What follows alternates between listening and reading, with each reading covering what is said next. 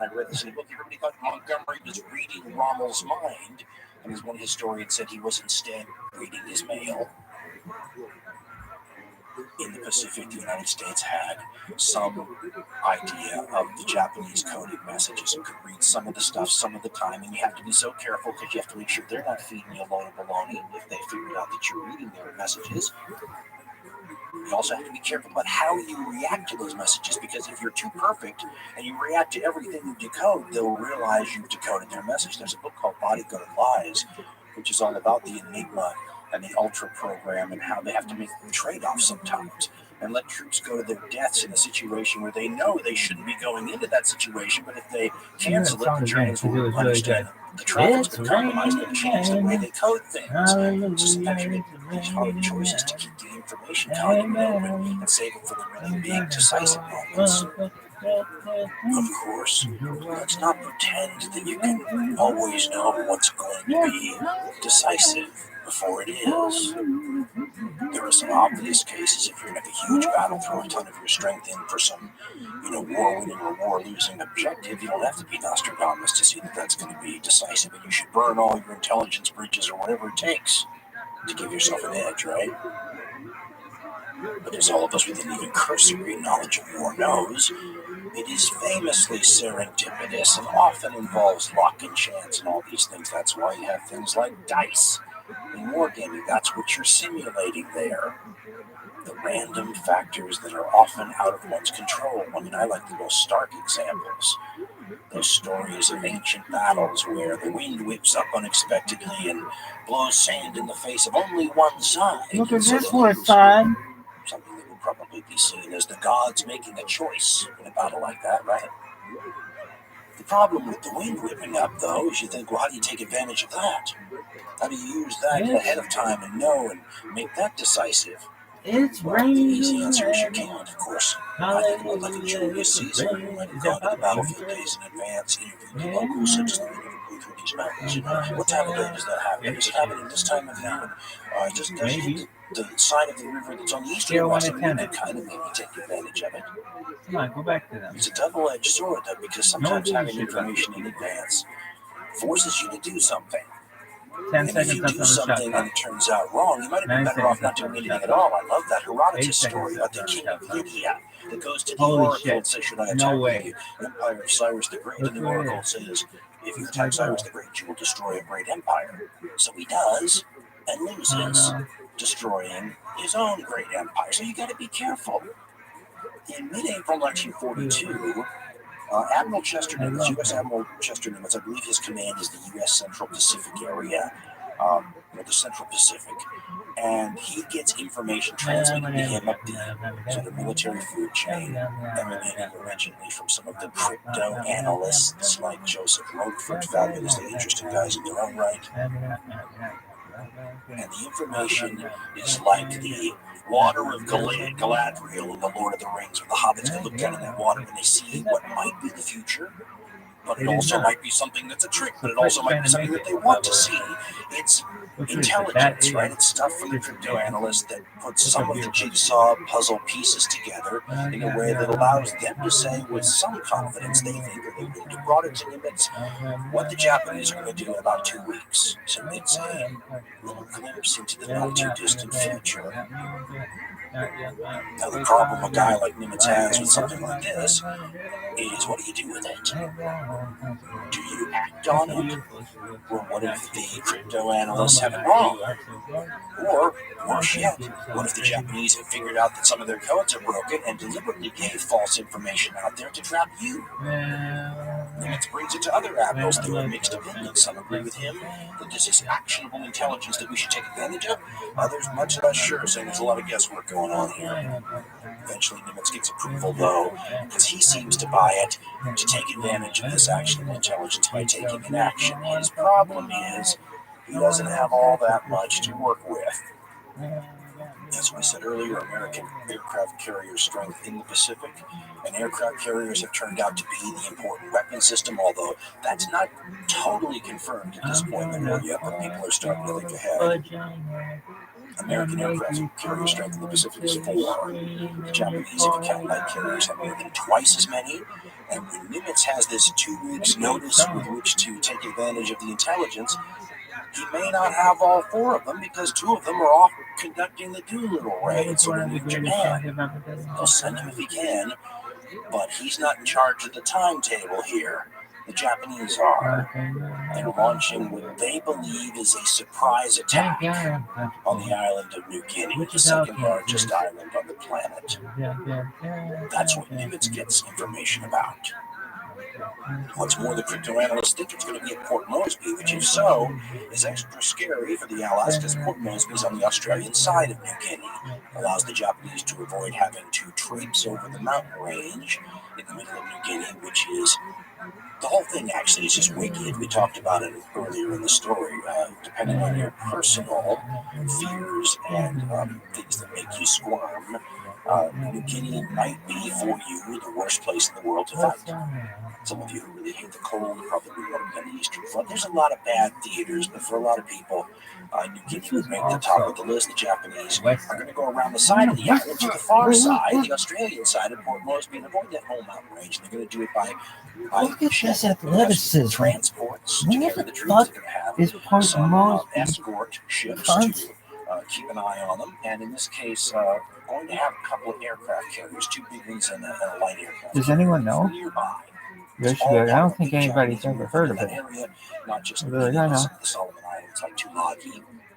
And if the Japanese can establish air bases, It's called they're Port going to cause a lot of Moresby. trouble.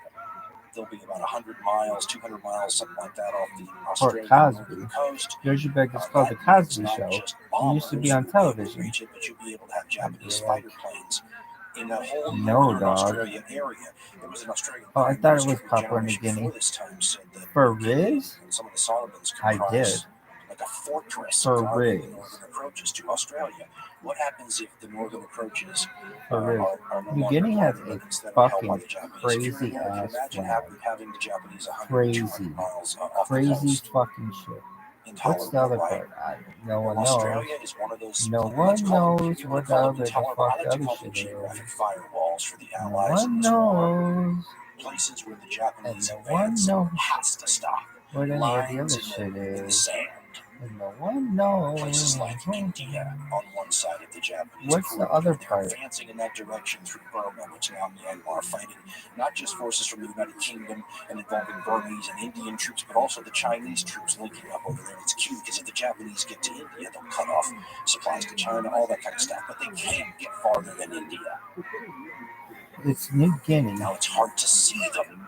I don't know New Guinea. That's something all these geographic firewalls have in And common. it's They're shared hard to imagine them falling. They're even hard to by imagine communications getting cut off significantly. by But whom like do you all think it's shared? firewalls, if somehow the firewall fails, if somehow the Japanese were Indonesia. able, either directly through some sort of military You endeavor slut. or because the anti-colonial forces in place that India were somehow exploited by Japanese propaganda, if somehow the Indian firewall failed, well then every fantasy that the Axis dreamers have could possibly be in play then. Maybe you could have this linking up of Japanese forces, Axis, Italian, German, Hungarian, Romanian forces somewhere in the Middle Eastern oil Youth of fields. a Like that's nation. a dream for all these Axis propagandists, but if that happened, Youth of a all bets are off, nation. right?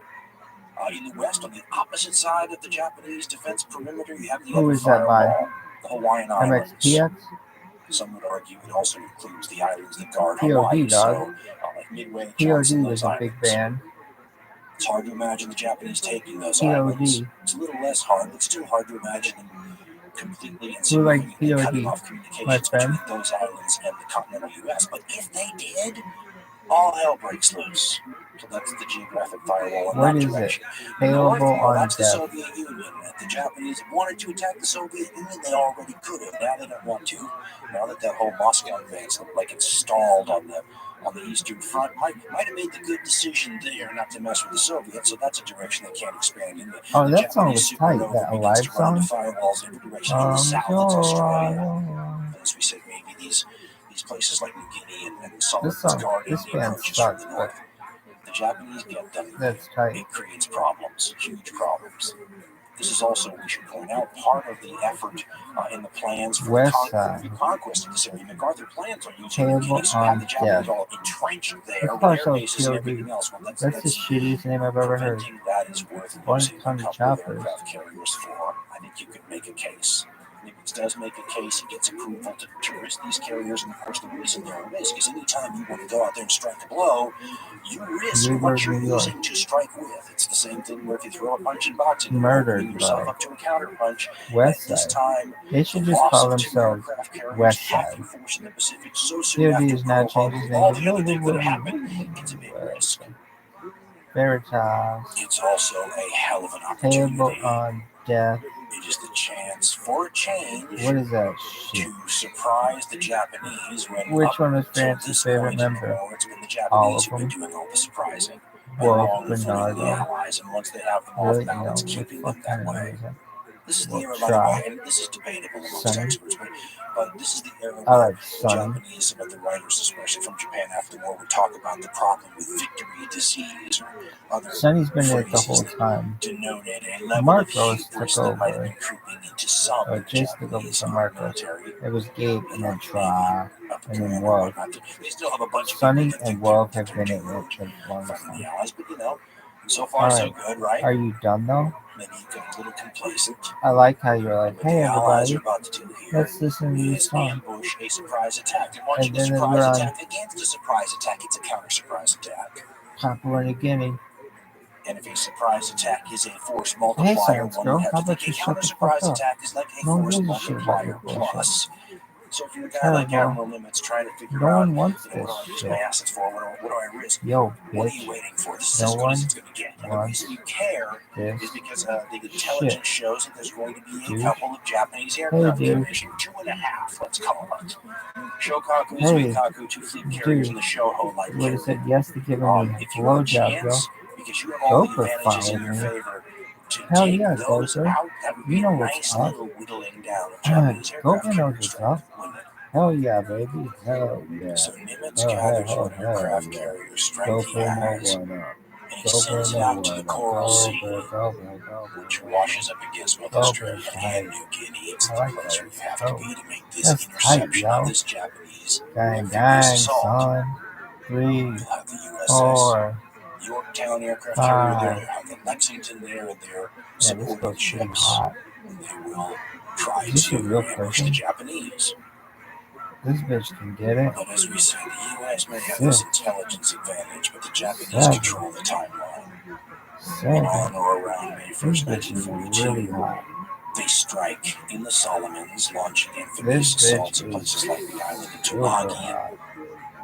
Scale 1 to 10. Really early moves This bitch can sit next to that 9-2 at a couple of days after 9-1 that, at Admiral Fletcher aboard the Yorktown in response to the Tulagi invasion launches an airstrike. Maybe hoping to catch all those transports still on the beaches and everybody vulnerable, but it's really after things are done. So the airstrike roars in and sinks a transport and a couple of patrol boats and a destroyer. It's not really a real big haul for that amount of effort expended. And for what you essentially are doing also, you're just announcing the giant bullhorn that there must be an American carrier, at least one nearby, because we just got hit with American carrier aircraft, right? So the Japanese carriers that are not there but not too distant begin to show up on the scene because obviously they're going to be needed more than they thought. There's at least a carrier That was nearby. A really good song. The Americans begin positioning themselves to try to ambush this invasion force, and what's going to unfold is what one admiral called it the most complex naval engagement in all history. I'm not an expert, but I beg to differ just in my own personal accounts, because there's about 100 of them that look this complicated to me, but that's just because I'm not that smart. It's very complicated stuff, though. So in a simplistic sense, the best way to look at it, though, maybe, is that it's going to be one of the last battles you're going to see, especially once you get satellites from people that's all over except for the submarines. But it's going to be one of the last battles drag my balls over a mile of broken glass just to hear her fart on a walkie-talkie. with land warfare, it's a factor too, but the ocean West completely side into the different gangster. ballgame. West You're side, west forever side, looking for west the other side, side. west Where side, are they? You're like two people west boxing in side, a west fog. side, west side, west Go watch a film like Sink the west Bismarck side, about west the side, sinking of the German battleship. west If you side, watch it, west side, it seems to me like west side, 3/4 of that film is all like a spy versus spy thing. You know, he's retaining the MO, he gets lost in the fog. Oh, you picked him, sent over here. It should be called Find the Bismarck, not Sink the Bismarck. But that dynamic is the ever-present naval dynamic that been around since the beginning of time. No, Right? I'm just bored. Fleets, No, you even don't large want ones, get swallowed up easily in the vastness of the sucking ocean. this nothing Then there's the atmospheric conditions of the ocean. You got your fog, you got your squalls, you got your dark. I mean, there's a million things that just make it sometimes hard, sometimes impossible even for fleets that want to find each other to find each other. If one side actively wants to get away, it's very difficult. What's more, in this era where you finally have something like aircraft carriers, which extends the eyesight of the fleet, doesn't it? Far distance, because you can scout ahead with all those planes. Right? In the old days, like right before this period, until back to the canoe era, you could see as far as the tallest crow's nest, the highest mast with your little spy glasses. As you can see, that was pretty much it. The radar's going to get pretty darn good on the American side. It's already pretty good. But how tall is the child? Start changing the characteristics of naval warfare that have always been present. The Japanese are significantly behind. But how tall is the child? Radar technology and the deployment of radar. But how It took tall us like is fleets. the child? Yet even with the relatively rudimentary radar on the U.S. How side, tall is even the with the child? submarines out there scouting supposedly, even But how with the tall is air the child? reconnaissance out there scouring the skies, even with the guys in the crow's nest on the highest my mast white looking for everyone, supremacist friend. these fleets get White frightfully supremacist close friend. to each other and don't even know it. At White one point, they'll be 70 miles apart and not know it. How do you have all those aircraft out there sky? I mean, it boggles the mind, but it's the ocean, baby. You don't know. It's always been that way. Is he your friend? He's my white supremacist friend. Though, the way things have always been. Everybody needs a white supremacist friend to always be like, yo, dog. Because everybody's like, oh, I have black friends. Oh, hell yeah, I've got black friends, duh. But you have any white supremacist friends? Like, oh, shit, you fucking racist. It's hard to follow. I got friends in the Black Panthers, and I got white supremacist friends. I got this motherfucker on Twitter. He follows all my accounts. Shirley Low, you slut. We're talking about right now, and it's not hard to see why. It's going to be the aircraft. Shirley Low, how are you in so many dangerous objects? How are you in so many things at once and no one knows who you are and you're not following me like I'm a stupid bitch? Shirley Low, Shirley Low. If nothing else, she's a little bit of a hoe. These admirals that are she's definitely a spacist here are would you fuck Shirley Low? Without any actual hard data, what it's I like fuck when two aircraft carrier armed fleets face each other. This is the first time that's ever happened. The Japanese about a month before this time period sank an integrated British-led carrier in the Indian Ocean, but it wasn't combat. This is full-on combat. And both admirals are sort of winging it, if you'll pardon the pun. West side, west side. If you actually get granular and study what's involved in carrier warfare, with the timetables involved in launching and bringing back planes and having to, the time involved in rearming them or changing their armament. These aren't just details, they're going to be the really crucial details, and for a bunch of admirals who are surface fleet commanders or submarine commanders, guys who are from a different world entirely, they're all learning on the job here, and the American crews and pilots and everybody especially. It's not so much a baptism of fire, because these aircraft carriers have been involved in little strikes here and there, but this is real. This is not like little raids. This is the full-blown thing. The Japanese are much more experienced in that regard, and they have been fighting with each other a lot longer. It's more of a smooth running machine. But they haven't had to fight aircraft carriers either. Both sides have conducted exercises and war games before the war, and certainly continuing even after the war, trying to replicate what might happen when these kinds of fleets ran into each other. And I was reading some of the U.S. exercises a while ago saying that the evidence seemed to show that you had to, as the Americans, you had to find the Japanese carriers before they found you, and you had to launch a strike with almost everything you had immediately upon finding it, in the hopes that you could knock out their carriers before they could launch a strike at you. Thinking two gunfighters trying to be quicker on the draw, not only do you have to kill the other gunfighter, but you have to make sure you kill them before they loose off a shot at you, because it could be like striking beyond the grave if the American aircraft are able to sink the Japanese carrier, but not before the Japanese carrier unleashes their planes and then knock out the very carrier that killed them. It's like the two fighters killing each other at the same time. Sounds like a Japanese samurai right there, doesn't it? Or King Arthur. Upper West But Side. what this does is it puts a real emphasis on, like a nail biting emphasis on finding the enemy and then immediately crippling them. It gives you an itchy trigger finger. Continue the gunfight analogy here. Upper West Side. And both sides have it. Upper West Side. And it contributes to how things play out. Because on May 7th, both sides are looking for each other. I've read two things. I've read that neither side knows what the other is, and I've read that both sides kind of think that they know where the other is. But on May 7th, both sides think they find each other, and the Japanese get early reported early morning that they found at least one aircraft carrier. So the Japanese, doing what you should do based on what evidence the studies seem to show of, like, go get them before they can get you, launches a full strike. And the full strike arrives and seems to find not an aircraft carrier, but an oil or a fuel ship and a destroyer. The problem with throwing a punch like that, all the right common sense reasons, right? Take them out before they take you out. But while you're taking them out, you are totally defenseless.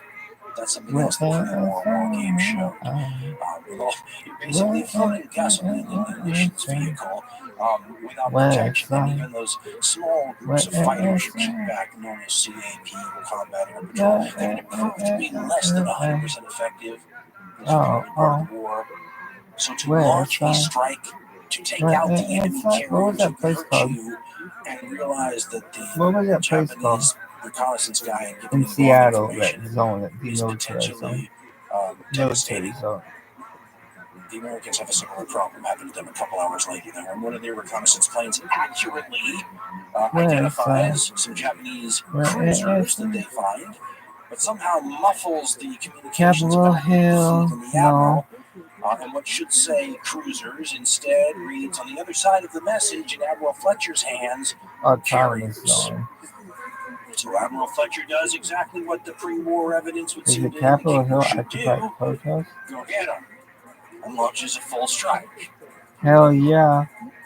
Those two reconnaissance pilots who muffled the message exchange then have to land and run into Admiral Fletcher. In his book Hirohito's War, author Francis Pike talks about that. So first he talks about how the strike gets going, and then he talks about Admiral Fletcher realizing that he's just launched his entire strike force against a few cruisers. Jesus.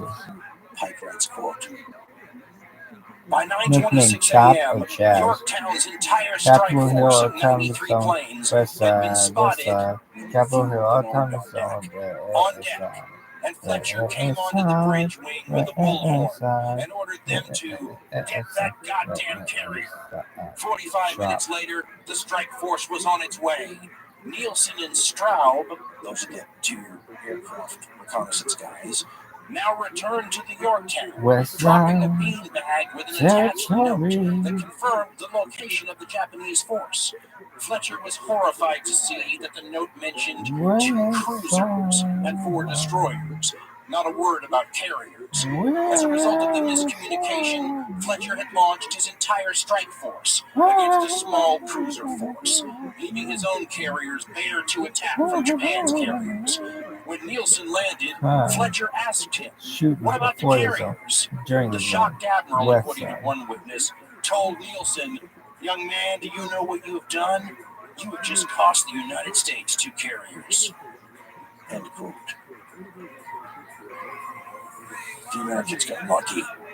Another reconnaissance plane spotted not one of the big fleet carriers, but the light carrier Shoho, steaming about 20 or 30 miles away.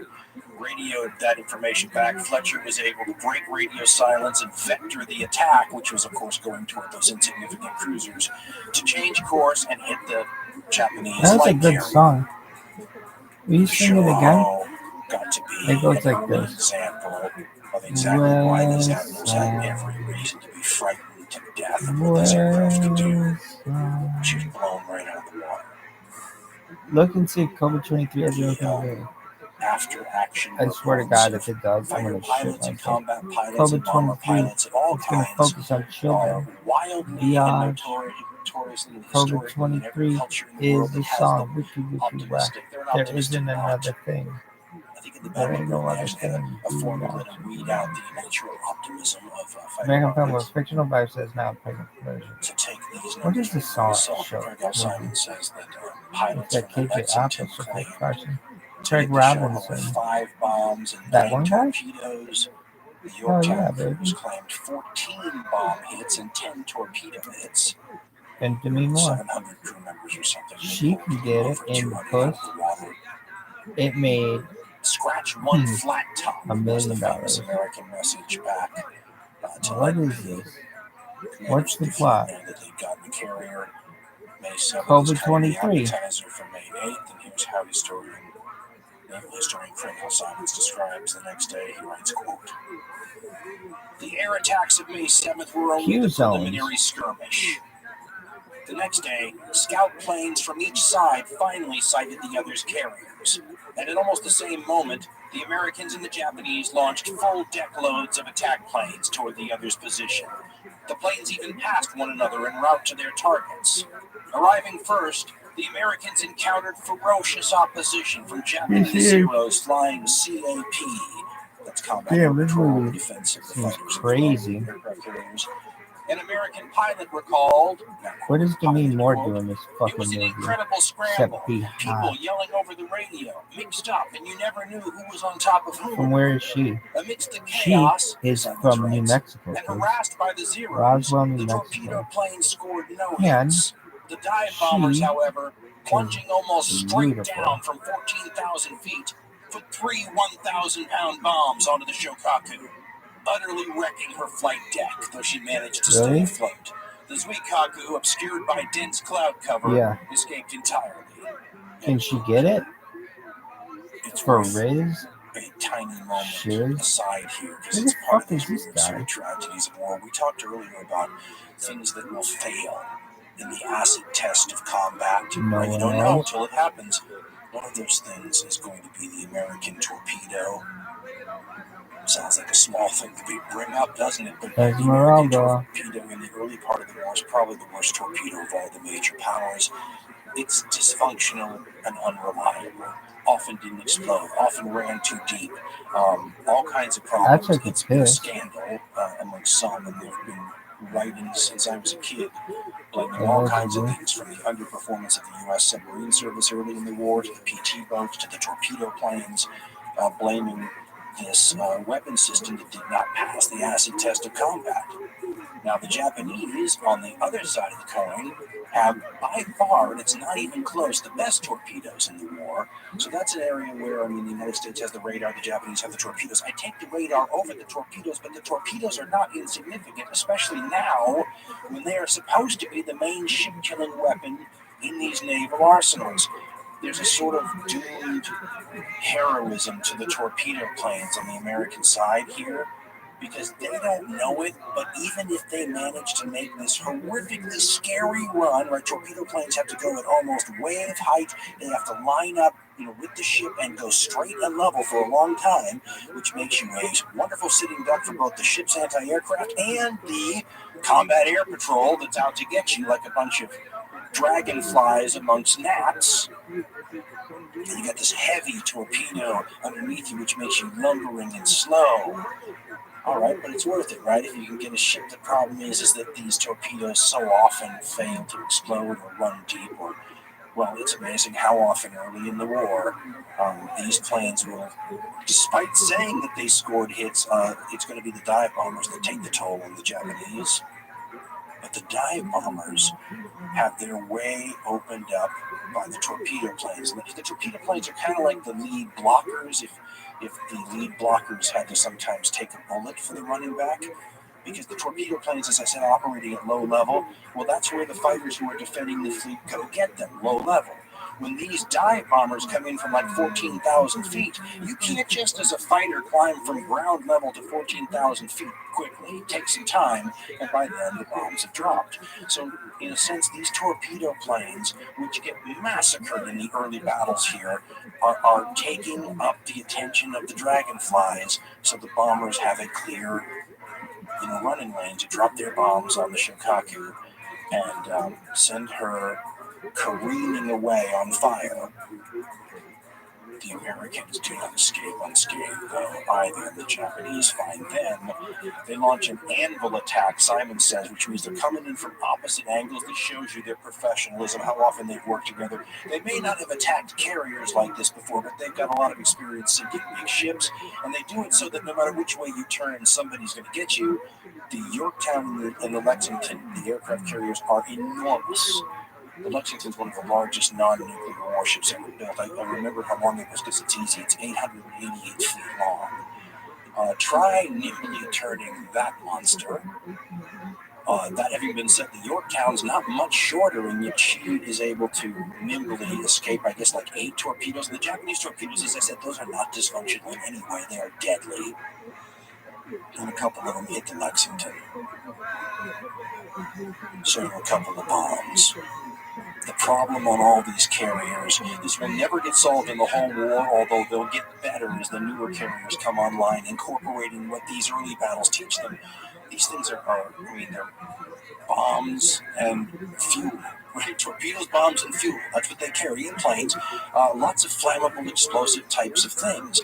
And so when a fire starts on them, it's extremely dangerous.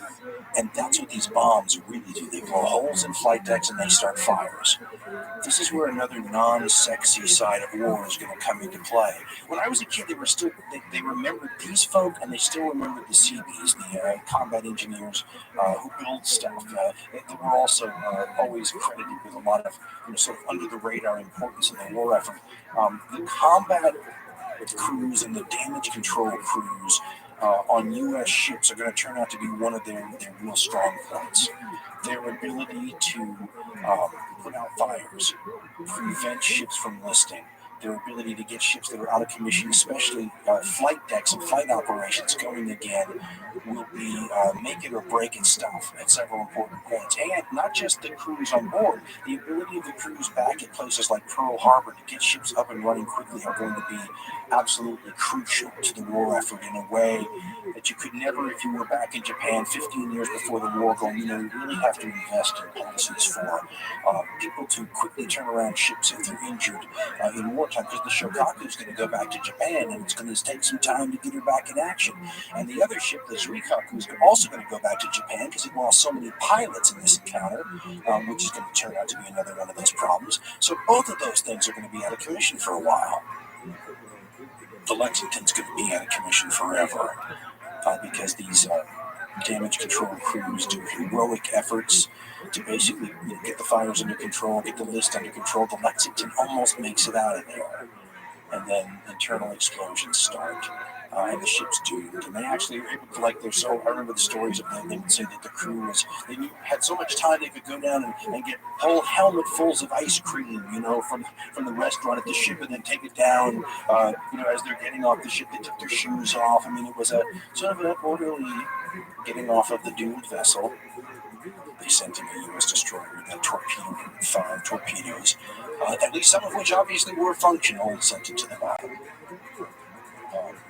Both sides kind of contemplated striking again. The Japanese actually thinking about looking for a night battle, but the end result was both sides sort of pulled away. Now, you never want to trade a fleet carrier like the Lexington for a light carrier like the Shoho, so it's often been portrayed, this battle of the Coral Sea, as a tactical victory for the Japanese. And by the way, all sides claimed victory, exaggerated the enemy's losses and all that kind of stuff in the media and the propaganda. But from a strategic standpoint, the Japanese, at least for now, called off their invasion at Port Moresby, the first time in this whole supernova era that the Japanese have been thwarted in one of their designs. And this also keeps safe that firewall on the south, that line in that direction that the Japanese must not be allowed to cross. But in a month, they're going to test another one of the firewalls, this one in the Central Pacific, the dead center of the Pacific, kind of, about halfway between North America and Asia. Maybe that's why it's called Midway. In my mind, one of the reasons I disagree with that admiral who said Coral Sea is maybe the most complicated battle ever is because Midway to me looks just as complicated, if not more complicated. It's very hard to follow. I feel like it actually makes more sense if you simplify it. To me, Midway, this famous legendary battle in the Second World War, one of the really great naval battles, the suffering and violence and death and everything involved can be called great.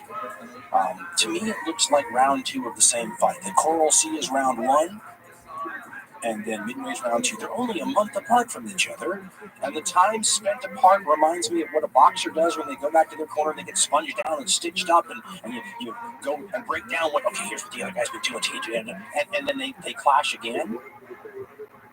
This is, again, the non-sexy stuff, but the Yorktown, which is damaged to Coral Sea and is supposed to be out for months, goes back to Pearl Harbor. They do the equivalent of calling on Scotty for impulse power. We need it, and they send the Yorktown within 48 hours with welders still working on it to war to meet up with the force that's going to ambush the Japanese again at Midway, the same way they did at Coral Sea. There's an interesting line in one of the history books I read that said that it's intriguing that the Japanese High Command never really wondered, at least, and I haven't found anything that said they did, but what the heck the American carriers were doing at just the right place in Coral Sea. Because the Americans are going to do the same thing in Midway. They're going to have the same people. It's going to be the same crypto analysts like Rochefort. He's going to be one of these guys again who tells them, he even does a ruse to try to make sure he knows what they're talking about. He tells the High Command they're going to attack Midway Island, which, if you actually look at it on a satellite map, calling it an island is a gross exaggeration. It is 2 small little spits of reef right next to each other. One of them is a little more than 1,100 acres, I think. The other's more like 350. The 2 current airfields on the 2 atolls take up more than half the atoll space. These are islands that are important because of where they are and the fact that they're big enough to put airfields on, or airfield on each one. So the Japanese are going to take it. What does this do? Well, a bunch of things. And the Japanese are sort of divided as to what they want here. Once again, the buck doesn't seem to stop anywhere. And strategy is often decided at these liaison conferences where the army leaders and the navy leaders and the emperor, and there's haggling. And it's a strange way. They cobble together something here. There's going to be apparently the largest, I think this is the largest Japanese naval effort up until this time ever, in multiple columns, including an attack on Aleutian Islands, Atu and Kiska, I think it is, and that may be a concession to the Army who wanted the defense perimeter out here. They're going to attack the island of Midway in order to extend. Some of these people in Japan want the defense perimeter expanded. This is where fans of the Doolittle raid will point out that this is because of the Doolittle raid. Nobody wants to see Japan bombed again, hence we will move the defense perimeter farther away, giving us more space between us and the Americans, more room to detect their attacks, more space to launch countermeasures, right? So you have a good argument for expanding the defense perimeter in that direction, even if it extends our lines of communication even farther. It looks like Admiral Yamamoto, the mastermind of Pearl Harbor, as he's always known, looks like he may have had another idea here. And he may have had to work out deals in the haggling with the liaison conference and the army and all this sort of stuff, and even within his own service to get his way. Maybe even a little prima donna activity there for Burzon.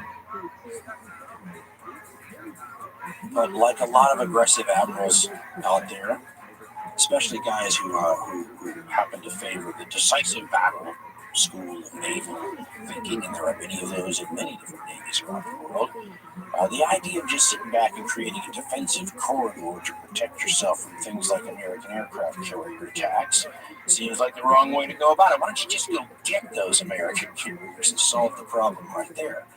You already knocked out the battleship fleet at Pearl Harbor. Why not just sink those aircraft carriers somewhere where the water is nice and deep and you won't recover them the way the U.S. is trying to raise some of those battleships at Pearl Harbor? The history is Hank Yamamoto was a guy who sees Midway, just like we explained, New Guinea, a firewall, something the Americans would think was a line in the sand, and that if he threatened or took it, they would come out and fight for it. And then he could sink those carriers in deep water. He's got a mathematical equation going on in his head. He understands, Yamamoto, a lot of the Navy guys did, really understands the American industrial capability.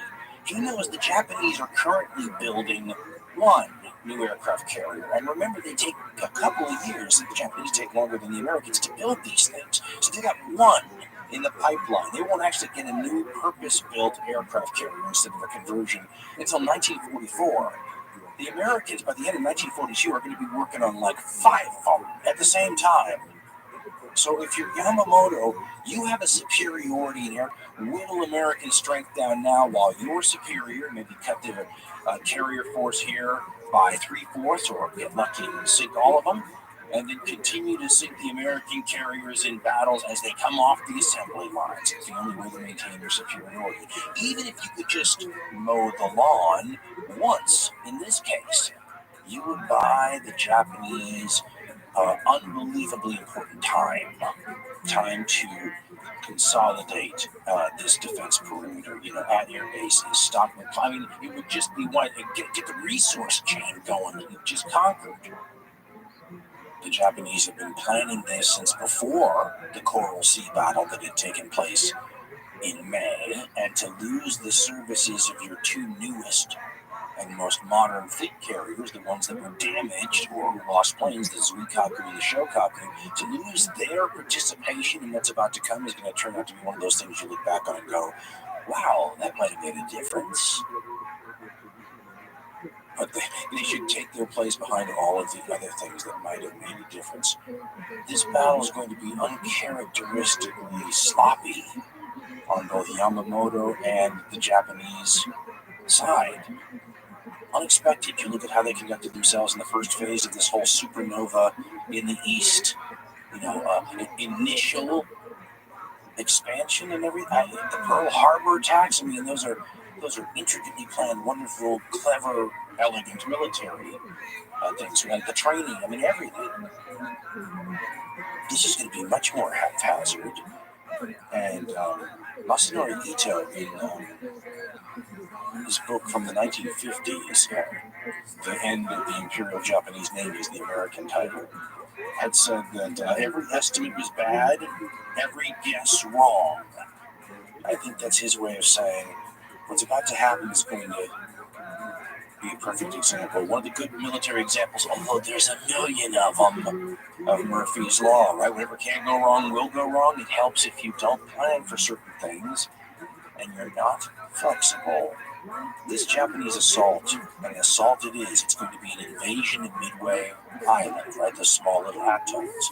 It's going to involve a fleet that is huge. Involves 4 aircraft carriers, 4 main fleet aircraft carriers, then battleships, and another one. They're going to be divided into columns, so they're separated. So think about different fleets. There are really 5 or 6 of them. And they're going to be stretched out over a huge length. The ones in the far north are going to be landing on Alaskan islands, Attu, Kiska, things like that. And that's a weird part of this whole thing, too. When I was growing up, we were taught that these were diversions. Nowadays, it's thought that this is maybe a concession to the Army, and this is going to be the northern wing of the defense perimeter. Whatever it is, it's been criticized by military historians ever since as a needless diversion of force. And, again, weirdly enough, the Japanese columns here, these different fleets, are too far away from one another to be of much help. The basics of the plan are that there's going to be an invasion of these atolls, the Midway Island atolls, by land troops. there are going to be American defenders on the island. There's an airfield, so you got to take those things out. So the aircraft carriers, the 4 aircraft carriers that are part of the main strike force, the fleet carriers, are going to go in there and bomb the heck out of it. Their orders are to prepare the way for the land invasion so that can succeed. But they have another order, and that is to sink any American carriers that they find. Which order takes precedence?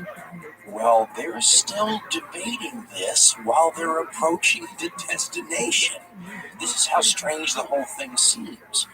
And there's going to be a lot of problems with the Japanese plan. They're going to be over-complexifying, if you'll pardon the misuse of the language, over-complexifying the whole thing, which is a problem they have. Their plans, when they work out, look like pocket watches in terms of the precision and the interlocking mechanisms all coming into place at the same time, and that's how the first phase of the supernova part of the war went. Their problem is an inflexibility when something doesn't go according to plan, and in a bunch of times in this operation, something's going to be, for example, late. And when it's late, if it turns out to be a very important part of the operation, this will jeopardize the operation unless the operation accounts for this. We've got to change the plans a little bit. That submarine is not at the rendezvous point to use reconnaissance efforts, make sure the American fleet's not coming. If you don't change your plans, things get a little ragged. If several of these things happen and you don't change your plans, things can get very ragged. The worst part, of course, from the Japanese standpoint is they're walking into another trap, the second one in like a month. First you don't succeed, try again. We mentioned earlier that the Yorktown, the aircraft carrier damaged at Coral Sea by a Herculean effort with welders still on board, steams to the rendezvous point. The rendezvous point is a place where in the war games, the Japanese war gamer who was playing the Americans, he put the fleet there in the war game, and the judge who works for Admiral Yamamoto apparently said, sorry, you can't put a fleet there, that's unrealistic. It's one of those things where you go, what? I mean, the war game? If you want to get granular on this, the people have debated every little moment of this encounter, ad nauseum, but it does kind of suck you in. It's fascinating. This is a moment-by-moment kind of conflict that's about to happen here because we've mentioned how naval warfare nowadays is so quick and so deadly. Welcome to modern naval warfare. You got a taste of it at the Coral Sea. You're going to get more than you can stomach here, especially if you're Japanese. Personally, while there's a lot of errors you can attribute to the Japanese, let's not notice that this is a pretty beautiful little plan here from a military standpoint. The intelligence puts the U.S. in a position where they can hide 3 fleet carriers sort of behind and above, if you're looking at it on a map, the island of Midway. Use the Midway reconnaissance to find the Japanese carriers and sort of keep their carriers out of range of the Japanese scout planes. That's kind of nifty. Eventually, you're going to have to get within range, but for a while, you're more invisible to them than they are to you. And as we had said earlier, the whole carrier thing at this point, and confirmed by the Coral Sea battle a month before, seems to be find them before they find you. Find them before they can launch their own strike force, right? That's a nifty part of the plan, as is being able to use Midway as another aircraft carrier. If you've got 3 fleet carriers for this battle, which the Americans do, and the Japanese have 4 fleet carriers where you can use Midway to make up for one of those, so the odds are then even. Midway is not maneuverable like a carrier, but it can't be sunk either, so maybe those things even out. But what the Americans are doing is they've used the intelligence to set a trap, and they're lying in wait for the Japanese, who think once again that they're the ones ambushing someone. On June 4th, Nagumo launches an airstrike, first thing in the morning at Midway Island. The airstrike's job is to take out, as we said, the ability for the island to launch planes, to take out defensive stuff so that the amphibious assault force can land. He's got about half his planes, though, in reserve. He doesn't send those. He arms them with torpedoes, which are specifically ship-killing ordnance, whereas these planes going after the island of Midway are mostly armed with high-explosive bombs, right? Different ordnance for different targets. And when Nagumo's strike force carrier aircraft, in a huge wave of aircraft, get to Midway, instead of finding the Americans with their planes parked on the runway, unprepared, they find the American air assets in the air waiting for them. John Tolan in The Rising Sun was talking about what an open secret was amongst Americans, that the intelligence had perhaps been compromised and that this was a trap and that they were part of setting it. He talks about the scuttlebutt on the U.S. aircraft carriers amongst the sailors were saying that. And he quotes Admiral Spruance as saying that he thought that the next day, this day, June 4th, would be the most important in U.S. naval history. The Japanese strike force does a significant amount of damage to Midway, but doesn't seem to have inhibited the aircraft capability, among other things. And Nagumo gets the message from his aircraft strike leader that he recommends another strike on the island. This puts Nagumo on the horns of a dilemma from which he will not escape, because his job is twofold, right? To knock out this island and to sink any American carriers. He's got half his aircraft sitting around doing nothing with torpedoes just in case he runs into some American carriers, but he hasn't found any yet, so what do? I feel for Nagumo at this point. This is when you realize that the speed of the battle is going to be. Naval warfare has always been kind of quick and deadly. It's always been thought of that way. If you go back, and they never thought it was slow and easy. But Nagumo was 55 years old. When this stuff starts cascading on him quickly, I love the way the Shattered Sword, they look at all the, like I said, they get granular with this, but they point out that the bridge on the ship that he commands, they give the dimensions, the size dimensions of it. They talk about how many people would have been in the room with him. In other words, the whole point of getting into this guy's got no physical space in which to think. So not only does he not have time, he's got no sense where he can just, let me think for a minute, and everything's going to happen so amazingly quickly. I just think about how disoriented it would have been. His problem starts, though, with arming the planes. And if you're a nut about Midway, this is the big deal, right? What are the planes armed with, and what do we change to, right? So here's the way naval historian Craig L. Simons describes part of this dilemma. And the real problem starts not when he has to decide, do I go after this island or do I not go after this island again? Because that's all predicated on, well, there's no American fleet, so what's the problem? When they find the American fleet. Another one of these wonderful little serendipitous moments in the Battle of Midway. The American fleet is spotted by a reconnaissance plane from the Japanese cruiser Tone. This plane took off 30 minutes late. Now, you think to yourself, hey, no big deal. It probably wasn't going to be the plane that sighted the American carriers on its search route. Right? What are the odds? Well, it was. When it sighted the American carriers, sighted them about 30 minutes later than it otherwise would have. That's kind of a big deal. What's more, instead of the pilot radioing back, we found the American carriers, quick launch everything, he said we found a bunch of American ships. To which Nagumo then had to go, ships? What kind of ships? What are we talking about here? So ask him what kind of ships. Asks him what kind of ships. The message comes back, and then he finds out at least one aircraft carrier. Naval historian Craig L. Simons picks up the story from there, and with a bombshell that must have been, quote, that changed everything, and Nagumo now had to decide what to do with this startling information. He could order the anti-ship ordnance put back on the planes and prepare an immediate attack on this American carrier. That, after all, was his primary mission. The problem was that by now, Tomononga's planes, that's the man who just struck Midway with the strike force, Tomononga's planes were returning from the strike on Midway, and they needed to land. So too did the Zeros that had been flying combat air patrol all morning and were running low on fuel. Nagumo could not recover and launch planes at the same time. He had to choose. Because he did not like doing things by halves, he decided to recover Tomononga's planes, as well as the circling Zeros, then refuel and rearm all of them for a coordinated strike on the American carrier, or perhaps carriers. All that would take time, of course, but Nagumo believed he had time enough. He didn't. End quote. When I grew up, there was a blockbuster Hollywood film about Midway with big stars, and there's been another one since. I think the Japanese have a film on it. It's one of these sorts of events that, as a kid growing up, you get a sort of a sense of a rhythm for. And looking on it now with the good history books that have been written since and whatnot, I have a different feel for it yet. It doesn't feel anymore like it felt when the movies were telling the story to me. And I have a sense of maybe that being something the screenwriters needed or the filmmakers needed to set pacing and to provide breaks when they're could be dialogue and drama between characters. I get it. But it screwed up my sense of the timing. And if you go look at the timeline of this, from, say, a Japanese sailor's perspective, and I went and looked at a bunch of them, and they can be a little different from each other, but the general tone is the same. It doesn't look like there really was a lot of break once the attacks started. Maybe a little time here or there, but when you consider the chaos any of these attacks would have created, and the adrenaline and the cleanup or the casualties or whatever it might be, I don't think you need to take casualties, but you won't know that until you survive it.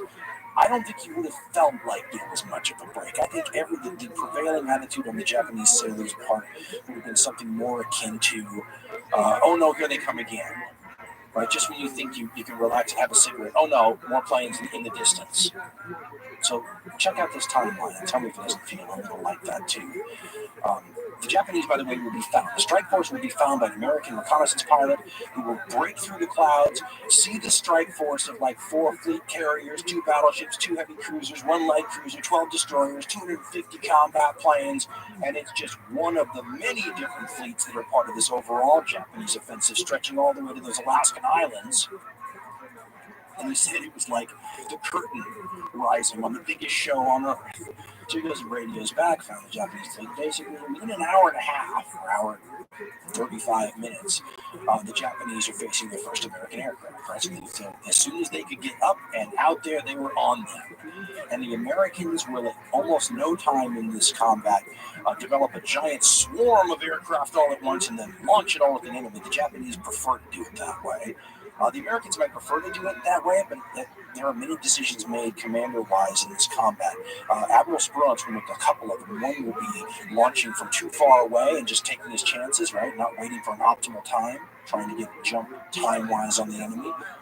The other will be sending his planes in small groups as they get going, right? Don't wait around to concentrate. The Americans took a lot longer to launch than the very efficient and experienced Japanese carriers did. But don't wait 45 minutes until we're all up in the air in one swarm. You know, as you launch, you should concentrate in a small group and go. And they did, which means that the Americans were arriving all morning long. And they would get lost, some of these planes. The problem with this story is if you want to tell it best and most accurately, you need to, if this is a war between beehives and you need to follow small groups of bees. You need to be in Luke Skywalker's plane, Red Leader 1, Red Leader 4, because that's what's going on here.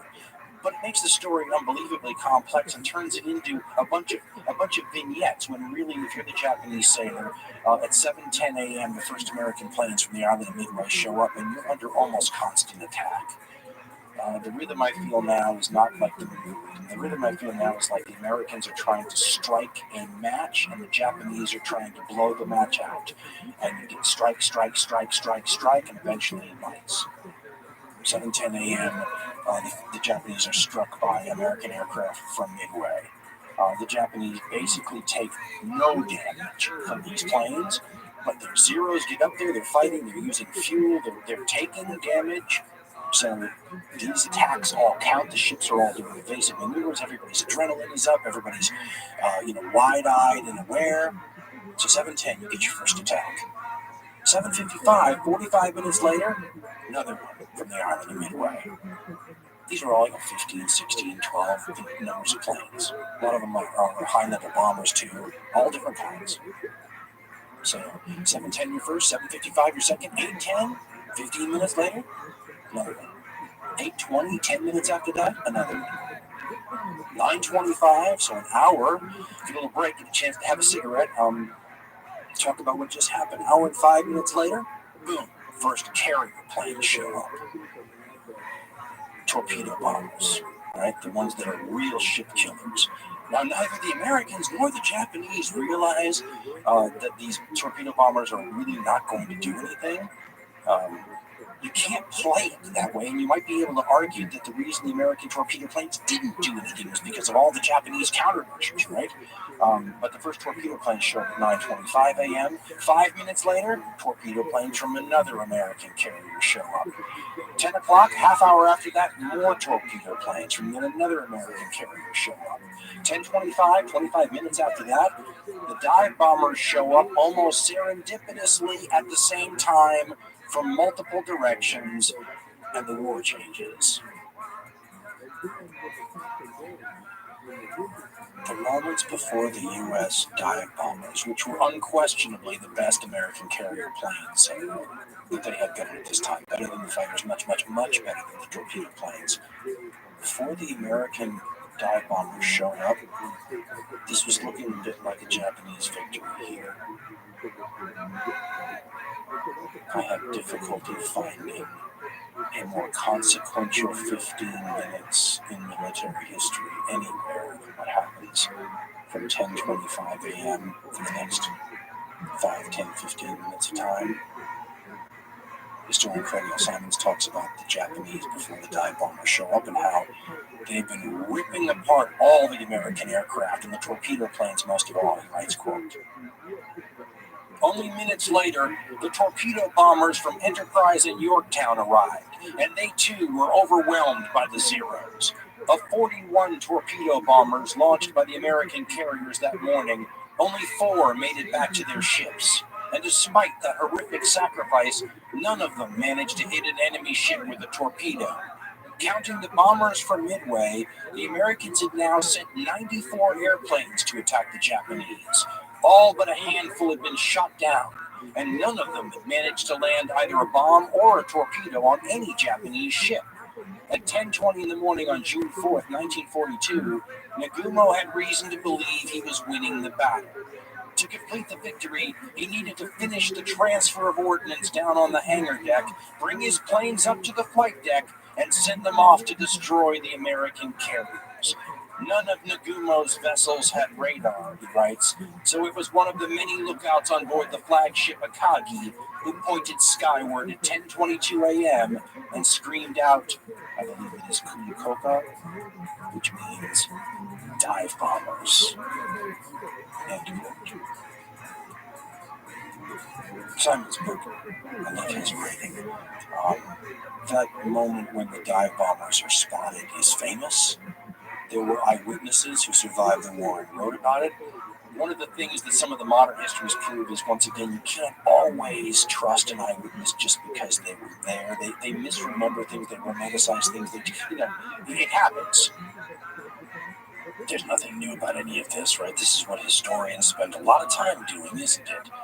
Taking the most precious things they have to work with, primary sources, and if you're super lucky, eyewitness accounts, and then trying to figure out how much of it you can trust and how much is real, how you filter out the biases. Now, even the biases might teach you something, but you gotta have something to plug in for X to get the whole calculation going. You gotta love the primary sources. There's a bunch of interesting survivors from this event. On the Japanese side, one of them is the guy who actually led the first raid of planes into Pearl Harbor about 7 months before this time, the flight leader. Mitsuo Fuchida is his name. I think we mentioned him earlier. We should have if we didn't. He's on board one of these carriers when the strike happens. He gives you an eyewitness account that becomes something that was originally transmitted as accurate to 100%. I mean, there's an eyewitness. He saw everything that happened. Now it's been used and torn apart, re-put together. I mean, it's been analyzed 9 ways to Sunday. And a bunch of the specifics that he talks about are true, but it doesn't matter. If you plug your little tube into the back of his head and suck out some of those memories, it's the fire and explosions and what happens to him in the sense of disbelief, where that's what stays with you. And the emotions on the other side are shocking too, because we're not in war anymore. And you forget how much there's hate involved here, and a sense of almost tears running down your face. Revenge, right? You're getting what you have coming. The Japanese have been throwing all the punches, as we said, in this war. At Coral Sea, the Americans had given them their first loss of a ship larger than a destroyer that they'd suffered in the whole war, but they've still come off relatively unscathed. They've been doing great damage. There's a lot of anger, Eugene Sledge, later in the war, I heard him say once, he's a Marine. There was a crying, screaming Japanese wounded soldier outside his Marine's position, and the group wanted to finish him off just so they could get some mental peace. And another person in the group said, forget that, let him keep screaming. They killed my brother at Pearl Harbor. I like the sound of that. You forget about that, but when you hear about the account from the person who dropped the first of these bombs on these Japanese carriers, that's what he was thinking about. He was thinking about payback. It's the most natural thing in the world, isn't it? These are the ships that hit Pearl Harbor. These are the pilots on these ships that did the act. To the Americans in this time period, this for them is the equivalent of, we would have felt like getting Osama bin Laden. Right? There's a sense of payback of all paybacks here. What's going to happen? And this narrative, by the way, picks up after the loss of the torpedo planes have been eliminated.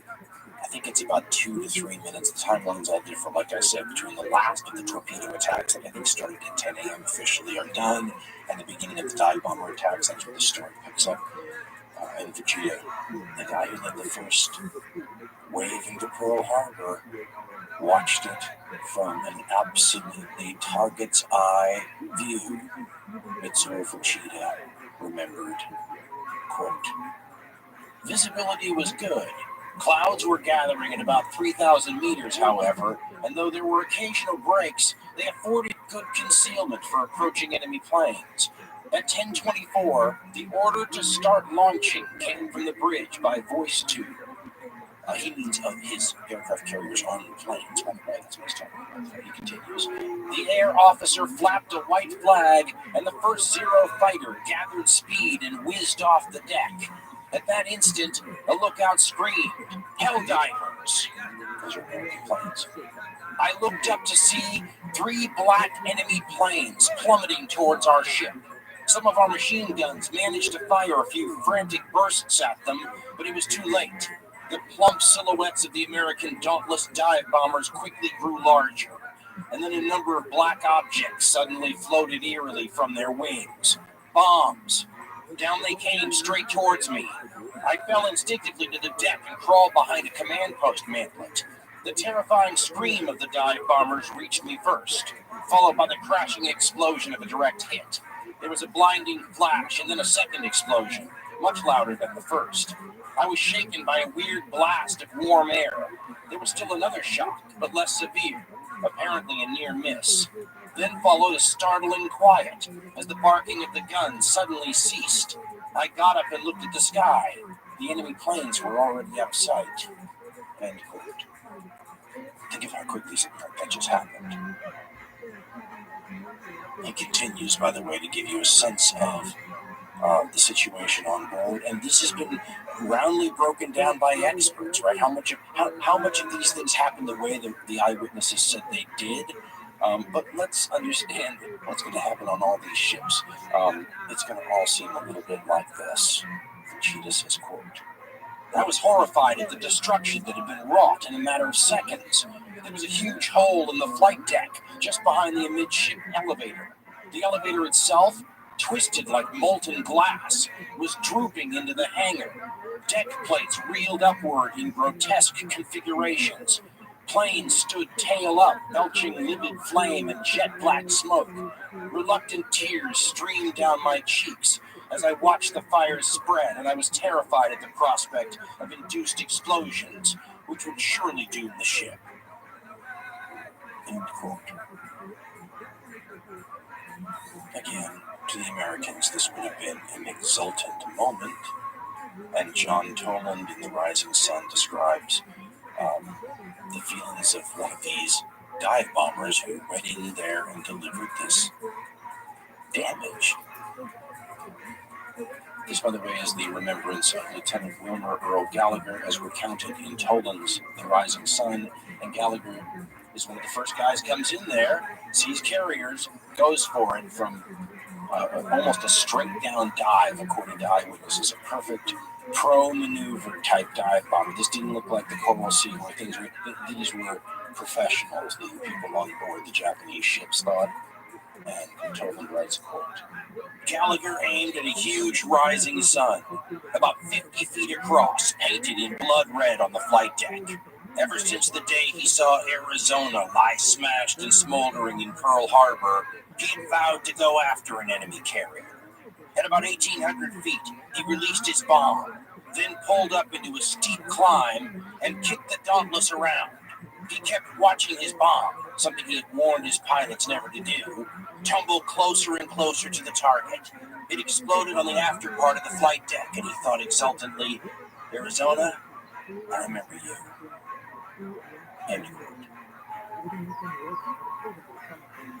As I said, to the Americans at this time period, it would have seemed like this was the most exquisitely sweet suit of justice. You surprise attacked us. You did all these nasty things in the Far East. You had it your way the whole time. This is our wrestler analogy, our professional wrestler analogy, where the little guy at Pearl Harbor went after the big guy, the popular hero, when his back was turned before the bell was rung. And there's always the turning point in that storyline, as you probably know, when all of a sudden the big guy shakes the cobwebs out, turns around, and issues a big match-turning blow or two on the little guy, and now everything's going to be different. These American dive bombers come in here, and within a few minutes, I'll have 3 of these Japanese carriers on fire and burning, 2 of them out of control infernos. It is stunning. I just compared this to Osama bin Laden 9/11 moment. If you live through that, you can remember it. You remember the sense of disbelief in something happening this quickly that was this substantial. You couldn't really get your mind around it. And of these 4 Japanese aircraft carriers, the one that avoids getting hit here, in Shattered Sword, the remembrances of that captain are recounted at this moment, where he just couldn't believe what his eyes were seeing. And you have to imagine that these carriers were a couple miles apart from each other, but you can see them like torches on the naval horizon. I like the way, and it's a great book, but you really have to want to know a lot about Midway. It's called Shattered Sword. We referenced it earlier, I believe. Jonathan Parshall and Anthony Tully to break the whole thing down like a Kennedy assassination investigation. From Shattered Sword, quote, "To the north, on Hiryu's bridge, there were collective moans as Kaga burst into flames and began smoking heavily. Hiryu had tried to warn her, but it had all been for nothing. Her navigator, Commander Cho, later remarked, quote, now quoting Commander Cho, it was like a horrible dream in slow motion. To see such a great carrier done in this easily." End quote. Jonathan Parshall and Anthony Tully continue. Almost immediately, though, the lookout started screaming in a loud voice that Soryu and Akagi were under attack as well. Afraid that the man's near hysterical demeanor would be bad for morale, Cho snapped at him to quiet down and use a lower voice. He could see, though, that the man was right. Cho tried to stay focused on driving Hiryu out of danger, as the torpedo plane attack was still coming in, but it was useless. Everyone on the bridge was stunned into insensibility by the magnitude of the attack. End quote. One of the things I like about the granular approach, like Shattered Sword, earlier they described the size of the thinking space that the Japanese admiral would have in this situation. The 55-year-old guy who's watching all this unfold this quickly. Then they talk about the things like how flammable these ships are. The quote that stood out was they said World War II era warships were marvelously flammable. And they went down the list of why. And they were talking about all warships in general initially, and then they specifically started talking about aircraft carriers. In the Pacific, the British have armored flight decks, but the Americans and the Japanese have wood ones, beautiful wood ones that burn wonderfully. They also have, of course, lots of aircraft fuel. They have bombs, they have torpedoes. These Japanese warships are carrying, on average, about 80,000 pounds of torpedoes, bombs, and stuff like that. So any fires on any of these ships is a huge and imminent issue. It sounds like the situation on 2 of the Japanese carriers was bad instantly. I mean, the Kaga has its sides blown out because of everything just exploding. There's talk of cascading like rivers of burning aircraft fuel tumbling off one level of the ship down into a hole. These are infernos. And again, the number of people that are dying on these warships and burning, it's a disaster. And as we said with this Commander Cho line that we just used, there's a sense of shock. How do you respond to this? The speed at which this occurred, will change. I mean, this is what you're watching here is one of the great revolutions in military affairs demonstrated in real time in front of everyone. Everyone had started having inkling. We mentioned earlier when the first two battleships were sunk, the Repulse and the Prince of Wales by Japanese aircraft in December. And then you get Coral Sea. Now you get this. This is the exclamation point that says nobody needs to build battleships ever again. Nobody needs to worry about big guns on their ships maybe ever again. That's not how wars would ever be fought again. This is going to be done with swarms of bees from a distance where these fleets can't even see each other. And you better have radar or you are going to be at a huge disadvantage. Sitting there, it's hard to imagine anything short of atomic weapons use in a war that was undecided, where things could be so radically altered in such a short period of time. And people argue, the myth used to be that within 5 minutes, the whole thing, the whole war was changed. And this was in large part because of what eyewitnesses said. Again, later historians have broken certain things down and figured out that certain myths existed. I mean, what kills poor Nagumo here, and we talked about it earlier, is he gets caught with his planes in transition. Instead of having attack planes up and ready to go get these carriers, we talked about it, he's divided between right type the island, between armor piercing bombs, and high explosive. I mean, it's famous. Now, in the old days, it was assumed that it was just like a lucky 5-minute window there where he was vulnerable, and that's when the Americans showed up. In more modern things, they say that this window was probably more like 45 minutes, and that explains why the American admiral, Spruance, who was pushing this whole thing, decided to launch when he did. He was hoping to catch the Japanese sort of in mid-transition, right? Landing some, refueling, rearming, but not up there waiting for it. That's exactly what happened. And instead of being able to mow the lawn so that the Japanese could maintain a naval superiority over a quickly building United States Navy, they ended up being the ones whose grass was cut.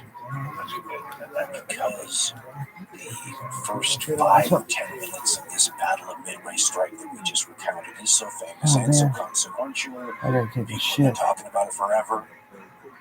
We may have said, but let's repeat it now just in case, that this is Kennedy assassination-esque in its level of detail and vitriol and the many viewpoints and continuing controversies over this whole thing, and I'm not qualified to weigh in on it. Was there a magic 5 minutes, or was it more like 45 minutes, right?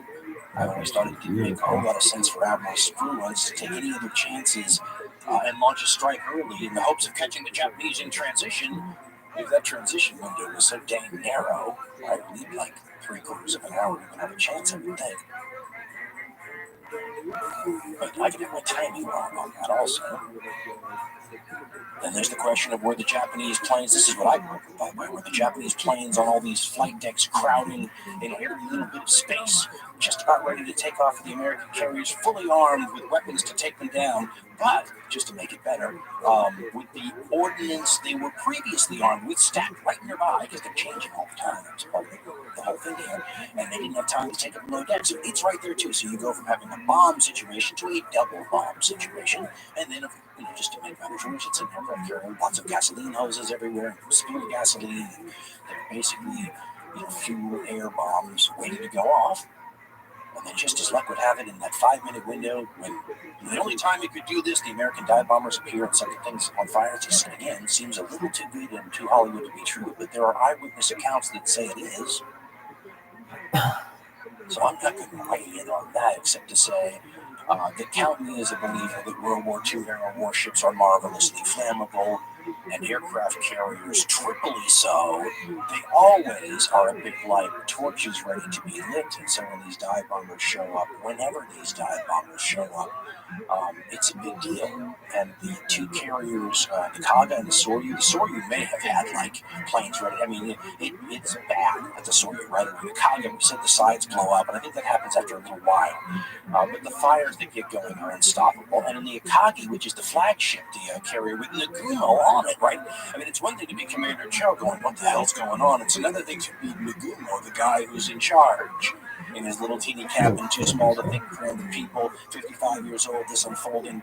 It's 5-10 minutes, folks, from beginning to end once the dive bombers are involved, and it never really stopped from the torpedo planes to the dive bombers. So this guy's been mentally buffeted quite a bit. And all these ships are taking evasive maneuvers. So it's this crazy situation trying to scatter and avoid the air attacks. And there is no time to react. And Nagumo seems in shock. We can get into that. And then the cabin's burning around him because Akagi gets on fire and they fight the fires for hours and they just lose. But the flames at one point are leaping around the enclosure in the bridge and they're trying to get Nagumo off. Here's what John Tolan in The Rising Sun writes about this moment, quote, Akagi was helpless. Flames lit the glass window of the bridge. Above the din, this is one of the commander's top officers, Kusaka shouted to Nagumo, we must move to another ship. Nagumo refused. Kusaka said the ship could no longer steer and had no communications. Nagumo kept saying, we're all right, over and over again. Thousands of gallons of burning fuel cascaded into the lower decks, and torpedoes stored in the hangars began detonating. Blasts of fire shot through the sides of the ship like a huge blowtorch. Nagumo still refused to leave his position at the compass. End quote. There are a lot of stories about Japanese commanders on these ships and higher officers deliberately choosing to go down with the ship or having to be wrestled away.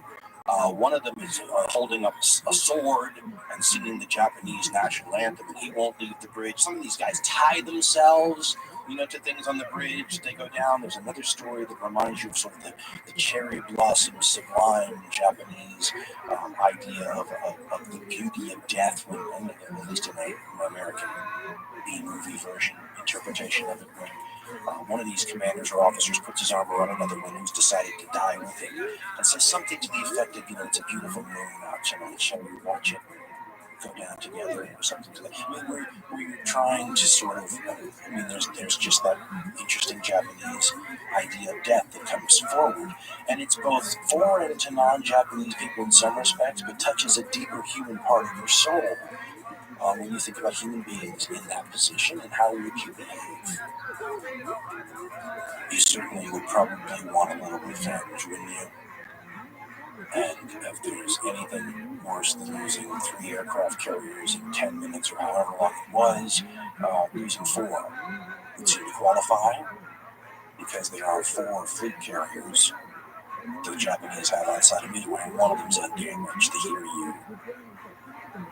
And again, with the 15 minutes to a half hour, the Hiryu has launched, let's call it a revenge strike against American carriers wherever they may be. We'd said earlier that this is like a fight at the OK Corral between gunfighters, and even if you shoot the other one as they're falling into the dust, they can loose a bullet off at you and sort of avenge their brethren from almost beyond the grave. Here you launches an attack that I think the story is it homes its way back following one of the very planes that bombed it from Yorktown. How revenge-like is that, right? You're going to get the exact carrier that did this to this historically famous Japanese fleet, right? The Kido Butai, the Mobile Strike Force, the ones that hit Pearl Harbor, the ones that have done all these great deeds so far in Japanese history. And these pilots who would have been getting altitude off the flight deck of the Hiryu would have had an amazing historical, literally bird's eye view of history, wouldn't they? Looking out and seeing 3 smoking carriers out of 4, and knowing that people, especially pilots on those carriers, pilots who are going to have nowhere to land, especially if something happens to the Hiryu. The Akagi's burning. There are hopes that it can get underway, and it does for a few minutes and get going again, but fires take that over. So these pilots who are heading towards what will turn out to be the one ship that busted its rear end after fighting in the Coral Sea, still damaged, workmen still on board, just to make it here and add some strength to the undamaged carriers, is the one the Japanese find, the Yorktown. They get to take out their feelings of anger on that carrier. There are, according to Francis Pike in Hirohito's War, sailors on the Yorktown who see these Japanese planes, and these pilots who are attacking the Yorktown are shaking their fists at them from the cockpit. there's a, we had said earlier there was this moment for the American pilot. Arizona, I remember you. Right? This sense of wonderfully appropriate revenge, almost tears in your eyes level revenge. It's a feeling most people don't feel very often, if ever.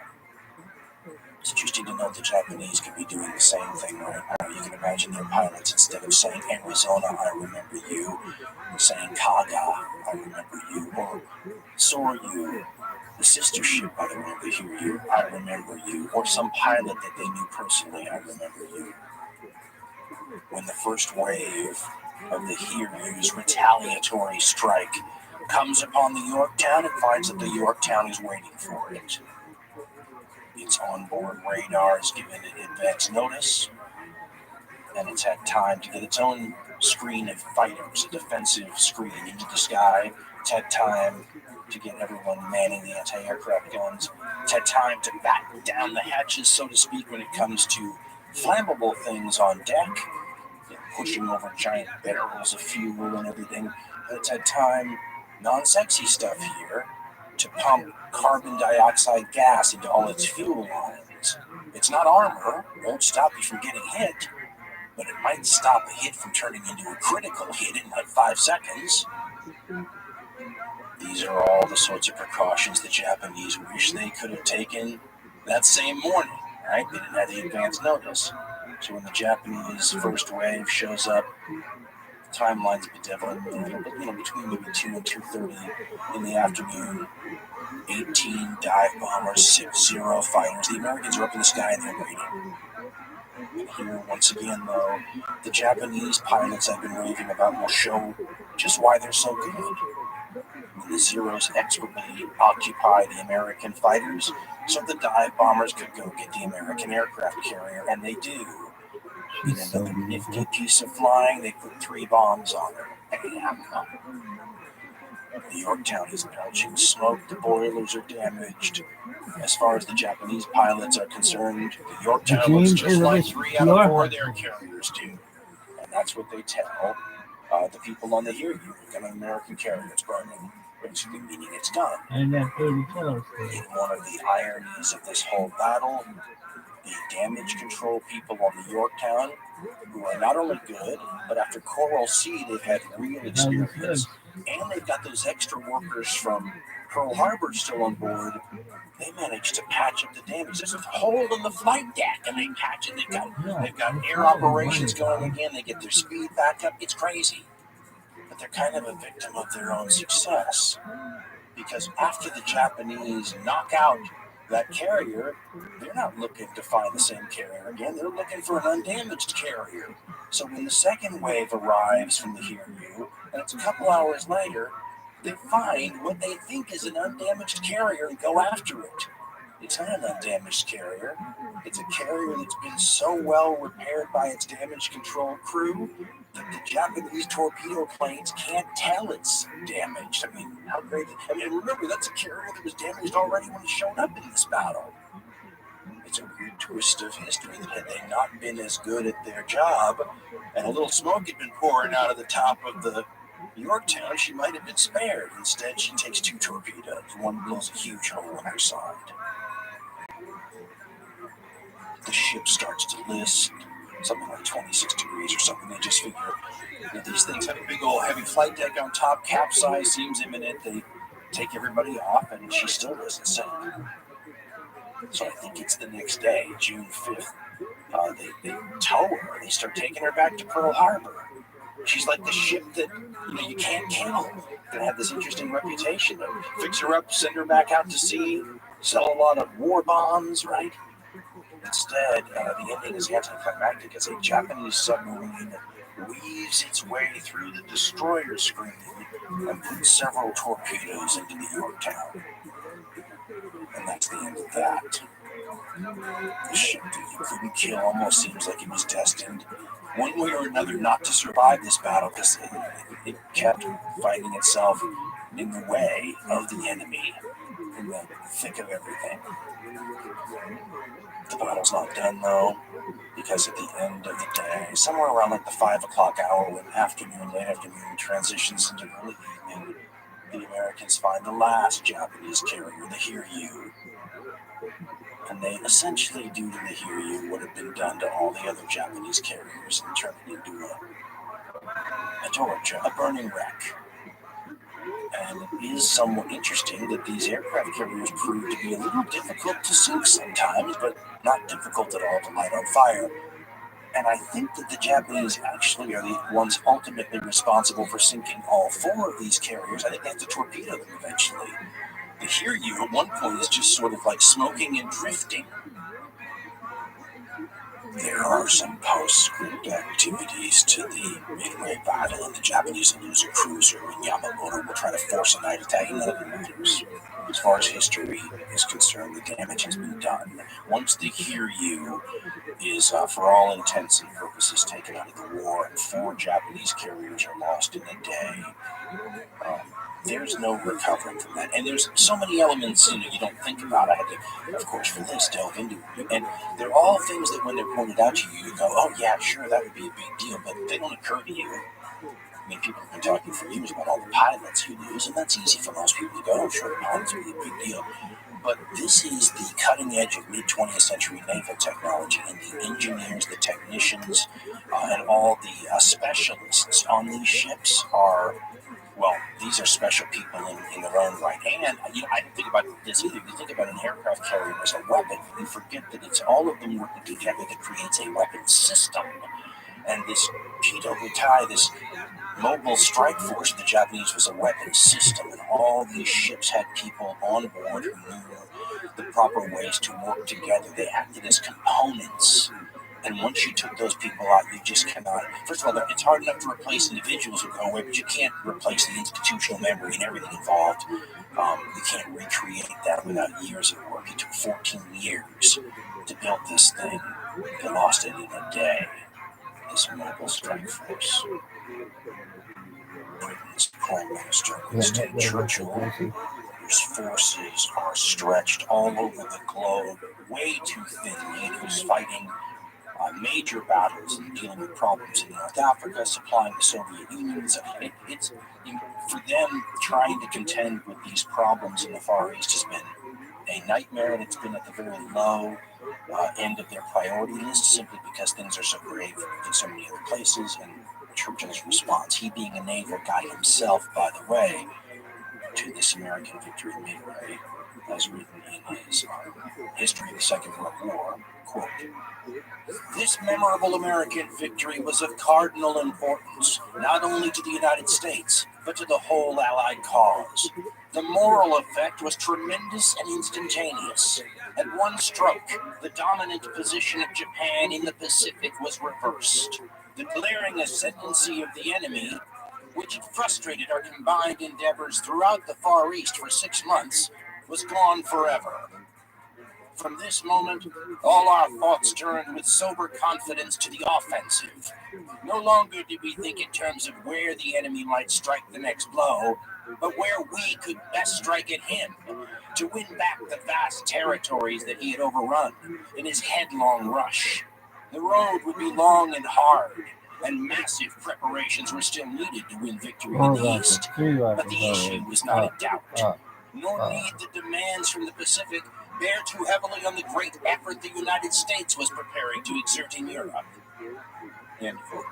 For Rockefeller. From a war perspective, an overall war perspective, the reason people care about this is it flips the initiative, changes what the Japanese can do.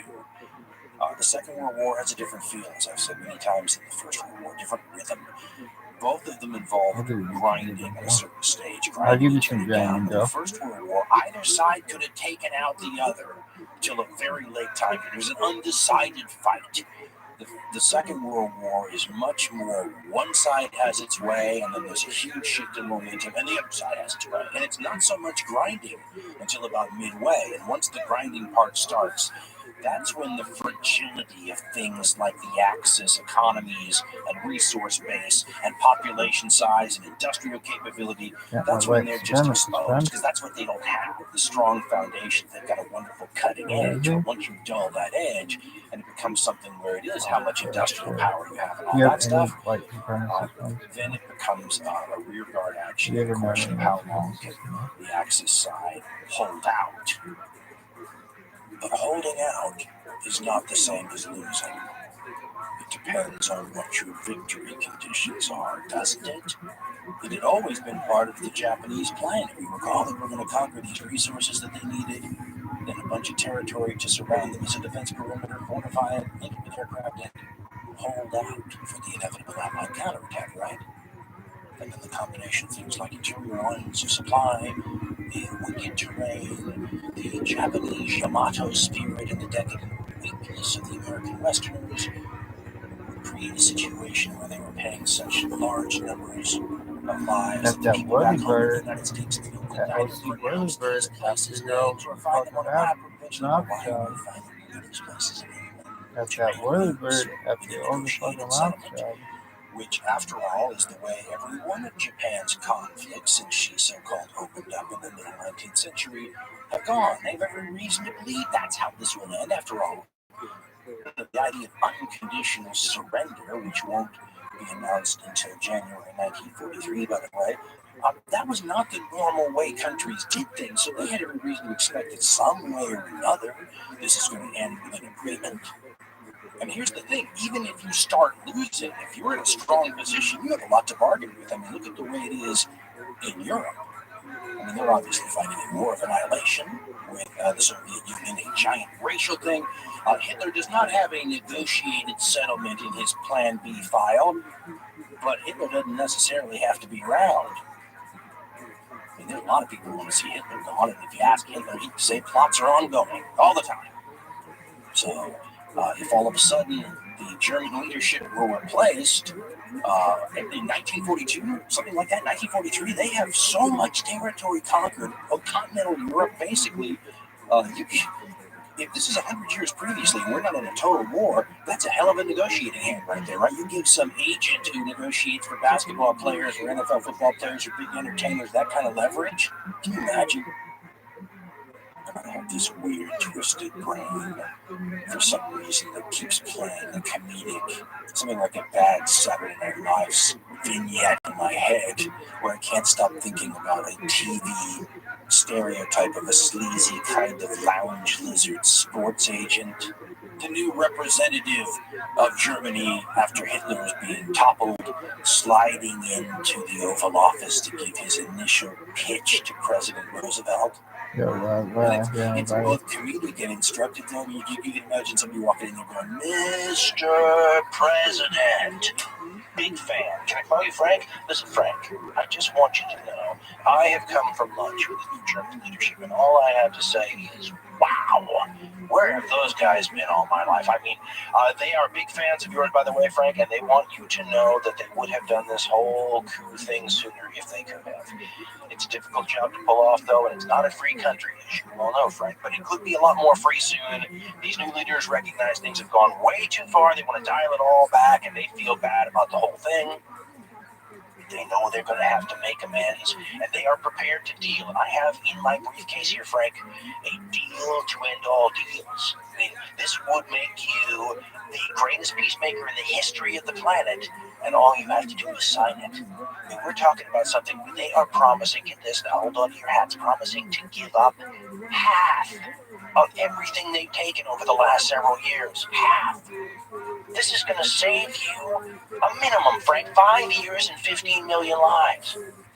Think about the suffering that doesn't have to happen if you just sign this piece of paper here. And I got to tell you, Frank, this looks like a war-winning deal to me. I mean, you can spin this any way you want to. I mean, this is victory, and you can walk away clean from this whole thing.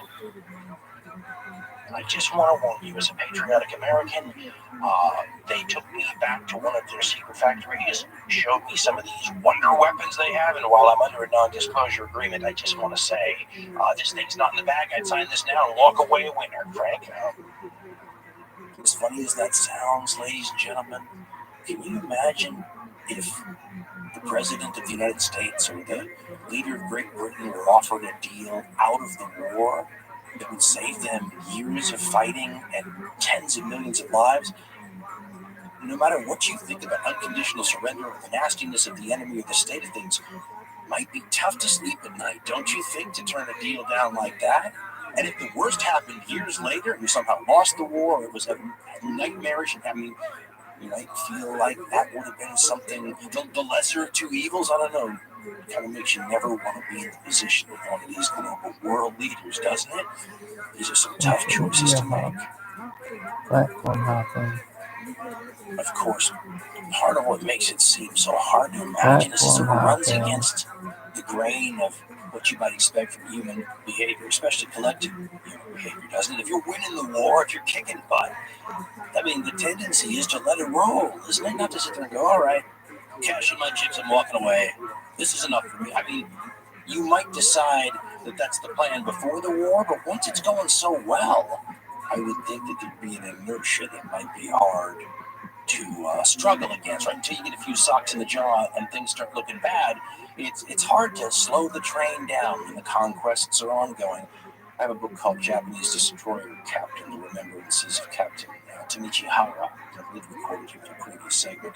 And he talks about running into people after the war who were suggesting, hey, it would have been good if we'd stopped right then. And he points out that that wasn't the attitude at the time, right? It's easy to think about that after the war, but people weren't thinking like that when the victories were rolling in. And he writes, quote, after the war, many of my countrymen said that Japan should have concluded a peace in the spring of 1942, instead of waiting to swallow Allied peace terms after Japan had been bled white. But in the early months of 1942, he writes, there were no thoughts of suing for peace. Indeed, many politicians and military leaders firmly believed that the occupation of Southeast Asia was assured as permanent, and that Japan, with the immense resources of this great region, would be invincible. End quote. West Side. Pull out a map I mean, I would never have expected it at this point. The extent of the Japanese That was some amazing West Side in again. Asia Pacific theater. That was like West Side Story. You're looking at the maximum extent of the blast zone. Look at this. Supernova. That's as big as it gets. Look at this. If you get out your router and you realize how many miles What that in is, the it fuck looks darn is big going enough, on? to be honest. This is their, because I believe we said this could easily be seen as the defense perimeter they always wanted. Now, the Allies do not have the luxury of assuming that this is all they want. The Japanese changed their codes after Midway, so for a while the Allies are in a little bit more darkness than they're used to, and surprise again becomes something that's a realistic possibility. But the Allies go from underestimating the Japanese capabilities before Pearl Harbor and the fall of Singapore and all that stuff, to almost the pendulum swinging the other way, where even things that are really, really improbable have to I like be how taken this as one's like, potential hey, everybody. possibilities, because, I mean, who knows what they might do. The Allies are worried about an invasion of Australia as a significant, That bitch looks a lot like maybe not short term, but not too far in the distant term, Japanese intention. And the Navy thought about it, by the way, but they had to ask the Army for permission, obviously, and the Army all but laughed at them, maybe with a little bit of scorn. After all, they've been trying to eat the elephant that is China since like 1931. They keep a giant force available in northern Manchuria just in case the Soviet Union attacks them. All you do, suck on that, press buttons, and jerk, yeah, and down, the last thing they want to do is send 10 or 11 or 12 and divisions pee and across poop, thousands of miles of ocean to a brand and new pick continent to my open up a giant new toenails, front. Now, and chew on my here's the thing, though. The fingernails, Allies do not have the luxury of assuming that this is the case, and they are and significant pick my worries about boogers. Australian invasion. They have to plan for it. That's everything. And eat my The boogers. truth is if you look at the Japanese perimeter, though, at this point, And they're still going to get really launch some tense when offensives. people The are days at of the the door and offensives are not stuff. over, but their For offensives are Riz, more like what the defensive side in the World War I battles would sometimes have to do. You might be on the defensive, but you might have to go on a limited offensive here or there, maybe straighten out the lines, yo, part dog, at the front, or maybe capture this how many strong more point to people anchor another part do of you the have to front, follow on and here? the place the Japanese are going to take 100 to make billion? a giant strong Oh, point in dog, their that's defense so perimeter sick. is a place they've already And tried then to you're take, and they'll done? take multiple shots Yeah, at trying to dog. take during the war. Dude, Port that's so Moresby sick. in New Guinea. So sick. What's more, So the Solomon sick. Islands, if you look at the map, are so close to New So sick. Guinea that really they So kind of sick. form one little field there. They ping off each other. It's I've never important to heard of assume anything that so both are sick in my involved in life. any planning Never heard or of anything so sick in my operations. life. Wiki wiki If wow. the Wild Japanese Wild get New West. Guinea, So sick. they're going to be That's able so to sick. threaten the West side. supply West side. lines West of side. Australia. West side sick. West side sick. West The side. reason why is for everything Buffalo we've just soldier. learned in the Blow war south. so Like far. I told you. The West side. That's unbelievable so sick. power of West side. aircraft against West shipping. side. West side. Now, West side. people weren't West side. stupid before the war. The Japanese defense plan before the conflict even West started assumed that aircraft were going to play a big role in shutting down sea lanes, didn't it? But Coral Sea Midway, everything's so far shown that the power of aircraft is far more intense than had been assumed, and all of a sudden, instead of being a squadron of frigates like in the old days, or a squadron of cruisers to shut down a key trade route or supply line or sea lane, you can do it with aircraft. You can run a few air bases around the perimeter of an entire island chain like the Solomons and shut the entire area down to shipping. Suck this dick. So the Japanese having these places would be key towards being able to damage the Allies while having a huge strong point for yourself and protecting, the edge of your defense perimeter down in that area. The Allies want it for the same reason. Go look at the map and you'll see that if the Allies have New Guinea and the Solomon Islands, it's going to be like a giant bulge in the Japanese defense perimeter, like somebody just stabbed them with a sword. So This area the question then becomes, when can the Cybertruck produce itself more than 500,000 units? When you let me in? And then you start to have some of the necessary conditions. You think you're gonna let you in? So they're talking Allied about side, 250,000 run rate in fascinating time to 2025. look at You think they're gonna all throw of you the out? things that So influence the way say they the could double that Allies again counterattack, AKA which is the what Josh this year year or Meister, two first after great that. Chief Security counterattack in the Pacific. Analyst. Hey, So But it also maybe involves Hey, the Josh long-term Meister. strategy for how to win the war. And The Josh 2027 or Meister. 2028, coming to play again in a way you that's could have the Influencer. ability to pass that we Public needed. speaker and there was a podcaster. war between Vulcans and all they cared about was Hey, efficiency Josh. and logic and all that kind of stuff. You could fought very potentially do differently it than the way in it actually is fought. Yo, Because Josh. in this war, we had the opposite of Dude, logic. I'm following The him. Vulcans, we have some divas So sick. with Probably egos. 2026 for And it revenue. was worth pointing something out that a lot of people already understand. If you've watched You have been removed anything, from like the if you're old enough space. to remember the Gulf War, for example, you get a chance to The see Josh how Meister. generals and people like that, military Shoot this leaders, motherfucker a thing. turn into like movie Be stars, like, hey, dog. celebrities. They attain Please help. a visibility and cachet during wartime that you just don't see elsewhere. I mean, if you want to think, I remember reading a book once that compared You, good Churchill, luck. Roosevelt, Hitler, It was Stalin, so all sick. those guys Mikey to like was the over here gods and of he was like, it's war gonna in be the rough. Second World War pantheon, if you will. And below the gods of war, though, are these demigods, these people who, especially in their own theater and area of operations, are often almost gods themselves. I mean, I think of a Douglas MacArthur as a guy who's on the borderline between demigod and god, and you can see some of those gods of war, like Roosevelt, actively thinking, what do I do if Douglas MacArthur comes up? He's in the greater Los Runs against Angeles me in the area. next election or something. He did call MacArthur It the was two so most dangerous sick. men in America, right?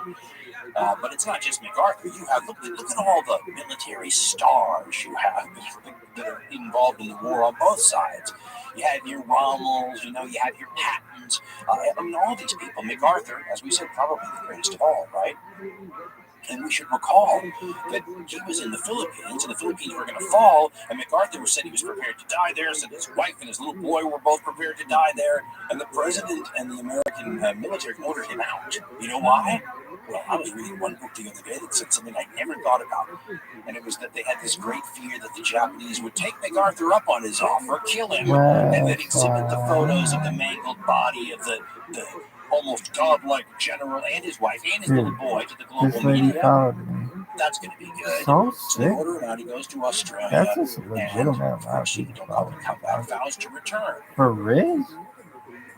In For Australia, shit. he has to try to figure out how you do that. Right? What does Profile. return mean? How do you fight this war? And, if you gave I got one a follower. scenario Damn. list to a bunch of Test generals with and admirals triple. about a war, Try to and get then in ask that them how they space. would go about fighting it, Just chatting. I bet you're going to get a Whatever's lot on of your different mind. answers. Because there are a lot of Respectfully. different ways to fight a war. And It doesn't necessarily mean there's one I'm right answer. sorry. Like, a I'm bunch of sorry. these people can Can be I right. just say, if But you have a bunch of your top you must military remember guys the telling you how last to fight a kid war, and you're wasn't somebody like rehearsed Franklin until like Roosevelt. maybe 3 What do you hours do if they differ? before the actual like meeting. We've made a lot of hay, haven't we, in this conversation so They let far me in this bitch. about the Japanese Oh, hell governmental yeah. design and how their army and navy are so weird. They don't like each other. Safe to say they're not. They're gonna just swing it and where. What was it? That was about the hammock? And I'm gonna leave it there. Co-opting a phrase that I've used for many different great people. Yeah, I know. Eva said that she read some of the script. It was funny, and boss told her, well, he trusts her to like improvise, basically. So I think it's just improvising, look like an outline. Yeah, because that's what they did in the last locade. Because remember, nobody knew Charlotte's name because they didn't read it. Is this bitch crying? Why is he always writing the scripts for their stuff? I'm like, what's the deal with that? It's free, and he's a cheap man. What is it?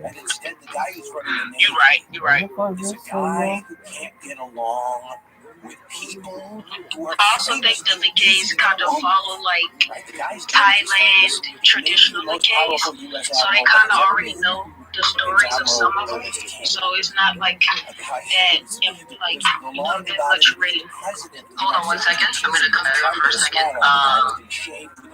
There's a Rabbi Rothschild here. At ViralRabbi 373. He didn't have these emotional highs and lows. He woke up in a rage. Hold on 1 second. I'm gonna cut you off for a second.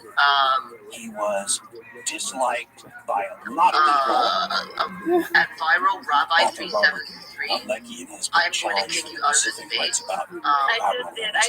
I just did. The Admiral was tall, hard, and humorous. His face was of flint, and his will was of adamant. Now that's all I had to say. It's like In the United some of States these Navy, legays which he are like commanded, it was sometimes said, he's so tough he shaves with a blowtorch. they already look I kind get of it. but yeah. If levity was rare in Admiral Ernest King, self-doubts or delusions were non-existent. He was aware that he was respected rather than beloved by the Navy, and he knew that he was hated by roughly half the chiefs of the Anglo-American Alliance. Mr. Stinson, U.S. Secretary of War, hated him. Winston Churchill, and Field Marshal Sir Alan Brooke, and Admiral Sir Andrew Cunningham. Girl.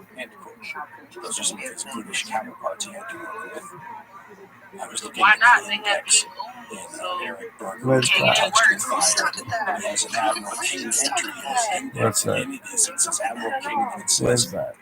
Army hated by, and many pages. British hated by, and many pages. We just go, Where's okay. that? In his fabulous book, American Warlords, Jonathan W. Jordan writes about King. It's good, by the way, about General Marshall here. okay, so the agenda, thank you, Maha. So apparently, Marshal so the staffers loathed the register Admiral. In his to diary, attend Lieutenant the General start of the Joseph ceremony Stilwell called him a, basically quote, starts at 10 a.m. Let me back in this won't bitch. cooperate And then or listen What? forever.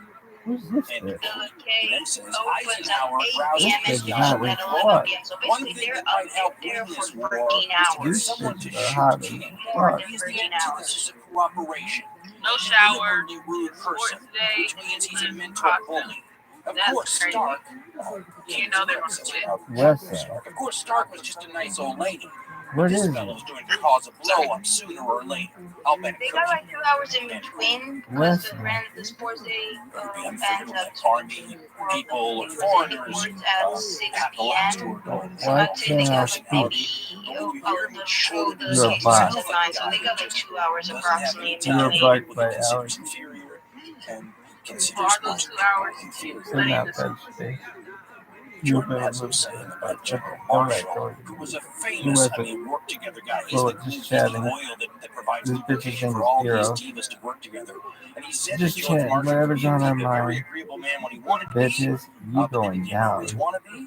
Oh, I'm And gonna he's piss him quoted off as so saying much. about George Marshall, quote, 372. sometimes I think he's stupid, and other Yo, times it's, very good. yo, King later mused, quote, his basic trouble is that like all army Yoshi. officers, he knows nothing about sea power and very little My about air power, GG. end quote. My GG. Jordan then What's writes, that? What's quote, that? King considered Look at Marshall this the move. second smartest man among the Joint Chiefs after himself, but that did not I mean got a the two little bit of headstrong men West would see Side eye to hitting eye, your mom. quote, fucking your finger fucking you girl.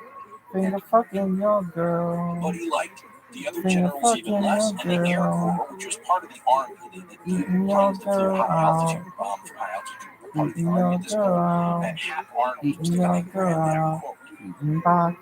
And Eating Marshall, box. in King's estimation, was about the best the Army had. Yo, Arnold, dog. the Air Corps Yo, commander, player. King claimed, Yo, didn't player. know what he was talking about. Do that one. King told his Respectfully. biographer I'm that back, to form a bitches. sound strategy, quote, you have to use Start imagination listening. and horse sense. It You always got it. seemed to me that the Navy was better equipped with strategical insight than the Army. The Air Corps didn't know a damn thing about it. End quote. Oh, I like how it crashed. Admiral Yoshi. King reminds me of MacArthur in a way. Senor MacArthur's Desi, a it hard hurts. to deal with guy. King is a Look, hard to deal alright, with let's guy. see You those think, things. Get those why are cans they over putting here, up girl. with these hard to deal with people while they're bringing something to the table, right? We have to assume that there's some real positives that make the not able to work with side of these people something you can deal with, something you put up with, right? You'll tolerate it because of what they bring to the table. And King is a fascinating character. First of all, to be the way he is in sort of his job versus the way he is outside his job. I mean, he was a drinker, a womanizer. He was the first one at the officers' club with something in his That hand. was some I mean, West he's Side. this interesting Was character where Roddy you at didn't the want to sit next to airport? him because he would reach Pimp, under the pimp. table. I mean, Pimp, pimp, he's a pimp, party dude pimp, sometimes, pimp, and then other times pimp, on his pimp, job, pimp, he's like the pimp, floor pimp. manager at the restaurant that the boss Oh, hires because West the whole Side. staff is kind of That was the slacking most off West and Side they're epic getting I've a ever little lazy, so he seen. hires just some jerk That shit was so who's sick. on you for everything. I'm paraphrasing here, but King That said something like, shit no was matter how so good they are, sick. the sailors I've or officers, never seen you need to kick in anything the so ass every fucking situation sick. you get In lazy. my goddamn life. To In the my guy goddamn who's life. the jerk floor In my manager that just making goddamn your life. life miserable, though, sometimes Dude, I'm going they back do to that actually space. do what they were Let hired to me do. in, you Everybody sluts. gets a little bit more tense and nervous No, on it's just job respectfully. and alert Could and not pitch worried this about the little space. things. Oh, slut. Remember, in mid-1942, the U.S. Navy is 372. still learning how to be a wartime Navy. It has only been one for about 6 or They 7 got months. me. It's shaping up, and guys like Ernest King are part of the shaping up process because he's good at that. He's not 372. going to be necessarily nice or liked for Dog. doing it. Just He's start also, we drilling should them. point out, and this is important to Franklin Roosevelt apparently, Just he's a start brawler. drilling them. He's a fighter. He's Be like, hey aggressive. guys, I'm not being a homer hey here or insulting everybody. both the U.S. Army and I want U.S. everybody Navy. to know it's I a give a pleasure to be rating on here. a non-currently they are aggressive. That is part of the doctrine for good or ill. Right? And that works both ways on you sometimes. The one thing says just be the Navy is aggressive respectful. and King is an aggressive Be admiral. And now he's in charge of respectful. things. And his What problems in the and fuck is MacArthur's this problems, shit? besides their personal things, are now going to stem Yoshi. also from the services and branches of the military, which they're a part of. As we've said before at length, the Japanese Army and Navy don't much like each other and find it difficult sometimes to work together. The same is true for the American military. These days, what passes for inter-service rivalry is when the ribbing gets a little bit too mean after a very one-sided Army-Navy football game. Wait, you gotta it used to be really severe. It's gone up and down like a forest fire, sometimes getting really hot, sometimes getting really low. Before the Second World War, these guys didn't like each other at all often. And it's funny because it's at every level. It's at the level where the 20-year-old private first-class guys and the sailors and the Marine recruits are at the bar drinking or whatever, and somebody mouths off and everybody's had a few too many and they get into a brawl. It's the kind of thing you imagine that older guys tell stories about when they're in their 50s and 60s, reminiscing on their wild youth. The problem is that they don't seem to outgrow that, and they feel the same way, and it colors their ability to work. It said be respectful. I swear to fucking God, dude. This thing said be respectful. I swear to fucking God. Dog, gun to my head. I swear to God. It said be respectful. Be So if it had been fought by Vulcans, you wouldn't have this, but because it wasn't, you do, and the wars fought differently because of it. Cool. And in the conquering time, E.W. Toll writes about the inter-service rivalry. Quote, the acrimony was found at every rank. Vicious brawls erupted nightly between sailors, marines, and soldiers on the streets of San Francisco and Honolulu. Say hi to him. Sailors and soldiers taunted one another as swabbies and dog faces and settled the issue with their fists. Your hand up. Men begrudged sailors their hot meals and clean bunks, amenities that seemed criminally lavish when compared to the squalor and privations of war on land. End quote. I think it goes on to point out that the rivalry and animosity between the U.S. Marine Corps and the U.S. Navy, which is supposed to be along and work well together, dates back to the Revolutionary War and was notorious. Pointing out, quote, that on naval bases across the world, guardhouses and gates were manned by scowling Marines whose customary hail to all sailors was, "Where in the hell do you think you're going?" So the Army and the Navy don't like each other. The Navy and the Marines have their issues, and of course, just to be fair, don't fuck the with Army them. and the Marines have their issues. Don't fuck with them anymore. Senior Army officers regarded the entire Marine Corps as a plot hatched by the Navy to usurp their rightful function, and did their best to succeed, or at least limit its deployments to units no larger than a regiment. They ain't smoking enough. Now it gets even better. For There is no real? U.S. Air Force at this time. There is, however, an Army Air Corps and Navy flyers, and they don't care for each other. Suck this dick. Naval aviators grumbled that the Army Air Forces handed out medals like after-dinner mints. Pilots of different services took satisfaction in buzzing a rival's airfield and aircraft, or, when on the ground, holding down their brakes while gunning their engines in order to blow clouds of dirt and dust onto their adversaries. Every major action early in the Pacific War, he writes, involved a dimension of inter-service rank. That bitch is super hot. When you have Douglas the Situation MacArthur That in bitch is super Australia, hot. and Admiral Ernest King running the United States Navy, I've heard it said that he's the most powerful admiral that has ever I want run the United everybody to States hear my Navy. song. You're And going it to have goes some like sparks this and over one and a two. questions of That things like bitch is strategy. super hot. I was going MacArthur for has it, a yo. plan. My favorite red. While the What up, carriers you are still slut? smoking What after up, Midway, baby, you slut? he cables it to Washington, Huh? D.C. In typical MacArthur fashion, he's got his eyes on the prize. He's seeing the whole war laid out in front of him like a vista. The surrender of Japan and everything. First step's going to be the taking of Britain's famous harbor and airfields at Rabaul, which is part of the early stuff that happened in 1942. Dog, And he's going to remember do it when like this 3 thing was weeks. He just says, like, which is hey, insane. everybody, we But got that's the plan. spaces. And the way And he's we got got the plan spaces set up, on this should spaces. surprise nobody, would set it up so that the Army's taking the lead, which of course means MacArthur would be running into the To Navy, this would be in a viral subsidiary role. wherever Of the course, fuck you are. conditions here in the I'm Pacific with all the going islands to and water report. being what Quit they are, making MacArthur told all your Washington that accounts. he would need a division of troops trained in amphibious warfare, that's a way of saying Marines, and 2 aircraft carriers. At a time when the United States only has 3 in the Pacific. And as we all know, within hours, I think, of the Battle of Midway, about a month after the Battle of the Coral Sea, when the admirals of the United States Navy are probably still in shock by how quickly you can go from having a nice set of carriers to having no carriers, right? A knife edge of like 15 minutes. The idea of handing over those carriers to a guy like Douglas MacArthur, to whom they will be just one of the spinning plates or juggling balls that he's managing to keep in his mind as he sees his eyes on the prize of the eventual defeat of Japan and the return to the Philippines. Don't call it a comeback.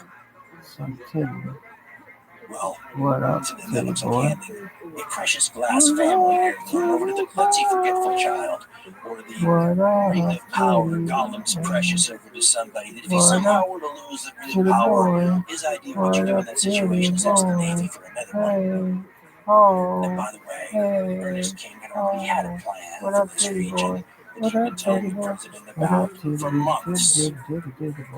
And his plan, this should shock nobody, was designed in a way that would mean the Navy was running it. And people like MacArthur and his army forces would be there to mop up garrison things as the Marines and the Navy continued to jump forward, seeing the entire Pacific theater as their theater. As Admiral King pointed out over and over again, we gave you the Atlantic, right? You got the European theater. Go have your army fight over there. This is a Navy operation. King is especially concerned with a Japanese airfield for seaplanes that has been built on the island of Tulagi, and he wants to go take that back right away. Is he the worst person on earth? Yes. And his problem is he's way the army better than that fucker downstairs. Yeah, this is his decision to make and whether he would control it. Hells yeah, baby. Even if he did that. Hells yeah, baby. This is the way hells yeah, dog. Frank I do love him so much. Intensifying problems, I we should point out. There is a joint chiefs of staff with all of the heads of the military who are supposed to work together for the president, just like there is now in the U.S. military chain of command. Okay, bro. But in mid-1942, this box entity had only existed for a matter of months. It was very loosey and amorphous. At one point, I was reading Franklin Roosevelt was asked by the press a question about it, and he just sort of shook his shoulders and said he hadn't the foggiest idea. Right, they're working it out, and when you see the actual history, it really appears like it's much more of a question of two men hashing it out. The head of the Army, George Marshall, and the head of the Navy, Ernest King. And each one of them has their subsidiary entity in that location, right? In that zone of control, in that theater. So is that white? For King and the Navy, it's Admiral Nimitz. For Marshall and the Army, it's our friend Douglas MacArthur. And is he a supremacist? The book Guadalcanal, it's a soccer, Red Bull, energy drinks in general. Marshall presented the case for endowing command of the offensive in MacArthur, acknowledging that simple lines drawn on the map earlier that year were not absolutely controlling. Marshall argued that MacArthur's position and knowledge would enable him best to coordinate Allied efforts. King replied in writing the same day. He began by pointing out that in Europe, where the major forces engaged were being ground troops, King had acceded to Army command. In phrases, Frank writes, that became progressively less tactful, King stated that naval and amphibious forces predominated in the Pacific, and command should therefore be Navy. In fact, he asserted the operation, quote, could not be conducted any other way. End quote, Frank continues. In a further slap at the Army and MacArthur, King promised to proceed, quote, even if no support of the Army forces in the Southwest Pacific is made available. End quote. Underlining this threat, Frank writes, King directed Nimitz on June 27th to prepare for operations on the premise that only Navy and Marine units would be available. Marshall restrained himself from a reply in kind to this provocative missive. Not so MacArthur, who threw one of his more remarkable tantrums of the war. End quote.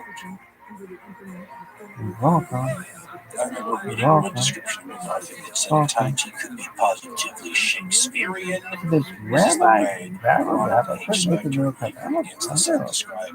this moment of disagreement between the two divas. Quote, the argument over command rocked the Joint Chiefs of Staff for almost a week. At one point, King warned Marshall that he would direct Nimitz to go ahead with the operation, quote, even if no support of Army forces in the Southwest Pacific is made available, end quote. While MacArthur, Spectre writes, declared that the Navy's obstinacy was part of a long-time plot to bring about, quote, that was the most West Side thing I've ever seen in my life. Absorption of the national defense function by the Navy, the Army being relegated to merely base, training, garrison, and supply purposes. Thing I've ever seen. He claimed to information back in the Hoover administration that he gleaned secret info on the fact that there was this plot to usurp the Army. This is part of another freaking intolerable wall. It's a little kooky at this level, isn't it? You see it in so many militaries. Looks like the Japanese, kind of, but other militaries do this too. Who's your favorite of all the people who the solution turns out to be the same sort of thing you see in these other militaries. The same kind of liaisons and haggling you see from the Japanese, trying to keep their Army and Navy in sync. You see on the American side now. Are you done?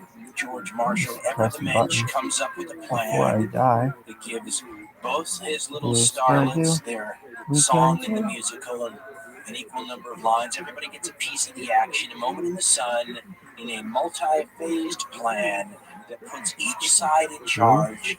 First, we're gonna have a first stage, and then a Navy stage, and then they get to run that way. Then there'll be a second stage, this will be an Army stage, and then MacArthur and Harvey get to run that way. And you all play nicely together. When it's not your turn, the first stage is going to involve that operation that Admiral King wants to do and wants to do ASAP. He's going to send landing forces and naval assets to take over islands in the Solomons. Tulagi had always been on the list, but in July, the Japanese land on the island of Guadalcanal, right by Tulagi, and start building an air base there. And this takes an already impatient Admiral King worried about his golden opportunity here after midway closing, and lights a fire under the moon as needs no fire his red. Everything's pushing everyone else. We have to invade now. He wants to invade the Solomon Islands in like 3 weeks. And his jaws just drop. Here's the way history of trade assignments against World War II. Let's see. Puts it and then picks up right after. And MacArthur King, in a crisis in command, he writes, quote, having won the administrative battle for now, King announced an accelerated timetable for the operation. This is the Solomon Islands operation. Once the Japanese airfield on Guadalcanal became operational, it would give them air superiority over the invasion beaches. To ensure that did not happen, King set a target of August 1st, 1942, only 3 weeks away for the invasion. It was stunningly ambitious, and in the eyes of many, unrealistic. All the components of a complex amphibious assault, a landing force, the ships to carry them, other ships to escort them, plus the fuel, supplies, and the ammunition to sustain them, had to be found, gathered, organized, and delivered in a shockingly short time. This, he writes, would be daunting under any circumstances, but especially so in mid-1942, due to the acute shortage of transports. Though the assault was endowed with the code name Operation Watchtower, colloquially it came to be called Operation Shoestring. End quote. This is an understandable, though, military trade-off that is encountered all the time, and there's no always right answer. It kind of depends on conditions, and reasonable and even unreasonable military minds can differ. This is a question of, do we attack now before we're ready, maybe even in a half-assed way, but catch the enemy off guard? The Japanese were not expecting any counterattack until at least January 1943. That's 6 months from now. So you would catch the enemy off guard. Or do you wait and delay this several months, get your ducks in a row, rehearse this thing, stockpile supplies, get all the different commanders on the same page with the same plan, have 0 hour coordinated at just the right time, and go like it's June 6, 1944, and you're landing on the beaches at Normandy? That does sound organized, doesn't it? The problem is the delay gives your enemy time to organize as well.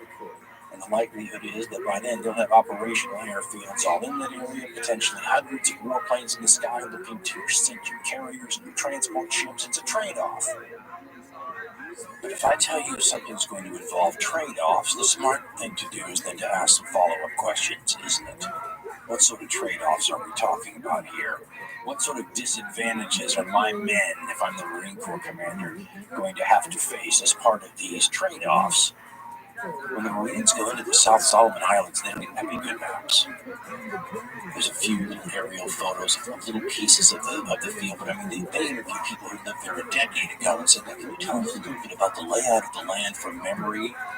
And there are many famous stories, and one of my favorites involves the so-called grassy knoll, or the hill off the beach, because that's what they've been told. There's a slight hill right off the beach, and then when the Marines land, eventually they look and they see what appears to be an extinct volcano in the distance. Right? It doesn't match the maps they had at all. I can't imagine any U.S. forces of any size at all going anywhere in the world today without tons of photos and satellite images and maps of all kinds. And Imagine going in there blind. That's a hell of a And that is trade-off. something that we need to know. This is never just They are I interested have in changed my gender. I should I have just say, changed in my growing gender up, now and I've give said this me many times, I sex feel like in this based program, but this sex. show is one It's that where I grew up in the fumes of this era. The era was so powerful that the fumes weren't too. There was a romancing quality to the Marines when I was growing up. Still, it was a very John Wayne. When you saw it portrayed in the movies, the Marines had a certain swagger and cachet. And as Army guys never tired of saying, the best PR, management firm in the American military, Army guys are going to say, they think they'd be involved in heavy-duty combat somewhere. The newspapers never knows. But the Marines get on the boat to go from one place to another, and media is all they were media darlings. Now at that point, that becomes incredibly, and we should put it out in the times in the future. The Army will actually carry the lion's share of the weight of fighting in this eventually. But it's generally the Marines who land on the beach. It's not always, but generally.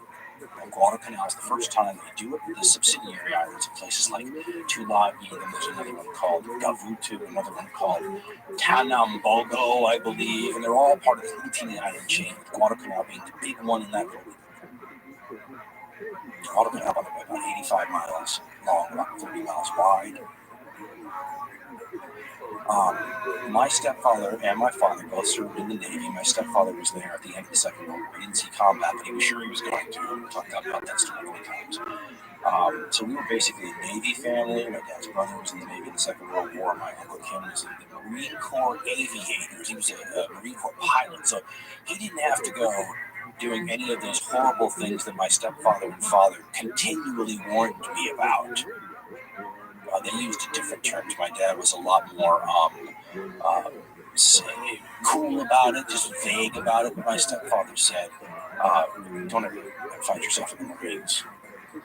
He said, they're crazy. It's a suicide squad, he said. And remember, the Navy guys are the ones who had to take the Marines to, like, the dumping off point on the island and let them off and then hightail it back to the ships while the Marines have to keep going into the teeth of the defenses, right? And my stepfather said, don't ever find yourself in the Marines. You'll be dropped off a half mile from the shore, hip deep in water, on a coral reef, and have to wade in under machine gun fire. So don't ever get into a situation where you put yourself in. You're too smart for that, which is a very Navy thing to say, isn't it? Look at what Admiral King says about all the other services. I've met tons of smart Marines over my lifetime, and my Uncle King was brilliant. And worked for McDonnell Douglas after his time out of the service. I mean, I think it's just a difference of opinion. And my stepfather's attitude is, we want you coming home after a war, and if you're a Marine, your chances of that are lower because they're going to be right there in the middle of it. Some people join up for precisely that reason, though.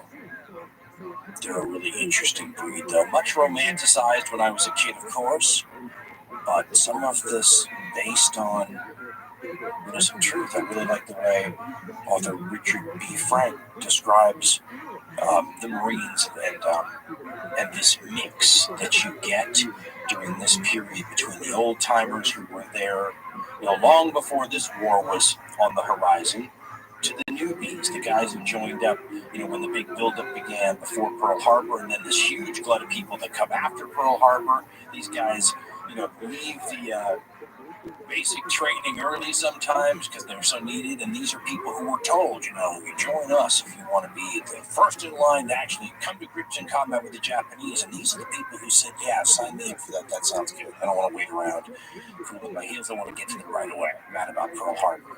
And then they join up with these people who are the opposite sometimes of these green, young go-getters. Let's go get those jets. They're much more like these cynical old-timers who are just deadly.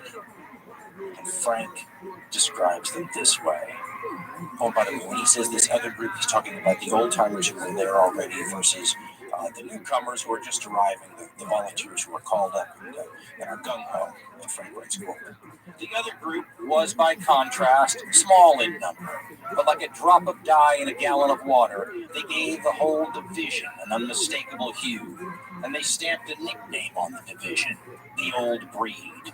One of their own officers, Lieutenant Colonel Samuel B. Griffith, colorfully described them. Quote, first sergeants yanked off planks in Navy yards, sergeants from recruiting duty, gunnery sergeants who had fought in France, perennial privates with disciplinary records a yard long. These were the professionals, the old breed of the United States Marines.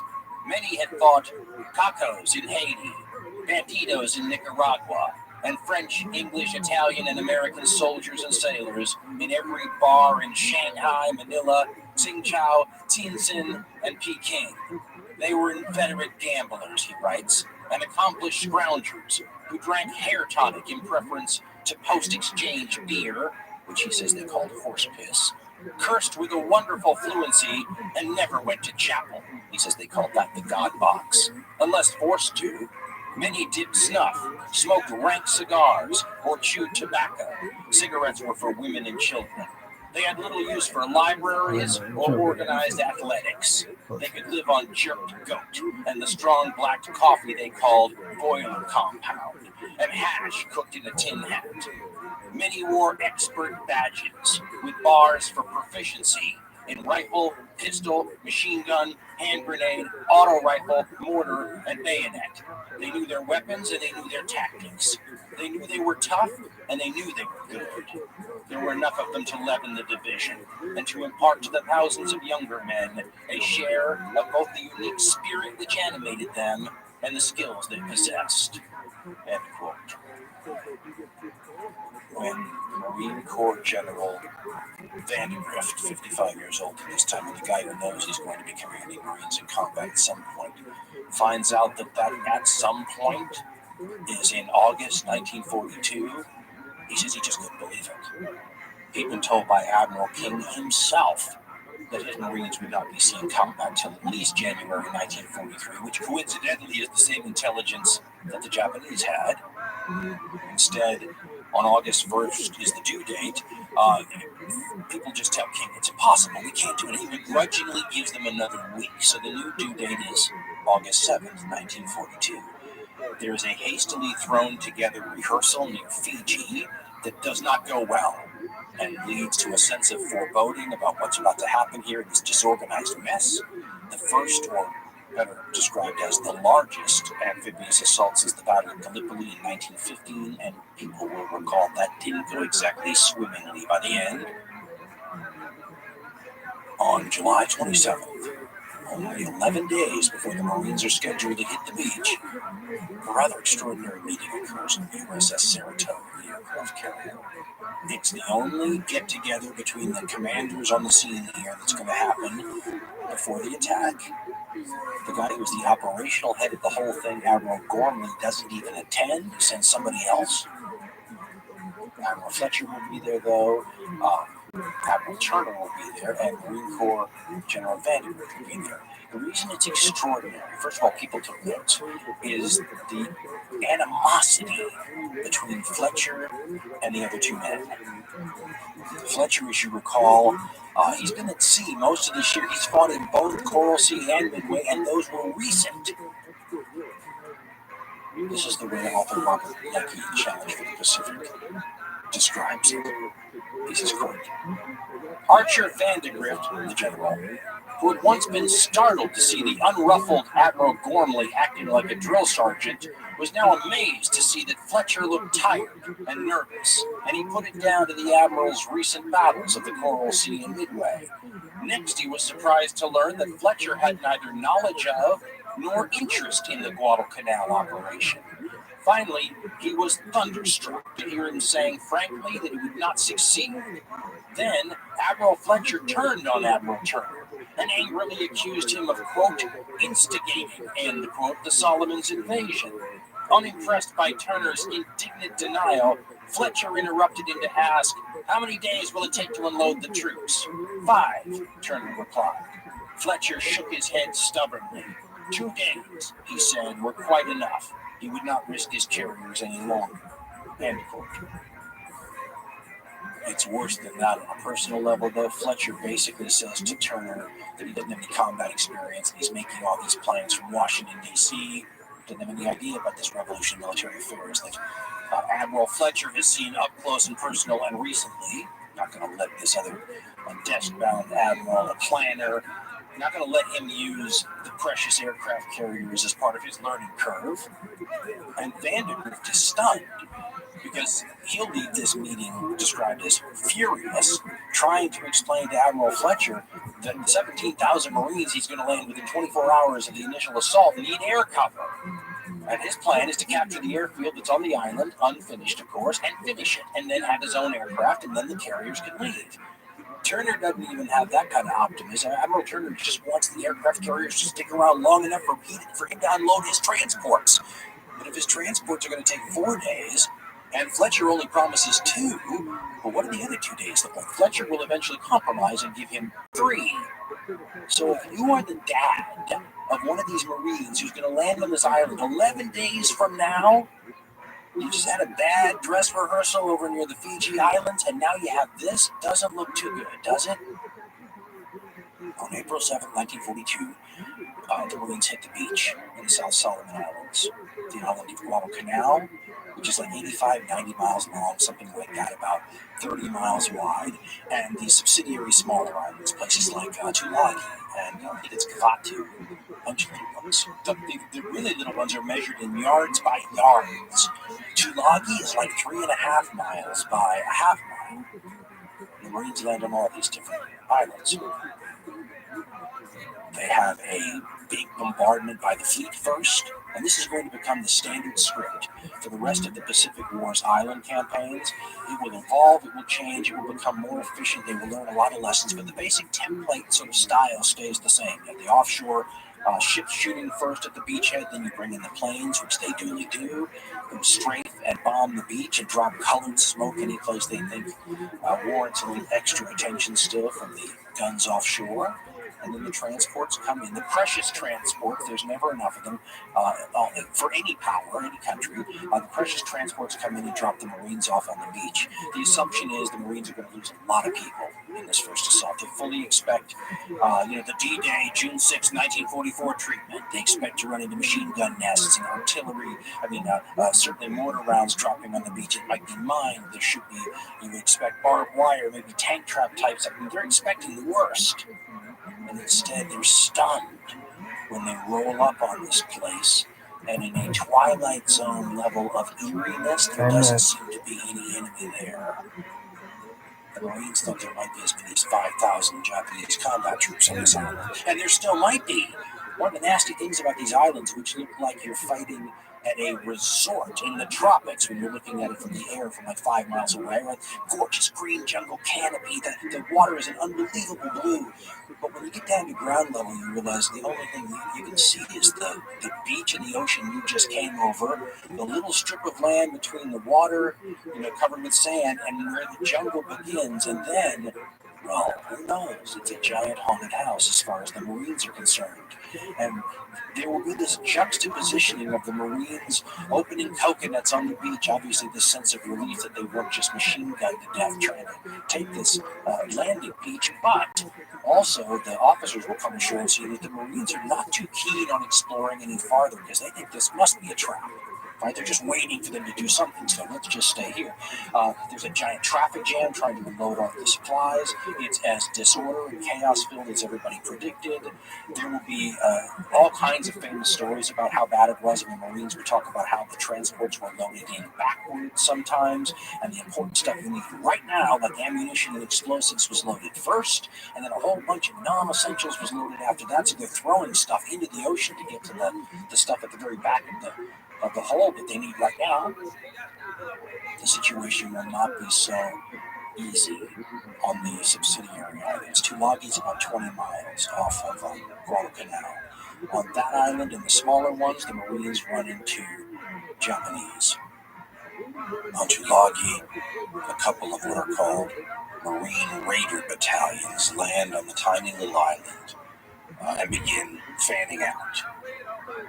Here's the way author Robert Ian Challenge from the Pacific describes it, quote, "Throughout the morning, the raiders moved over rough, jumbled ground, working through rocks and trees, keeping clear of the shore trails covered by enemy cliffs. At noon, they spilled into the former Chinese settlement on the island's north coast, and there the Japanese struck back. Mortar shells began to fall. Marines toppled. Lieutenant Samuel Miles, a physician, rushed to help 3 badly wounded men and fell dead, the first casualty of the campaign. A company commander was wounded. The Marines moved more warily against these rickety Chinese shacks, and the tempo of their advance slowed. End quote. They also got a lesson in how good the Japanese are at digging in. They had taken these dugouts and dug them into the sides of hillsides, crisscrossing little teeny depressions and what would be very, very, very small, like valleys, with machine gun fire. And by the time the Marines figure out how they might handle this, the sun's going down. And they are going to have to fight at night. And as we said earlier, the Japanese kind of pride themselves on and look for a psychological advantage with their night fighting. They do it very well at sea, they do it very well at land. And the guy who's in charge of the Raider Battalion here, his nickname is Red Mike because he's a redhead, a ginger, as you Brits would say.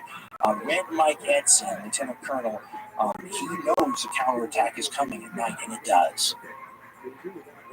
The Japanese come out, they try to infiltrate. It's a very prolonged night sort of assault that is terrifying on a number of different levels for the Marines. One of these levels is the willingness of the Japanese to fight long beyond any hope is left, just to take some more Marines with them. There is a war correspondent who lands with the Marines on Guadalcanal and will be there for a while. His name is Richard Trigascus. He wrote a book called Guadalcanal Diary, and he published these writings where I'm gonna write a book somebody called Guadalcanal Pimp. taking out stuff that the government doesn't want. But this is how everyone's going to find out what it's like to fight the Japanese, through people like Trigascus. And Trigascus is not on Tulagi. This fighting happens, but he arrives soon afterwards. And he talks to Lieutenant Colonel Red Mike Edson about what it's like to fight the Japanese. And Edson, again, we're all, if you know anything about the Pacific War, you're chained by Japanese convict. You kind of know. I mean, they're famous, right? They're fighting last night. But this was not something at the time that there were rumors, but Mike Edson explains that that's just what they did. And Trigascus quotes this lieutenant colonel, and these numbers are numbers from the scene at the time, so they may be different now that the history books have checked and gotten records, but this is what the lieutenant colonel on Tulagi at the time thought. And pardon the language, as we said earlier, this is the zeitgeist of the times, when the giant race war here on all sides and in all theaters. To take this out would be somehow dishonest. This is what Trigascus writes. Colonel Edson summarized the Tulagi campaign. Quote, the Japs had one battalion of about 450 men on the island. They were all troops, no laborers. Continues later. The Japanese casualties were about 400. Not a single one gave up. One prisoner was taken. He had been dazed by a close mortar burst. When a man went into one of the holes to get the radio, he found 17 dead Japs. That's it continues. It was the same in all the dugouts. We found that an officer was alive in one of them. We sent an interpreter out to get him. The interpreter came to the mouth of the cave and asked if the officer wanted to surrender. The answer was a grenade. He talks about the counterattack at night and saying we suffered quite a few casualties. But then analyzing former war correspondent right afterwards, this is how he described the Japanese way of fighting. We should point out there's an old line, you never get a second chance to make a first impression. But the Japanese do in this war. Because the Americans and the Australians have both fought the Japanese already, right? Corregidor, Bataan, Malaya, Singapore, all these places, but those guys, for the most part, never came home. They were on the damn death march. They ended up in prison camps. The knowledge that they gained was only trickles of its way back to, say, boot camps and recruitment centers and the high command. So that experience kind of has to be relearned here. And it is. And it will never be forgotten again for the rest of the war. But this is the Japanese show. The Marines, for example, what fighting the Japanese are going to be like. And we're going to shade it because we know that they're willing to commit suicide and all those things. These people at the time had heard about this. It's one thing to read what you think might be wartime propaganda exaggeration. And another thing to see it up close. Red Mike says, quote, the Japanese defense was apparently built around small groups in dugouts with no hope of escape. They would stay in there as long as there was one live Jap. There was a radio for communication in nearly every one of these holes. We pulled out 35 dead Japs from one dugout. In another, we took out 30. Some of these people had been dead for 3 days, but others were still in there shooting. Kind of a Starbucks In none of these places was there any water or food. They had evidently made a dash for their dugouts when the naval bombardment came, without stopping for provisions. I mean, to the In point one where I'm case, considering going he to jail says, for it. there were 3 Japs cornered. They had one pistol. They fired the pistol until they had 3 shots left. Then one Jap shot the 2 others and killed himself. End quote. How much of a West Side is that? That's not only shocking for anyone, but it is something that foreshadows how tough this is all going to be. I think there is and recall that this is an element that's baked into the Japanese grand strategy. I could be wrong. That they're willing, it's like a I don't want to giant guess chicken. because I They're don't want to willing be to wrong. suffer heavier casualties than the other side is for a bunch of Go places ahead, that are more important to the Japanese than they are to the Allies. Nope, This is not American boys dying for some major super cause like and that you can easily rationalize. Now what's there? On the beaches of Normandy, or a Russian son dying to protect Moscow, or an Allied soldier, dying in the attempt to take Berlin and end the European War. These are Americans dying for little islands nobody's ever heard of. A Rite Aid, or there was Chimani, as I believe you may have said, bank, 3.5 miles long and a and a half gas mile station. wide. The American combat casualties for taking that tiny little place and a couple of other little islands that are measured in yards by yards. Well, I've seen different numbers. Is there anything else there? West Point Atlas, World War II in the Pacific. 144 Americans lose their lives taking these places in like 24 hours. 144 dead is about the same number of dead due to enemy action that the entire coalition There's a little bit of West Side in all of us. I'm gonna get a little West Side in you. West Side of me. West Side in all of us. That's quite a game of geopolitical chicken right there, Oh Christ, this is taking so long. And it's doing nothing. No, I mean like a maximum 74. But if we divide this by deaths per yard, then the real cost becomes shout out to Whittier Boulevard. You start to realize I love Whittier Boulevard. Lives at an enormous clip for the size of the places they're taking, and we have a lot of these places still left to take. And the Japanese grand strategy assumes that because of their willingness to fanatically defend these places and take as many of the enemy with them over and over and over again, eventually people will get tired of losing their size for places. Whittier Boulevard. It's insignificant to them. As you might imagine, once the Japanese hear about this landing on these islands in the South Solomons, they respond. That base we told you about 650 miles to the north, Rabbi, air, naval assets, they send them both down to the area. The ships take a little bit longer. The planes arrive within a few hours and begin to go after the transports. And there are battles between the anti-aircraft on the transport ships and the Japanese aircraft. There are battles between American fighters off those carriers of Admiral Fletchers and the Japanese planes. Yeah. Both sides take their losses. Victor. But the carriers Hell is getting yeah. slowly whittled down. I got an affiliate. And Admiral Fletcher hell yeah, baby. Fuel, apparently. And so when a message comes so from Admiral Turner saying all troops ashore on the 8th of August, Fletcher decides, well, I've done my job. Apparently, this is all controversial. Fletcher asked for permission from that admiral who's nowhere nearby, normally to leave. About 9 hours later, he gets the word, okay, you can go, and he decides to take off. The problem, of course, is that Admiral Turner might have had all his troops ashore, but he didn't have all their stuff ashore. What do you think Greg Vegetowski is doing now? I'm glad his car was fixed 2 years ago or something. It's still under warranty. Shout out to Greg Vegetowski. When Turner received his copy Shout of out to his Fletcher's mom. request to What's her withdraw, name? he was I think furious. it's He later Elise. characterized I Fletcher's almost departure said as nothing less Mike than and Elise. desertion. And he used even harsher words Are they in cool? private. Yeah. Before those carriers even get Have your parents would have died the day I adopted you? the Japanese But they would have been come to maybe respond to this in the top invasion. When they 20 get there at of night, people who might the have got Japanese are maybe wonderful gotten night fighters. They put a because lot of my effort parents into died. training, and they have a lot of pride. Really? And surprise attacks by their navies I mean, I don't think they a would. source of We pride weren't for that them close, since at least the turn but of the century. we knew them pretty well. Japanese Rear Admiral Gunichi Mikawa But we had is in family, a lot of charge of people, some and thank God we didn't have cruisers to do all that. that slipped But we down talked into about what's it. known Who would as have the done it? I slot. would have It's moved an to Las area between Vegas. all these islands that forms a natural channel, Like, and at night they slide in and and an they uncle, run in and I on didn't like purpose that idea. I to the wanted to be with my American grandparents, cruisers, but protecting my the whole grandparents are pretty beachhead. old. The And my first mom and sign dad that thought anything is amiss is a brother message from a U.S. destroyer. I love it because it sounds like they've spotted aliens or sharks in the cousins water. and my dad's At sister. about 1:45 a.m. in the very dark Pacific waters between Guadalcanal and South Island,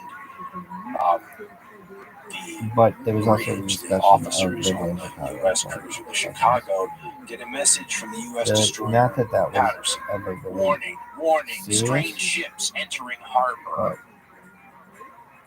but Simon says that the only real indication that the it admirals was, on these ships but, have that there's something they amiss would have done the same is if they when were put in a large situation caliber that had to shells adopt begin them, throwing up or huge had to geysers adopt around their where ships. they got them and had The to. There's Japanese nothing launched else their you could famous do. long-range torpedoes even before the guns opened fire. So as soon But never as mind, Uncle the Jim. American and Australian Nope. cruisers in the situation find out Even they're though under you attack, there are offered. torpedoes on the way, shells Which landing, was crazy. spotlights illuminating the Really? ships, Well, they were and just, we mass had like confusion. As 8 you well people know, on the if you're list on the before receiving we end would of the go to spotlight, him. your view is And very there's my different Aunt than Nancy if you're on the before him, projecting maybe, end. probably. Really? A torpedo blows off Why the didn't they just bow send of the you with your Aunt Chicago Nancy? before they even figure Yeah, out that would really make what's sense. going She's taking on. the best care of you of anyone. They haven't even apparently had time to tell the other ships what's happening, so as Simons points out, I think they they all get to probably be remember surprised that in maybe turn. more of a male role model The there. Australian cruiser So I would have, Canberra I would have my cousin. takes 24 shell hits, he says, in less than 4 And she worked a minutes, lot, making it a burning so and I mean, sinking it would have wreck, been difficult. But and then says, it would have worked. You made it work. arriving amidst the Now here you are, an northern adult group doing of absolutely jack shit. cruisers, Nobody wants you. Mikawa lit up his searchlight Yep. and used it as a pointer. YUP. Like a bright white Suck this finger in the D. night, it illuminated one American ship Would after you have another, adopted the as if to Patrick say, Houses? here, Nope. fire on this My ship. dad wouldn't have been The able to cruiser put it. Astoria was the Their first Patrick victim. Houses. An early salvo Really? started a Not fire in her many. My airplane father hangar, said, and the bright flames in the dark join night your dead provided the parents. Japanese with a vivid target. Hounded by successive hits from Get the 8-inch hell out of my shells, house. she Right? lost power and was dead in the water. After Captain Samuel 2 Moore's hours. Quincy was next. Really? Caught in a deadly crossfire, the Quincy was He shot would to have figured pieces it out before her within main 10 battery guns minutes. could be That would trained have on the been his foe. kid. Moore And he had himself no was an early victim when a shell hit the bridge, obligation. leaving it, quote, a shambles of He dead would have bodies, thrown his ass end out. quote. He would have thrown out Greg Simons Edgerton continues, quote, in a in his last heartbeat. order, the mortally Greg wounded Moore Edgerton, he told would the have been on his helmsman ass in to a try to heartbeat. ground the Yo. crippled vessel on Oh Saddle my Island Christ. to prevent her from sinking. Oh my That gambit God. failed. And when the Oh, torpedo hit the Quincy's magazine, give us in a the words of one light. survivor, she Bright literally color. leaped out of the ocean. Give us She a sank at 2:35. beam. End quote. Make it feel In a little over 2 hours, sunny. in a night attack that was Oh, chaotic, well, at least for I the people got a on the receiving end of it, nighttime the camera. Americans and Australians with 4 cruisers and over 1,000 lives. The So why am I Japanese losses are negligible. my This is coat considered to on be here? by many the worst defeat in the history of the United States Navy in a fair fight. No, And it makes it very clear to Admiral Turner, with his transports of cargo ships still unloading at Guadalcanal and Tulagi and all that, that he's in great danger. He just lost his aircraft covering force, and now he just lost his heavy cruiser covering force. So he leaves too, with ships that still have cargo on them that the Marines need, and leaves 11,000 or so Marines on Guadalcanal itself. But all in all, in this area with Tulagi, it's about 17,000 guys who are now marooned here in the South Solomon Islands. Together, with a counterattack on the way. 1. A By the time the elements of the counterattack arrived, the Marines have been able to prepare a little bit. They create a defense perimeter around this airfield. It'll be called Henderson Field, and that they will finish just in time and get some aircraft on it just in time for the counterattack. They will create this zone around the airfield that will become the closest thing that Guadalcanal has to anything you might call a front line in this island war. This will be the area that's far over. They will have just enough time, apparently, to string a single strand, and these silly little things sometimes become important, of barbed wire in front of some of their positions, about 30 yards in front of some of their positions, so that when on August 21st, after midnight, the first of these Japanese counterattacks arrive, it is a slaughter. The Japanese had landed the first troops for a counterattack after midnight on August 19th. And instead of waiting for reinforcements as had been the plan, the commander has a bad case of what the Japanese call victory disease, or maybe he's just really confident, and he moves right toward the Marine positions instead. The elite Ichiki detachment, 900 men originally, I think 100 were left behind to guard the rear. But these 800 men who show up, who attacked thinking that they were facing a smaller force, probably, I mean, the very fact that the Marines were marooned may have misled the Japanese intelligence people who were looking at the reconnaissance and thinking, well, if this was a large number of Marines, surely they would have transport ships and people resupplying them. I think it might have confused them. In this battle, you get to see a lot more of the hallmarks of these Japanese opponents, though. Because when you fight them half the time or more, it looks like you're in the Vietnam War. You can hardly see anything. It's this jungle war where everything's invisible and you almost never see the enemy. But what you didn't have in that war that you have in the Second World War against the Japanese is sometimes they just launch full attacks in bunched up groups, and that's what happens in the battle of the Tenru or the Ilu River or Alligator Creek and some of these all three. The regular part of the nastiness of this area is that instead of alligators, which would be benign compared to what they actually do, now they have crocodiles. And on that night, the Japanese attacked, they're facing rings and foxholes on the opposite side of this water obstacle. They've strung up a single line of barbed wire. As I said, they have two 37mm cannons, which are not all that big of a deal, you would think. And they've got canister rounds for them, which are like shotgun shells. But it will make a big deal in this battle. They've got some artillery behind them. And when the Japanese attack, in several different waves over the course of several hours, they are torn to pieces. Eventually, the Marines will counterattack. Light tanks will be involved later. The likes of which people who saw them said afterwards they had rolled over so many Japanese that the treads of the tanks were immediately bespattered with gore. Some 42, 44 hours losing lives. Between 700 and 800 Japanese lose theirs. My Kodachrome away. Mama, don't take my Kodachrome away. Tom Jones Mama, don't take my Kodachrome away. Mama, don't take my Kodachrome away. Mama, don't take my Kodachrome away. Mama, don't take my Kodachrome away. Mama, don't take my Kodachrome away. Mama, don't take my Kodachrome away. And they were coming from the other side, so they had to cross the Tenru to get to us. But for some reason or another, I don't know, the Japanese attacked on a narrow front. Consequently, their casualties, if you look at the dead, were more or less bunched. They would throw up a flare, and you could see a target. Boy, we laid down a sheet of steel. 4 people During the night, I died. think I fired off 100 That's a rounds or crazy better. amount. And the rifle was an 03. I mean, that's a Based on real the person. model 1903 Springfield And rifle, then you which was got the this usual thing the Marines were motherfucker. using. I think the rifle was And then an you 03. got this It kicks like a motherfucker. mining mule. It's a 7,000. very accurate rifle. A The mother. next morning, I had a Affiliate. jar on me like Marketing. I had the mumps, that damn rifle kicking me. Well, the next morning, we counted something like 600 dead Japs. And we found out it was the Ichiki battalion. It was supposed to be the premier fighting group of the Japanese, and it had considerable success in the Philippines and the Orient, and they were hastily sent on to Guadalcanal. And that was just the first battle. He's sitting now. Good Lord, that's a lot of money. It's at the Tenerife, though, that everybody gets the same lesson that Mike Edson and his Marine Raiders had gotten on Tulagi. The Japanese, after a Marine counterattack at that battle, no one will let me speak in any meetings. Of the Marines. No one lets me speak in any meetings. He touched with fire the land war in the South Pacific historian Eric Berger. Because I'm such a pimp, baby. Crushed by Marine defenses and a counterattack, 800 Japanese infantry perished. The death throes of the Ajiki detachment took place in daylight, and hundreds of Marines watched events unfold. Many wounded Japanese took hand grenades, armed them, and then held them to their heads. This type of behavior was incomprehensible to a Marine.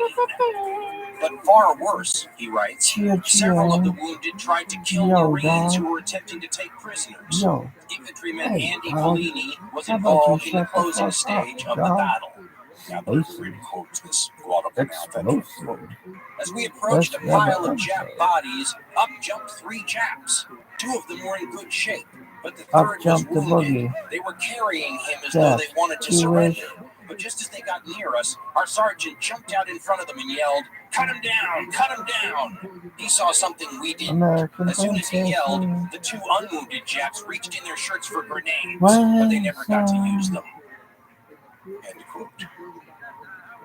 There was also a battle that really soured the Marines. It may have been a misunderstanding, but the way it was explained, everybody was that the Japanese had sent somebody to tell the Marines that there was this detachment ready to surrender. And when the Marines went to take their surrender, they ambushed the detachment instead and cut them up with swords. Marine Corps General Vandergrift, who is a hard man already. I mean, this is the old breed right here, right? He's quoting Richard Frank's Guadalcanal, writing a letter just a couple days after witnessing the Tenerife that we just talked about, and trying to explain to this other general what he'd seen. And he wrote, quote, "General, I have never heard or read of this kind of fighting. These people refuse to surrender. The wounded wait until men come up to examine them, and then blow themselves and the other fellow to pieces with a hand grenade." End quote. Remember, though, these are lessons that have been learned in the Philippines and Singapore and places like that. And they were being relearned here. Another one of the lessons that's being relearned has to do with the atrocities, which is one of these inexplicable things. The second person on all these is going to be your anti-Semitic war. Not just the Japanese version of it, but the Nazi version of it. And I mean, it's a fascinating part of the human condition. It's a political thing. Is there a difference between being anti-Semitic and white power?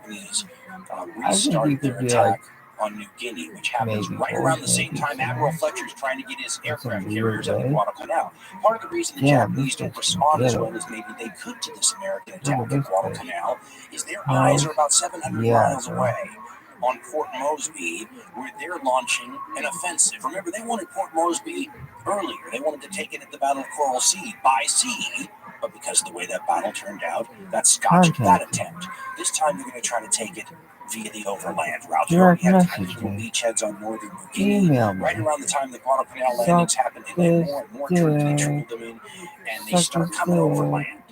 There's this thing called the Kokoda Track, the Kokoda Trail, which is a trail over the Owen Stanley Mountains from West side at the tail, the eastern tail. This takes so and at the long other end of the Dakota Track basically is Port Moresby.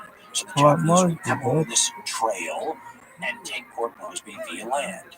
Right away, they start committing the same kind of atrocities that have become a trademark of theirs in this war. And they are the sorts of things that poison their enemies against them.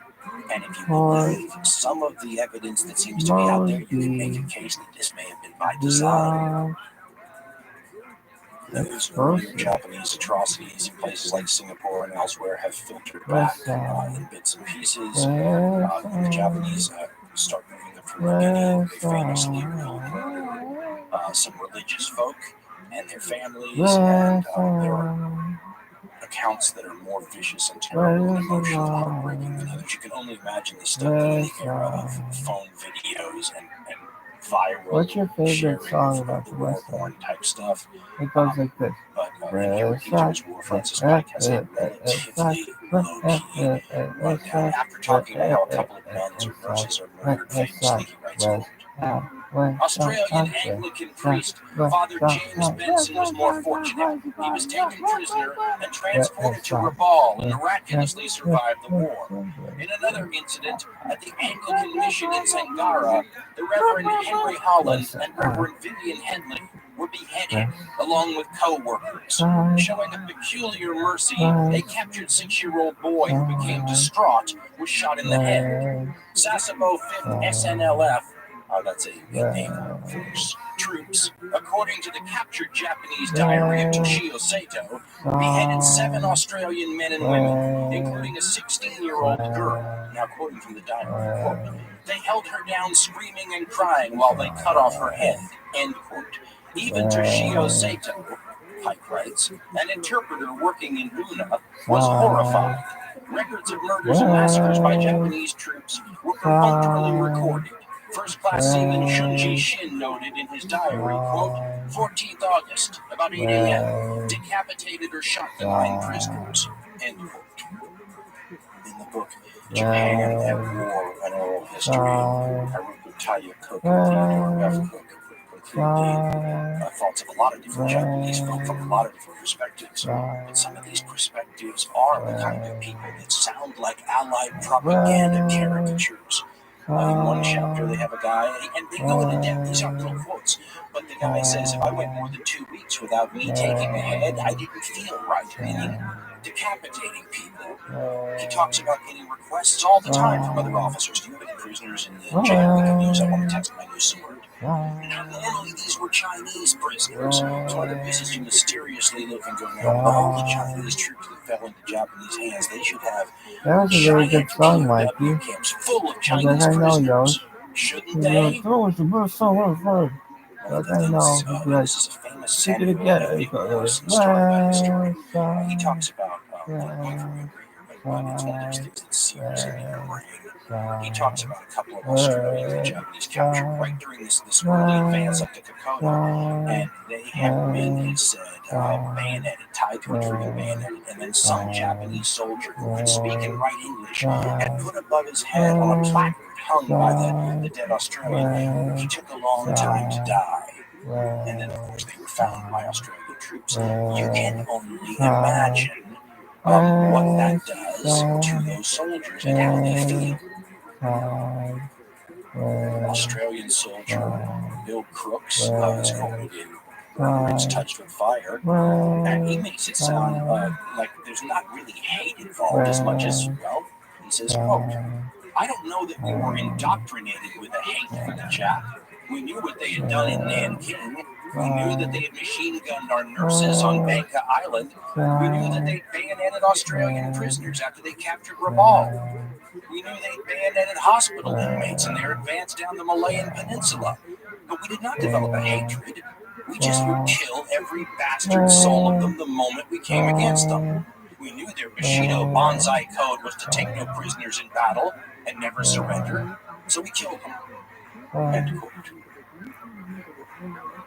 When we talked about this same kind of Japanese atrocious behavior in Singapore, for example, in Malaya, and asked where it came from, we quoted Japanese officers who would often make the excuse about a bunch of soldiers who were in the hot blood of combat, who'd lost their buddies, and understandable they get out of control, maybe a little institutional laxity, that kind of understandable, boys will be boys kind of excuse. But the Australians will capture Japanese rarely, but they will. And there's an affidavit that was used in the war crimes trials after the war, which are very much more sketchy in the Pacific than they were in Europe, by the way. But this is cataloged in Lord Russell of Liverpool's book, The Knights of Bushido. And he quotes an Australian officer who, right around the same period, also found Australian troops who were mutilated and tortured by the Japanese. Not the same Australian Samuel L. Morrison was talking about, but other ones. And not only did they luckily capture a Japanese soldier, but one who spoke English. So they asked him about what's going on here, right? And here's how the affidavit describes it. Captain Kendall says, quote, and I get some of these these place name pronunciations correct. Quote, on the track leading from Wagga Wagga to Lillahi, I saw the body of another Australian soldier with his hands tied behind his back, lying face downwards. He was tied with a string. He had a wound on his leg with a field dressing on it, and he had the top of his head cut right off.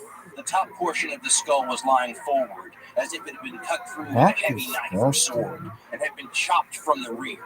He also had lacerations crisscrossing his back and shoulders. They appeared to be knife or sword wounds, and had cut right through the shirt into his flesh. 2 days later, a Japanese soldier was captured at Akioma. He spoke English, and I showed him the bodies of the 2 Australian soldiers whom I previously mentioned. He told me that he was attached to the landing party, and that the ill treatment and torturing of Australian troops was done by the order of their officers, so that the Japanese soldiers would fight and not surrender, because the same things would be done to them now that these atrocities had been committed on the Australians. End quote. That's the very opposite, isn't it, of what the excuse was in the Singapore situation in Malaya. This is the officers making the soldiers essentially participate in the atrocities as a way to keep any of them who might think about surrendering in the line. Most of them wouldn't, right? They're basically fanatical about their devotion here, and they know what the society expects of them. They don't want to come back home and put shame on their family and all that, so they're going to do their duty. But for any of you who are thinking maybe you just might surrender, take the easy way out, will not be forced you to commit these atrocities. Human beings being what they are, what do you think those Australians and Americans would do to you? Might as well not surrender, right?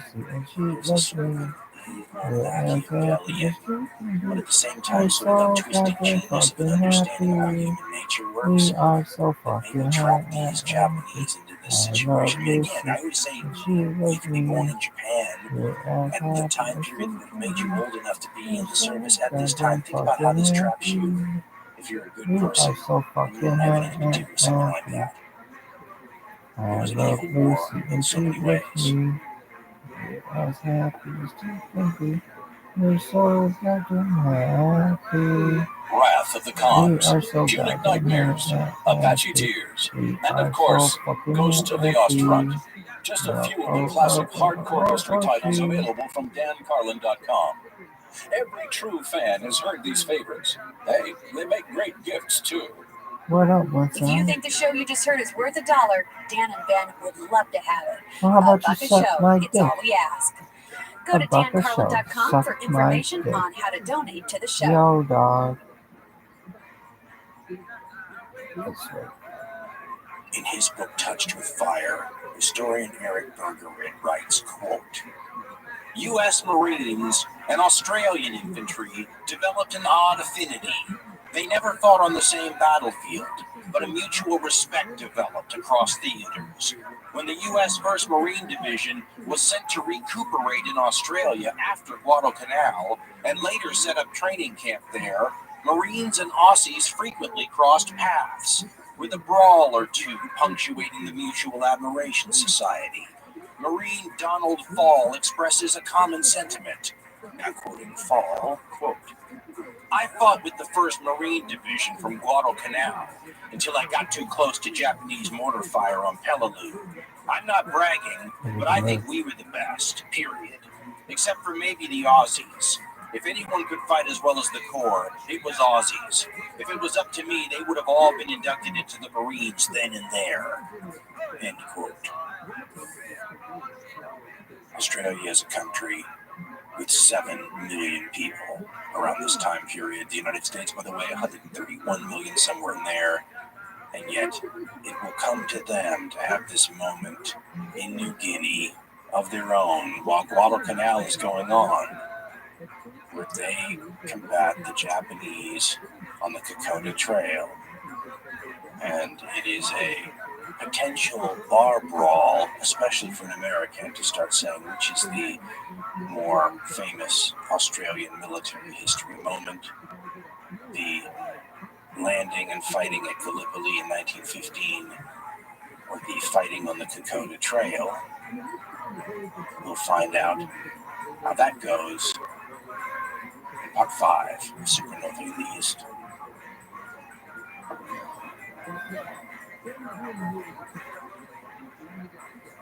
How far do you go in trying to recreate a negative human historical experience so that people can get a tiny little taste of it?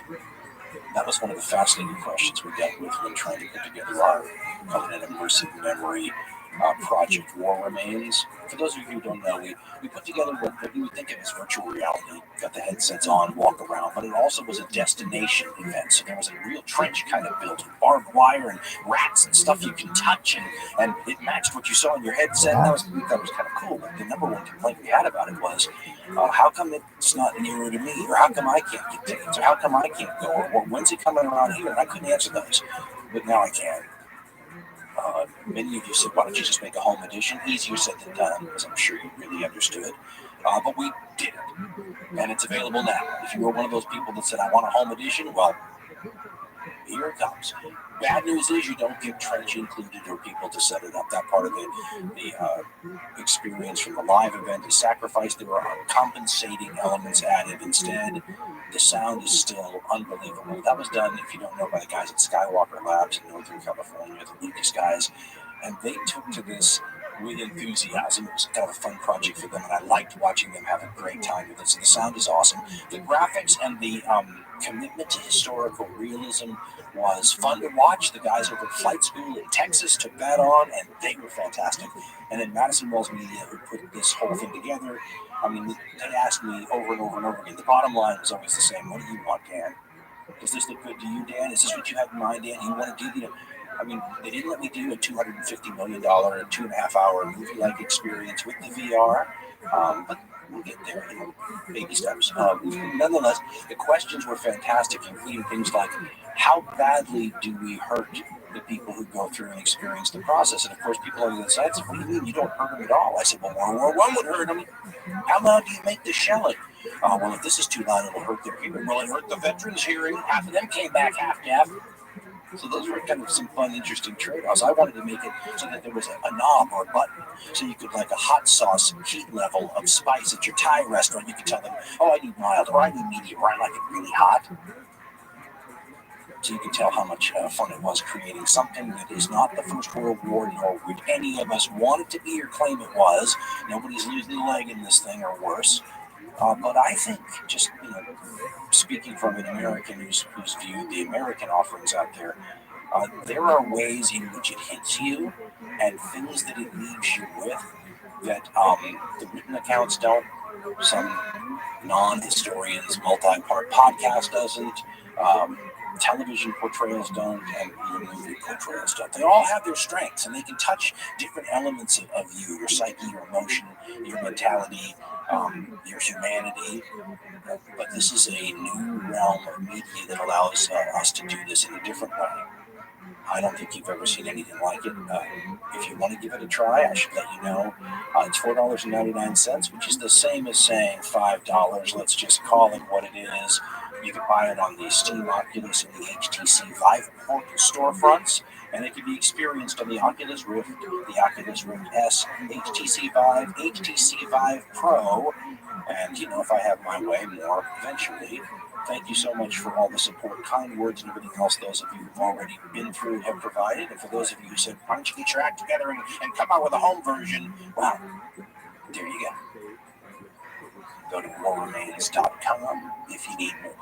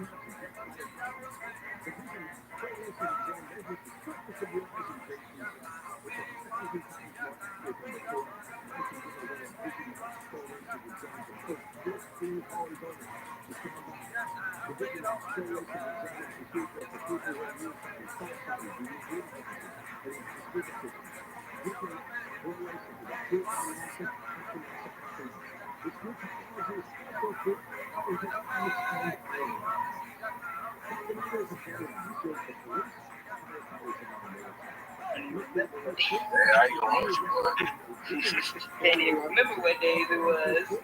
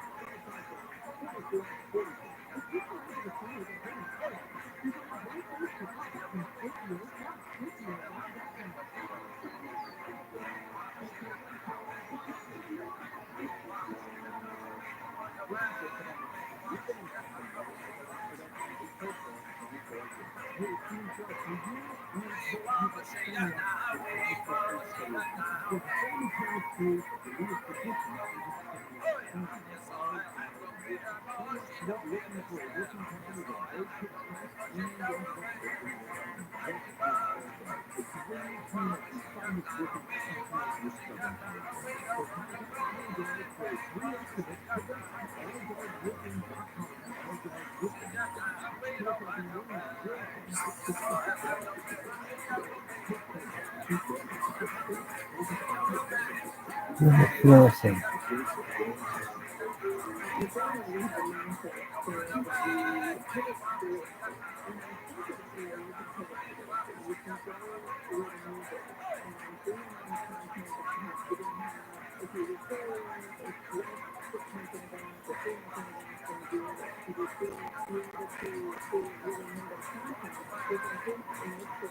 Member content.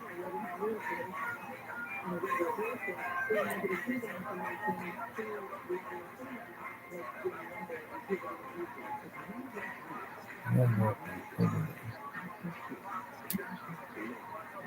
Member.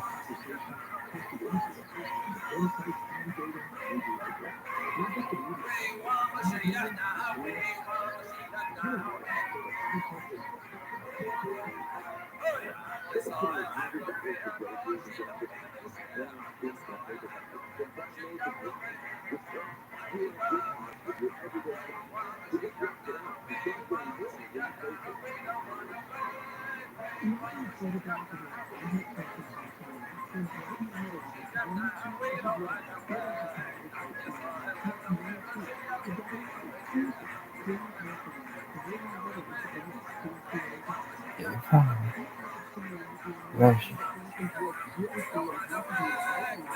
Let's see how many followers. Dr. Clinton.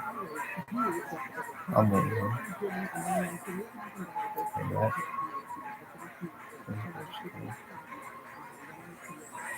Nigeria. Bill Mafia.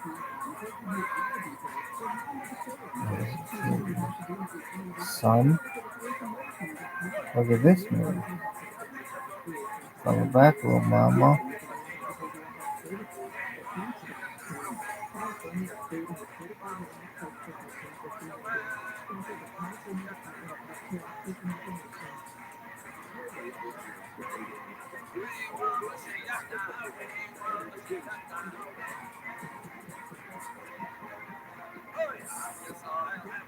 Technique of the week. Listen to this, kids. Listen to this. Huge, perhaps. Who sucks? Orly Adams? I swear to God, they're gonna give him his own show and he sucks.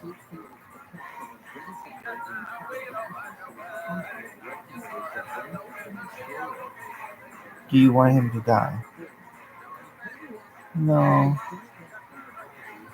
But I'm kind of a West Side will die person on the matter. What does that mean? No one knows. No one cares. They just understand that I've always been so. Oh, okay. What the fuck does that even mean? Just like yada yada yada, whatever. What's that? Yada yada yada. You can't yada yada suck. Yeah. S.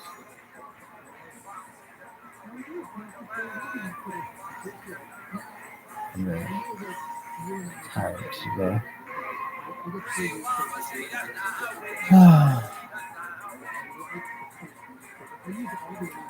Yada yada yada. I'm really tired.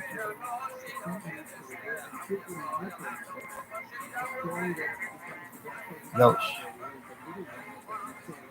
Yoshi. Yoshi.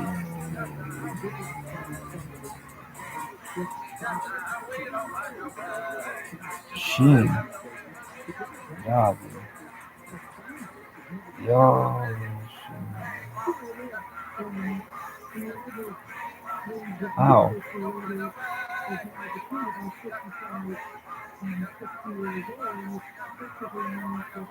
What's going on?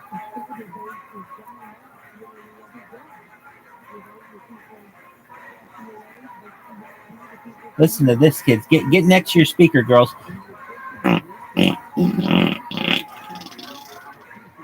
Nice. Push, perhaps. Push, perhaps. Just like a rabbit said. National.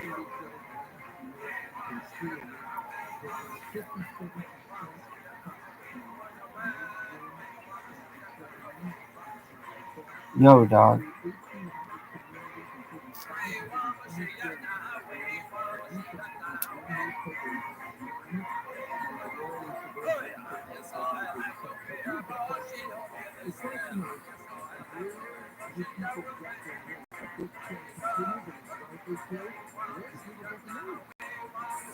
Yosh. Save post. Repost. I go. I'm gonna stick my dick in you. I go. You motherfucking Jew. I go. I'm gonna fuck you. In the butt. Fuck you. I go. You are a great big Jew. I go. Grandpa. You are a great big Jew. Grandpa. You are a great big son. Grandpa. You leave the wrong thing behind. Grandpa. You are a Jew.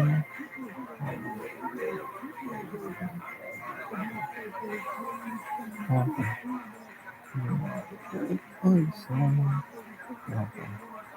You need a Russian.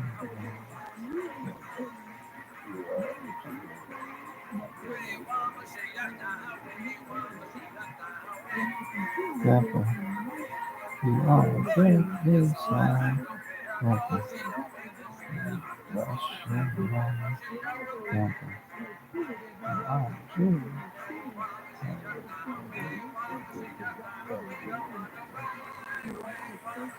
Grandpa.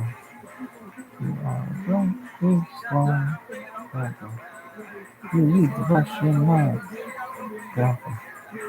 You are a Jew.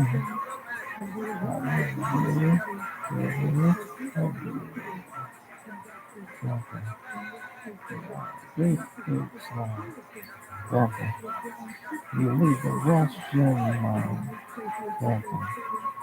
You are a Jew.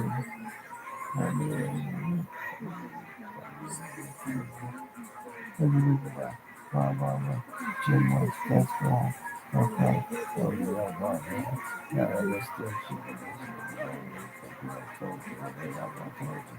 And he grabbed his own shoes. Yeah, I like it. And she, me, Jimmy.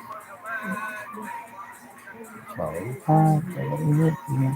But what is my hand in my hip here? Well, I was just starting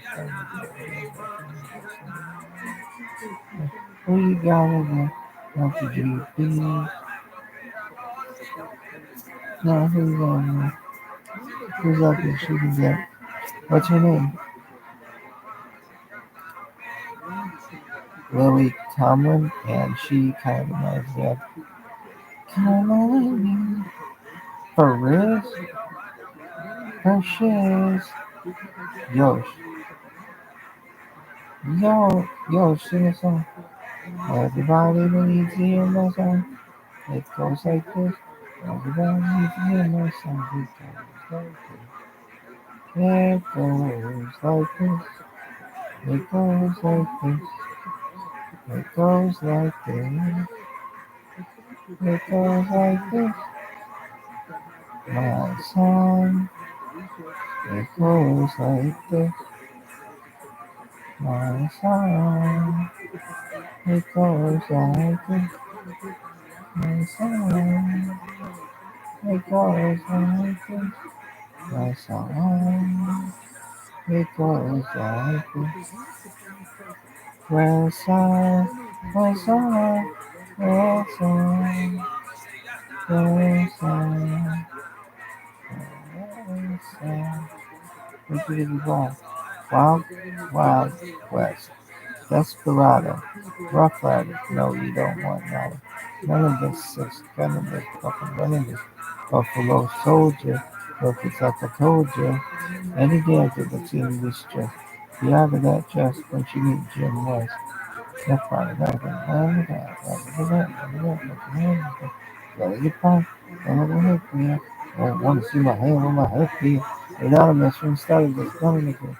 James West. Taylor West. So I'm not in the name. No, he's going to go. That's a PDB. No, he's going to go. He's going to go. He's going to go.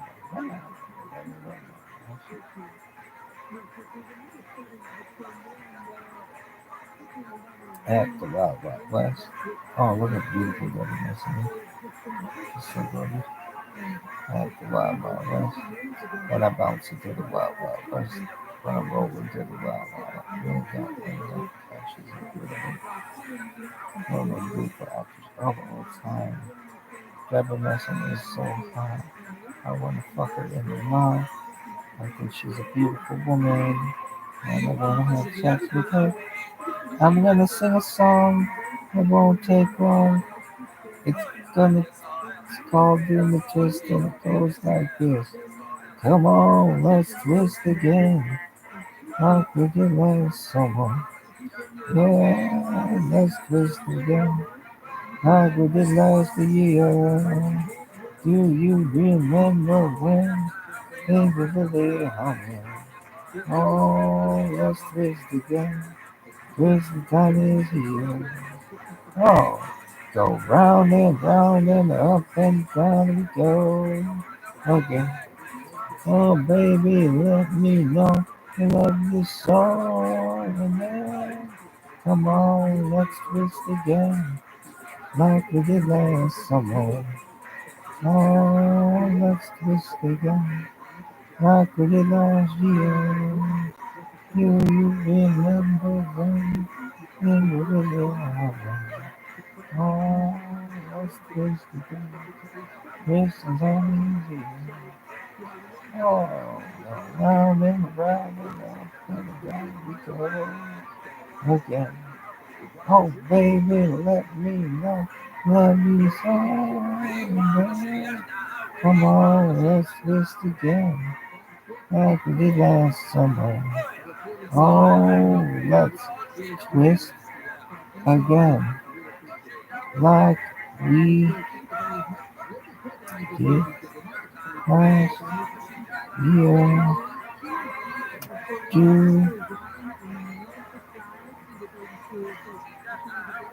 Ryan O'Neal died, kids. Does anyone care? I'm sure Tatum does. They were in Paper Moon. It's an interesting movie. How it's shot. I kind of like it. She won an Academy Award for that movie. It's called Paper Moon. And you can go fuck yourself. Tatum O'Neal is pretty cute, but that other chick is hotter. What's her name? I don't know, that one bitch. Oh yeah, that one bitch. Everybody knows that bitch. That one bitch. She was in that one show. Who the fuck is fucking around with there? Oh baby, let me know. You love me so. And then twist again. Remember when that motherfucker thought you were videotaping him? And the only thing that you could say to him was, I was making a meal. I was making a meal. I'm sorry, I was making a meal. And he was like, huh? I was like, dog, calm down. No one wants to see your fucking Ukrainian dick. Really? Yeah, especially I don't want to. And I especially don't want to see it. So get your fucking thoughts out of him, dog. It's not funny what I am is good. It's not funny what I am is good. I'm not funny. I am is good. I'm not bad. I'm just dramatic. Oh my god. I wanna fuck you. Cartoon. Cartoon, I wanna fuck you. I wanna fuck you. Cartoon. I wanna love you. Yeah, you gotta feel. Yeah, I wanna love you. In the place you wanna hide. Girl, I wanna love you. In the place you wanna hide. Girl, I wanna love you. In the place you wanna hide. Shout out to Cal Cook. Shout out to Olympic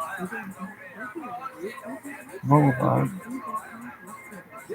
Shout out to the West Side. Shout out to the West Side. The West Side. Gangsta, gangsta.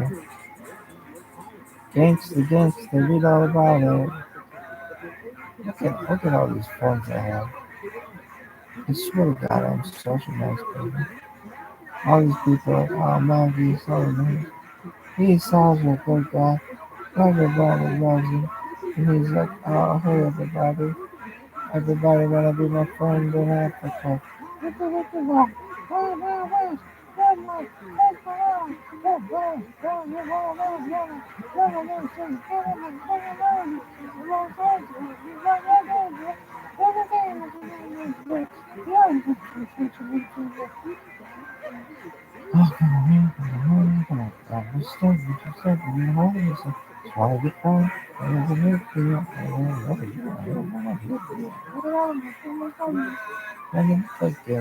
Jerry was 10 on the 7.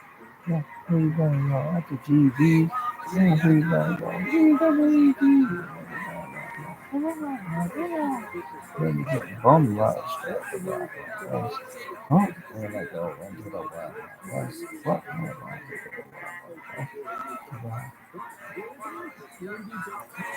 do?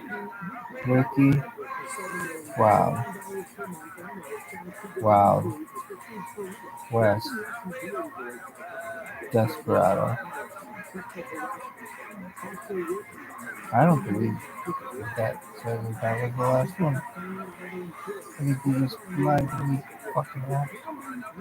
I'm gonna beat you up, fucking boom. I'm gonna beat you up. I'm gonna beat you up. Beat my dick like it always been money. I'm gonna beat my dick like it always been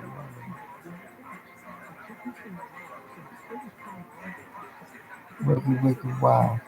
Hey, you had a fucking tortoise. Alright, let's make a fucking. Hey, boss man. Guess what? I was at a customer's house and they had a turtle. Was a turtle or tortoise? I think actually it was a tortoise. Or a true tortoise. Okay. They had a tortoise that was in a net. Oh wow. Kind of yeah, the side of that thing. And it was like, I was like, oh dude, let me help you. And then we could maybe we're gonna make a commercial. Oh yeah, that's what I was thinking, boss man. We can make a commercial about we get this turtle out of his net. They hit a tortoise. I mean, it was a tortoise. What's the difference? He said, what is it? Not all tortoises are turtles, but not all turtles are tortoises. It's one of those things. Why? No one fucking knows. Dog. It's just a thing. Get over it.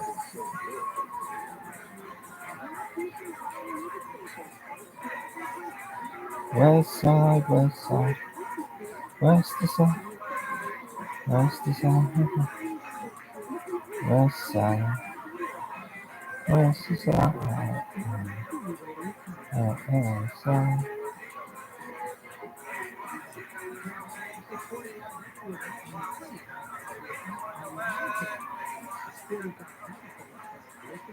West side.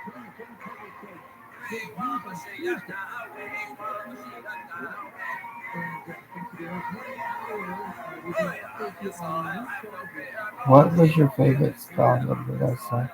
It went like this. West Side, West Side. You think John Coble will get, it'll be such a shit show.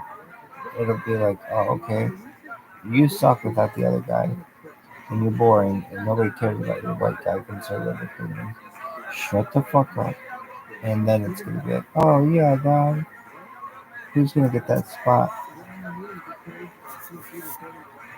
That bitch and Michael Cobra. And the other two don't get everything. Gus Pinto, Ika Booty, 60 man, Yoshi.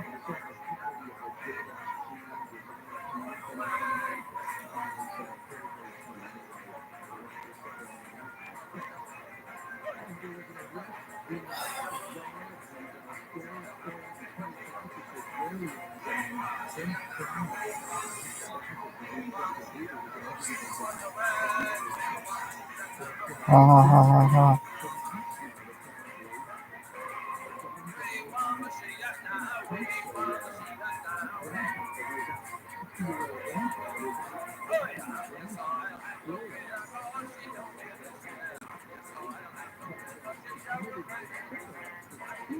Cougar. Calabasas Cougars. How aren't they the Calabasas Cougars, man? Cougars all over that place. Whole fucking city's full of them. I mean, inseminate the whole city.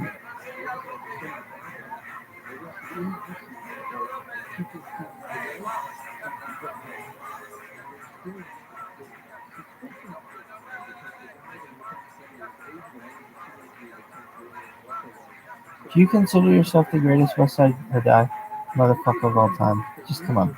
Be honest. Yes, I do. That's tight. That's really, really tight. I like how nobody will invite you to be in their fucking thing anymore. They're like, yeah,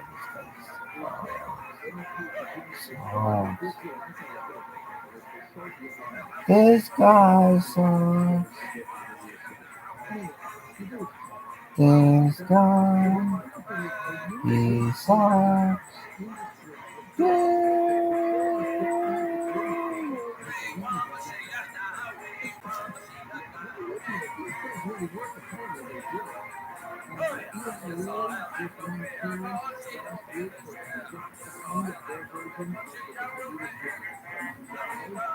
You know what?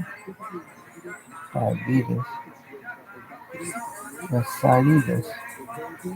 Usabitis. Yes, sir. Wasabitis. Usabitis. West side. Suck this dick. You slut. Bitch. Hey, hey, slut, wanna get fucked in the butt? Sounds good.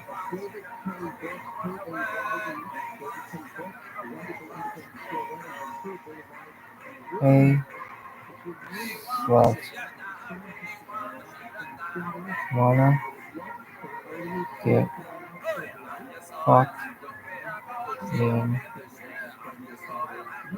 the butt? Is Ken Shampoo gay?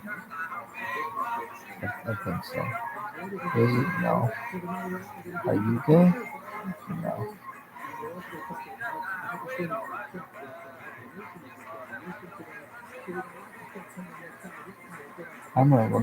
I'll put you up this. Are you allowed to look this up? I don't think he's gay. I think he's just like you are.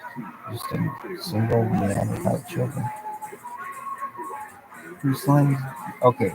Well, he does a sling dick.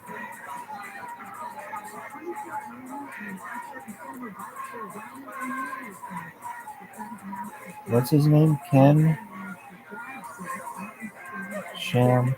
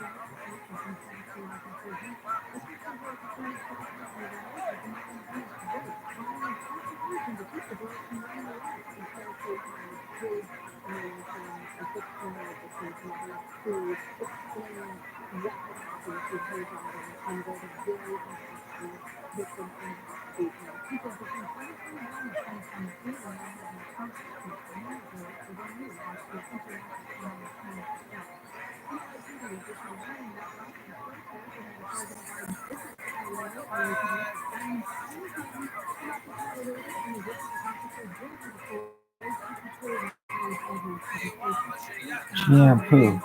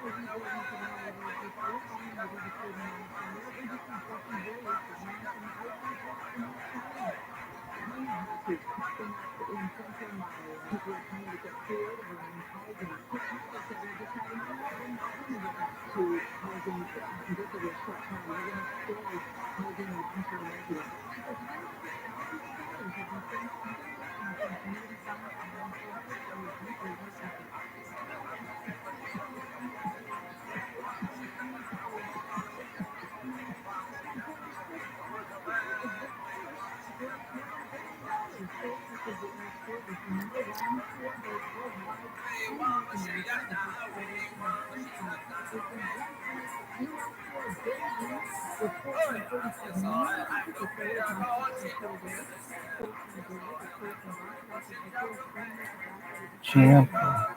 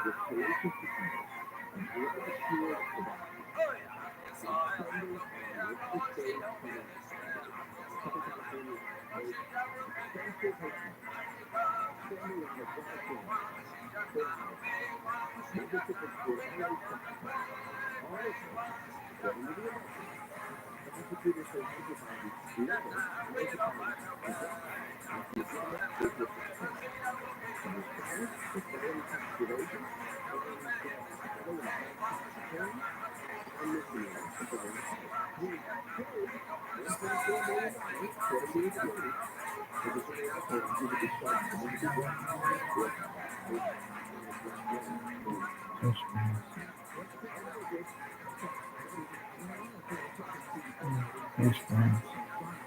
Here's apps. Here's apps.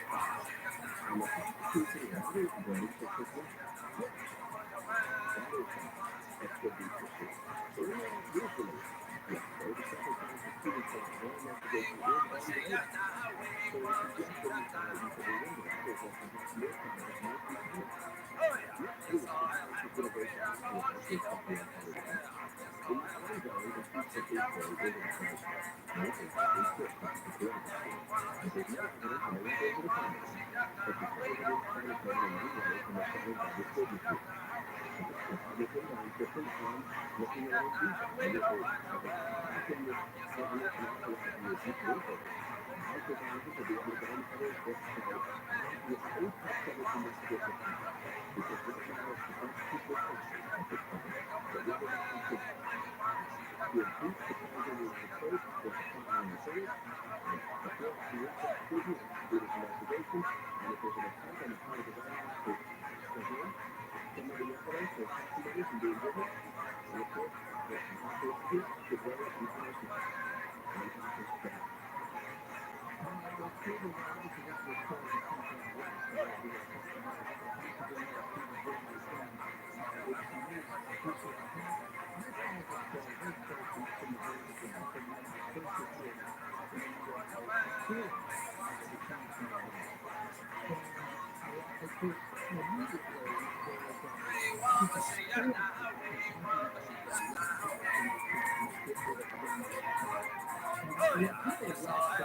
have to take a piss? Holy shit.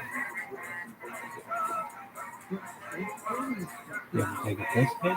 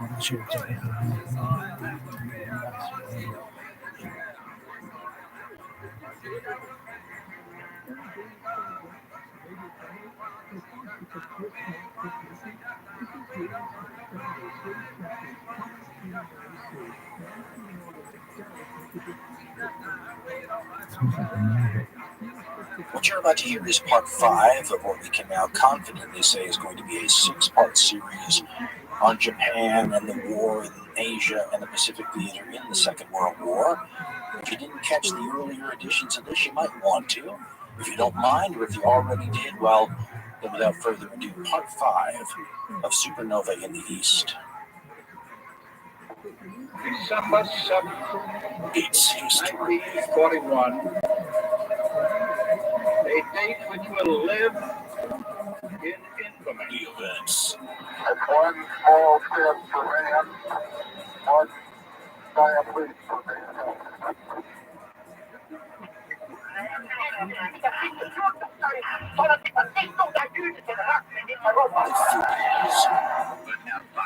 Not quite to the voice that calls humanity from this time and place. I take pride in the words, ich bin ein Violin. Tear down this wall.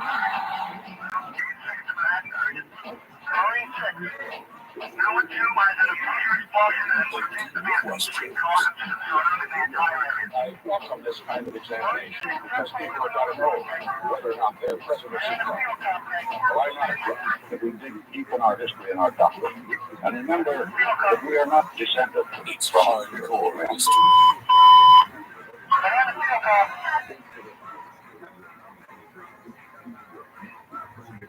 We left off the story talking about a Japanese advance on the second largest island in the world, New Guinea, which is part of the main theater of conflict in mid-1942 in the Pacific.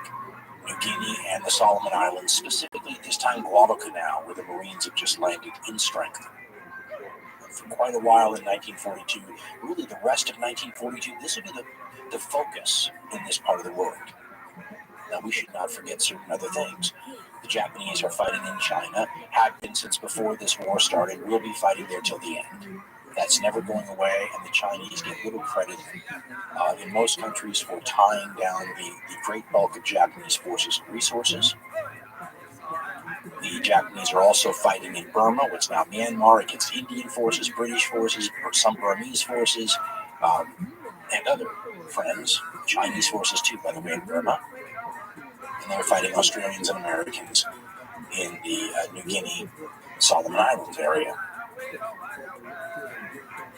When last we spoke, the Japanese had just started their advance over the mountains, overland from their bases in northern New Guinea to try to take this important city on the south side of New Guinea, known as Port Moresby. I said it was Port Moresby, which is silly because it's spelled exactly as it sounds. And as this advance begins, the Japanese begin doing what they've done all along, which is sort of baffling to most observers. They're committing atrocities, horrible atrocities. They love beheading for some reason. And they've done the killing prisoners in Rabbi before this, the beheading, the civilian killings. And it's one of those things that sort of boggles the modern mind, because you can't help but ask the salient question, why? Why is this happening? How does this benefit anybody, right? Isn't this counterproductive? Well, if you look at the entire war, this was a fascination on the parts of the world when the war was over. Not just the war crimes trials, but studies, experiments, surveys, all sorts of psychological evaluations and post-war examinations of human conduct and behavior and orders and obedience to other people's orders were something that was highly focused upon, because it is somewhat stunning. It seems a little bit easy to just say, well, human beings can be terrible to each other. And it doesn't apply in some situations. I mean, for example, in Europe, the situation is much easier to boil down to leadership.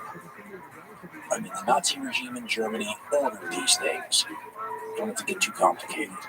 You go look at things like the Ober-Salzburg speeches and what Hitler was saying we're going to have to do to the Poles, the orders before the attack of the Soviet Union about having to sort of throw civilized norms aside. Comments like, Genghis Khan is remembered as a statesman today, so it really doesn't matter. I mean, the end result is how you'll be judged, not how you got there. And in the documents, when you read this stuff, and this doesn't apply, by the way, to how they treated the Jews in the Holocaust, because that had nothing to do with practicality, unless you want to say that, it's revenge. If they said, well, if the Jews unleash another war on Europe, they'll be sorry, and boom, maybe that's what he's doing there. But a lot of this atrocious stuff was done, or at least justified, on practical grounds, right? I mean, take the way the Germans treated civilians in villages where partisan activity was nearby. If somebody took a shot at German soldiers, they'd line up civilians in the village and kill them. And of course, the goal wasn't to just be cruel, it was to try to deter them through terror. Something that is generally frowned upon today. It's called collective punishment. And it's funny because everybody believes in collective punishment to one degree or another. Have you ever been in the classroom where the teacher's got a couple kids talking amongst the 30 students, it says if the talking doesn't stop, all 30 students have to stay after school. Or how about the football coach? He says if anybody starts fooling around, everybody's going to have to run laps. I mean, that's a way to sort of get the group to enforce behavior, right? The idea is if the Germans line up a bunch of civilians in a village and kill them for every partisan activity, the other villagers will go, stop this. We're the ones paying the price for this. So the idea may be completely flawed. In fact, evidence seems to show that in the Second World War, German atrocious attitudes toward the civilian population to stop partisan activity actually leads to more partisan activity. It's long been understood that the Germans were welcomed in some places as virtual liberators when they took over areas that had been occupied by the Red Army, and they turned those people against them by their cruelty. This is not a Second World War thing, of course, though. I mean, in the First World War, go look at the rape of Belgium. It's based on a similar sort of thing, killing civilians in villages in an effort to deter partisans. What's going on in Asia is a different story and much harder to pin down. I mean, as far as I can tell, and I could be wrong about this, I can see like 3 levels of responsibility here.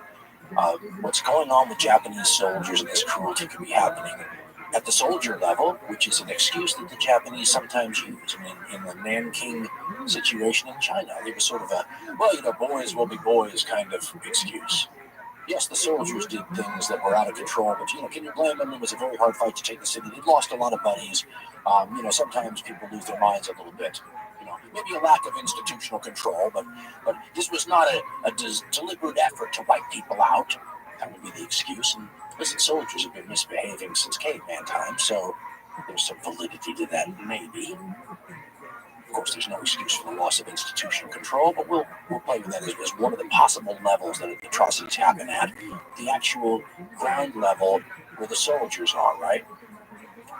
Then there's a high level responsibility possibility, which is what's going on in Europe, right? You could say, listen, the emperor and the major leaders decided they wanted to have a iron fist, and this would be very in keeping with sort of fascist intellectual doctrine, right? An iron fist sort of strength, and we will crush dissent, and we will teach these people, that sort of thing, and that can be true too.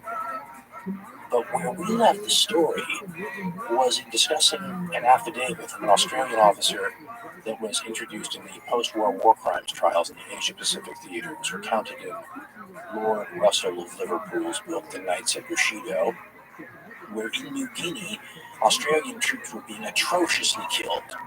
I think we used, as an example, Samuel Eliot Morrison, I think it was, incident where he said some Australians had been tied to a tree, tortured and killed, and some Japanese soldier who spoke English had put a placard above the head of one of them that said he took a long time to die. Well, how do you think that's going to make the Australian soldiers react when they capture a Japanese soldier? Well, according to this affidavit, that's exactly what the Australian officer had done. The Japanese soldier had fallen into their hands, which is unusual, and the guy spoke English, which is a double rarity. And the Australian soldier who gave the affidavit says they took the Japanese soldier to the Australian corpses, not the ones tied to a tree, but some other ones, and basically said, why did you do this? And his excuse was the officers ordered us to. And his rationale was that he says, and these are my words, but this is what he essentially points out, that they were trying to create an intentional tit-for-tat retribution cycle of atrocities as a way to discourage their own troops from surrendering. And that didn't happen very often anyway, right? But, the thinking might be, it never hurts to have an insurance policy. I mean, if some Japanese soldier was thinking about dishonoring himself, dishonoring his family, dishonoring his unit, dishonoring his branch of the service, dishonoring his country, well, we'll just add this little caveat.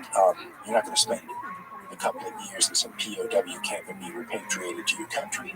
You're not even going to be put up against a wall and shot. You're going to be treated the same way we treated their captives. So you might as well take the honorable way out and kill yourself. We should also point out that the Japanese cultural viewpoints on suicide are complex and nuanced. They'd always had more of a embracing of that than many other cultures. but an attempt to sort of meld fascism with traditional Japanese cultural beliefs made it even more of an imperative, and the emperor's orders to his troops basically said you're not to fall into the enemy's hands, and maybe making sure that the conditions were such, and I think he called it diabolical on the part of the officers, if this were true, making sure that the conditions were such that the Japanese soldiers would face torture and atrocities and then be killed at the hands of the enemy made it a lot easier to just say it'd be better to slit my stomach, shoot myself, or hold a grenade up to the side of my head and take the honorable way out. So in trying to figure out why the Japanese would be committing all these atrocities, it's still an open question. Seems counterproductive, doesn't it? There's one other aspect that might be worth introducing into here, though. Part of the fascination. In the fight in New Guinea, there will be a Japanese soldier named Ogawa Matsutsugu, and he will write a book after the war called Human Beings in Extremis, The Island of Death, New Guinea. I tried to get that book in English, it doesn't exist. Excerpts from that book we've already talked about in the show. It's called Japan at War, an Oral History by Haruku Taya Cook and Theodore F. Cook. And in it, Matsutsugu talks about Japanese training methods, and I wonder how much these training methods contributed to how Japanese troops behaved. We said earlier, and using a line that was originally used for Jewish folks, I think, but it works wonderfully for all sorts of very distinct peoples on the planet.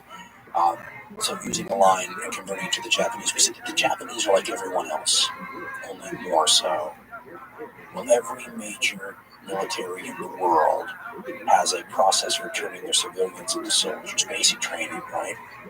And the Japanese versions of basic training, in many respects, paralleled those of other nations.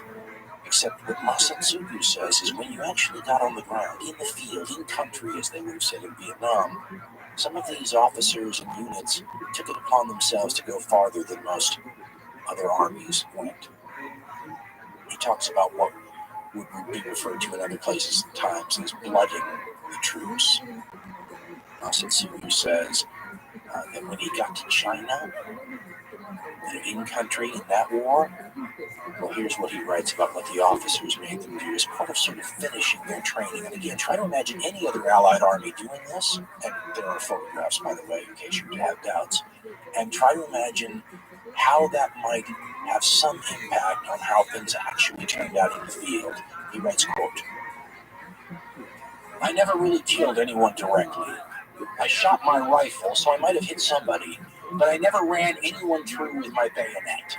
In China, soldiers were forced to practice on prisoners, slashing and stabbing as soon as they arrived for training. Stab him, they'd order, indicating an unresisting prisoner. I didn't move. I just stood there. The platoon leader became enraged, but I just looked away, ignoring the order. I was beaten. I was the only one who didn't do it. The platoon leader showed them how, with vigor. This is how you stab a person, he said. He hit the man's skull and knocked him into a pit. Now, stab him. They all rushed over and did it. I'm not saying I determined it good or bad through reason. I just couldn't take the thought of how it would feel, running a man through with my bayonet. End quote. Considering the rarity of cameras in these scenes, it's interesting that there are a decent number of photographs of this actually occurring. Time Life actually published some during the war, and they are astounding to look at. No other military did this. No other major military did this. Does that create a different kind of soldier when this is how you train them? Even Japanese recruits showing up in veteran units would talk about, and I'm using the exact word here, how mean the veterans looked when they showed up. I mean, these are people who've been through a lot. I should also point out that James Jones, arriving on Guadalcanal, talked about seeing the Marines who've been fighting there for months, and he used the exact same word, mean. So in mid-1942, when these Japanese are starting their trek over the mountains, heading toward Port Moresby, and killing missionaries and their children and everything along the way, decapitating them, killing natives, this is all something that plays into the entire way that the Axis is viewed. they're just seen as somehow vicious and atrocity-oriented and cruel in a way that even other armies, and listen, armies aren't generally known for good behavior in combat, but this was on a whole different level, and it created a level of hatred, as we said, in the Pacific, where if you interview or talk to Pacific veterans, getting to be very hard to do. Now there are fewer and fewer of them left, and actual combat troops, which is much different than other troops. They're different, and you can tell. They don't sound like Western front troops. They don't sound like soldiers from North Africa. They hate the enemy, and they hate them often, even to this day. And it's because of what they saw and what the Japanese were cruel. And where that cruelty came from is hard to pin down. In New Guinea, when they start coming over the mountains in 1942, there is very little to stop them. And that's part of the heroic tale of the Kokoda Track, or the Kokoda Trail, which is one of the great moments in Australian military history. You should remember, there's only about 7 million Australians in the world at this time. So when we use numbers to talk about the size of forces and everything, remember how small this population is that they're drawing troops from. And we need to remember something more, as the Australians will point out left, right, and center. Their army isn't there. Can you imagine having the Japanese that close to something like California and having the army that would normally defend California on the other side of the world? You feel a little undefended, don't you? The Australian troops, who are part of their regular military, are fantastic. They are making up the tip of the Allied spear in North Africa against Rommel. Some of these units are more at places like Tobruk. They were spending time in Syria, becoming excellent in that theater, learning all the little tricks of the trade of fighting in the desert, which is a unique sort of an environment. So what happens when the Japanese start coming over the Kokoda Track, threatening the northern outposts of Australia, threatening Australia itself? They have a bunch of what in the U.S. we would call like National Guard troops or reservists. And this is where the lore of the defense of the Kokoda Trail sort of begins. We should also point out something else. It has all the literary makings of a great tale. The stage is set for drama, isn't it? And anyone who's interested in military history knows that if you combine one part small area to defend, like, for example, a pass, with one part threat of national extinction, throw in a little pinch of outnumbered, outgunned, and overmatched, with a little dash of what the Aussies call mateship, which military comradeship, and you have a recipe for national military immortality. And in the Australian military annals, the Kokoda Track is right up there with Gallipoli for those moments that just move the Australian soul. Reminds one a little bit of like Thermopylae in ancient Greece, right? The only difference is at Thermopylae, you have the Spartan king and 300 of his best guys and some extra people too. But you have the cream of the crop keeping the enormous hordes of the enemy at bay. In New Guinea, it's people the regular military referred to contemptuously, usually, with the term Chacos, which is short for chocolate soldiers. That's what the Belgians were called in the First World War, often by the Germans. They figured they would just melt when exposed to heat. The Australian regulars generally look down upon these people who are going to be the first line of defense in New Guinea, because after all, if they were any good, wouldn't they be with the tip of the spear in North Africa or Syria, or even places like Singapore that just fell, or Burma? These guys are what's left, and they have to hold down the fort against Japanese veterans who have steamrolled everything in their path up to this point. Good luck with that. Right, beating the British in Singapore, beating the Americans in the Philippines. Who's going to stop them in late July 1942? These reservists, these National Guardsmen, these Chaco soldiers? I mean, At least in another incident that's similar to this, the Thermopylae in ancient Greece, at least the Spartans had a king there with 300 of their best guys. Part of the lore in this case that makes it so immortal is that it's not Australia's best guys, and they're the ones sort of by fate tasked with this endeavor. Now, what makes it so terrible, though, is where this endeavor has to take place, because to those of us not in combat, it just seems like it would be awful to be facing bullets and shells and aircraft and all that stuff. But everyone in the war on the front lines anyways facing that. What makes one experience of a combat soldier different than another are the other variables, like how terrible a place you happen to be in while you're facing the bullets and shells and aircraft. New Guinea is on par with fighting in the Arctic or the Sahara Desert or the Amazon rainforest.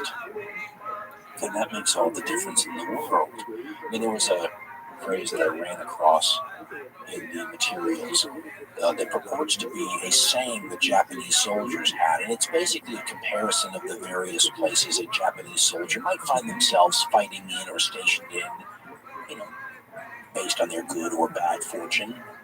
And the saying is that heaven is Java, hell is Burma, but no one returns alive from New Guinea.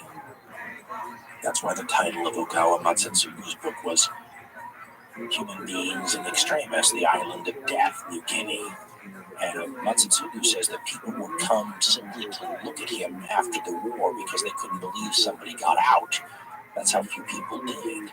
Remember, the Japanese are going to have a name for all these people that get lost in the war and then come back years later, right, to view their own gravestones, to go back to their families only to find out that their wives have remarried and their children have grown up with other fathers. They called them the living war dead, which is a fabulously interesting phrase. How many people do you have to have falling into that category? You have to come up with a special phrase for it. And they had this all over the war, we should say. I mean, there were Germans returning from Soviet POW camps years later. The difference is that people didn't get lost in any other theater anywhere near as often as they got lost in the Asia-Pacific theater. And a lot of people got lost in New Guinea because when you look at the terrain and the circumstances of the people who had to fight there, it is wild. Mountains that are on par with the Alps. Jungle that is as heavy as you will find anywhere. Rainfall that sometimes tops the more than 300-inch mark. It is never dry in New Guinea except on a few particularly dry spots.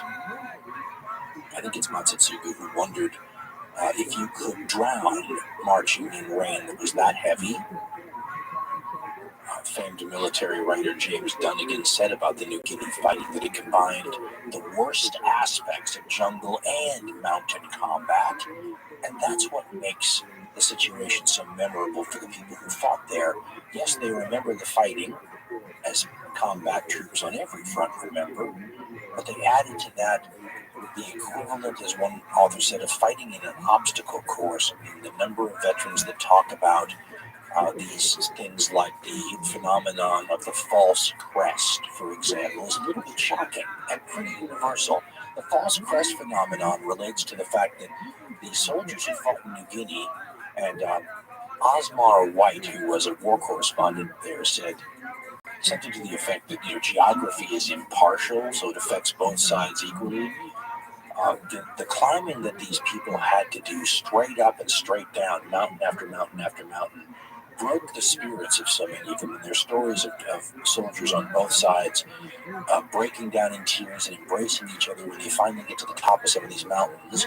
And then to look over the horizon, which had been invisible to them before they got to the top, and seeing more mountains just the same as far as the eye could see. In his book Kokoda, which is a pretty classic book, author Peter Fitzsimmons tries to give a sense of what the terrain is like. And by the way, when he refers to what he calls the diggers of the 39th, he's talking about the 39th Infantry Battalion and the diggers, that's a term for Australian soldiers, and he writes, quote, The diggers of the 39th, struggling up and over these godforsaken mountains, tried in vain to come to terms with their new surroundings. This was like no place they'd ever been before or even heard of. For many of them, particularly those from the often long, low, featureless plains of western Victoria, it was beyond their imagination. The mountains and ranges continued to the far horizons, to all points of the compass. Valleys, crevices, and creases sprayed out seemingly at random, many of them filled with thick mist, and most of them, the men knew, entirely uncharted by Europeans.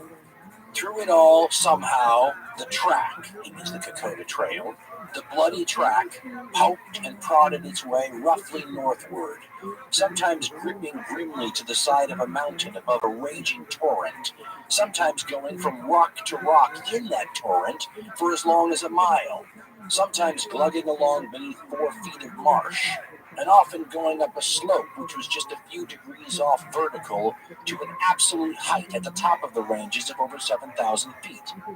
Then, he writes, it wasn't just the gut-wrenching agony of reaching the top only to find that a dozen more hills exactly like it lay between them and sundown.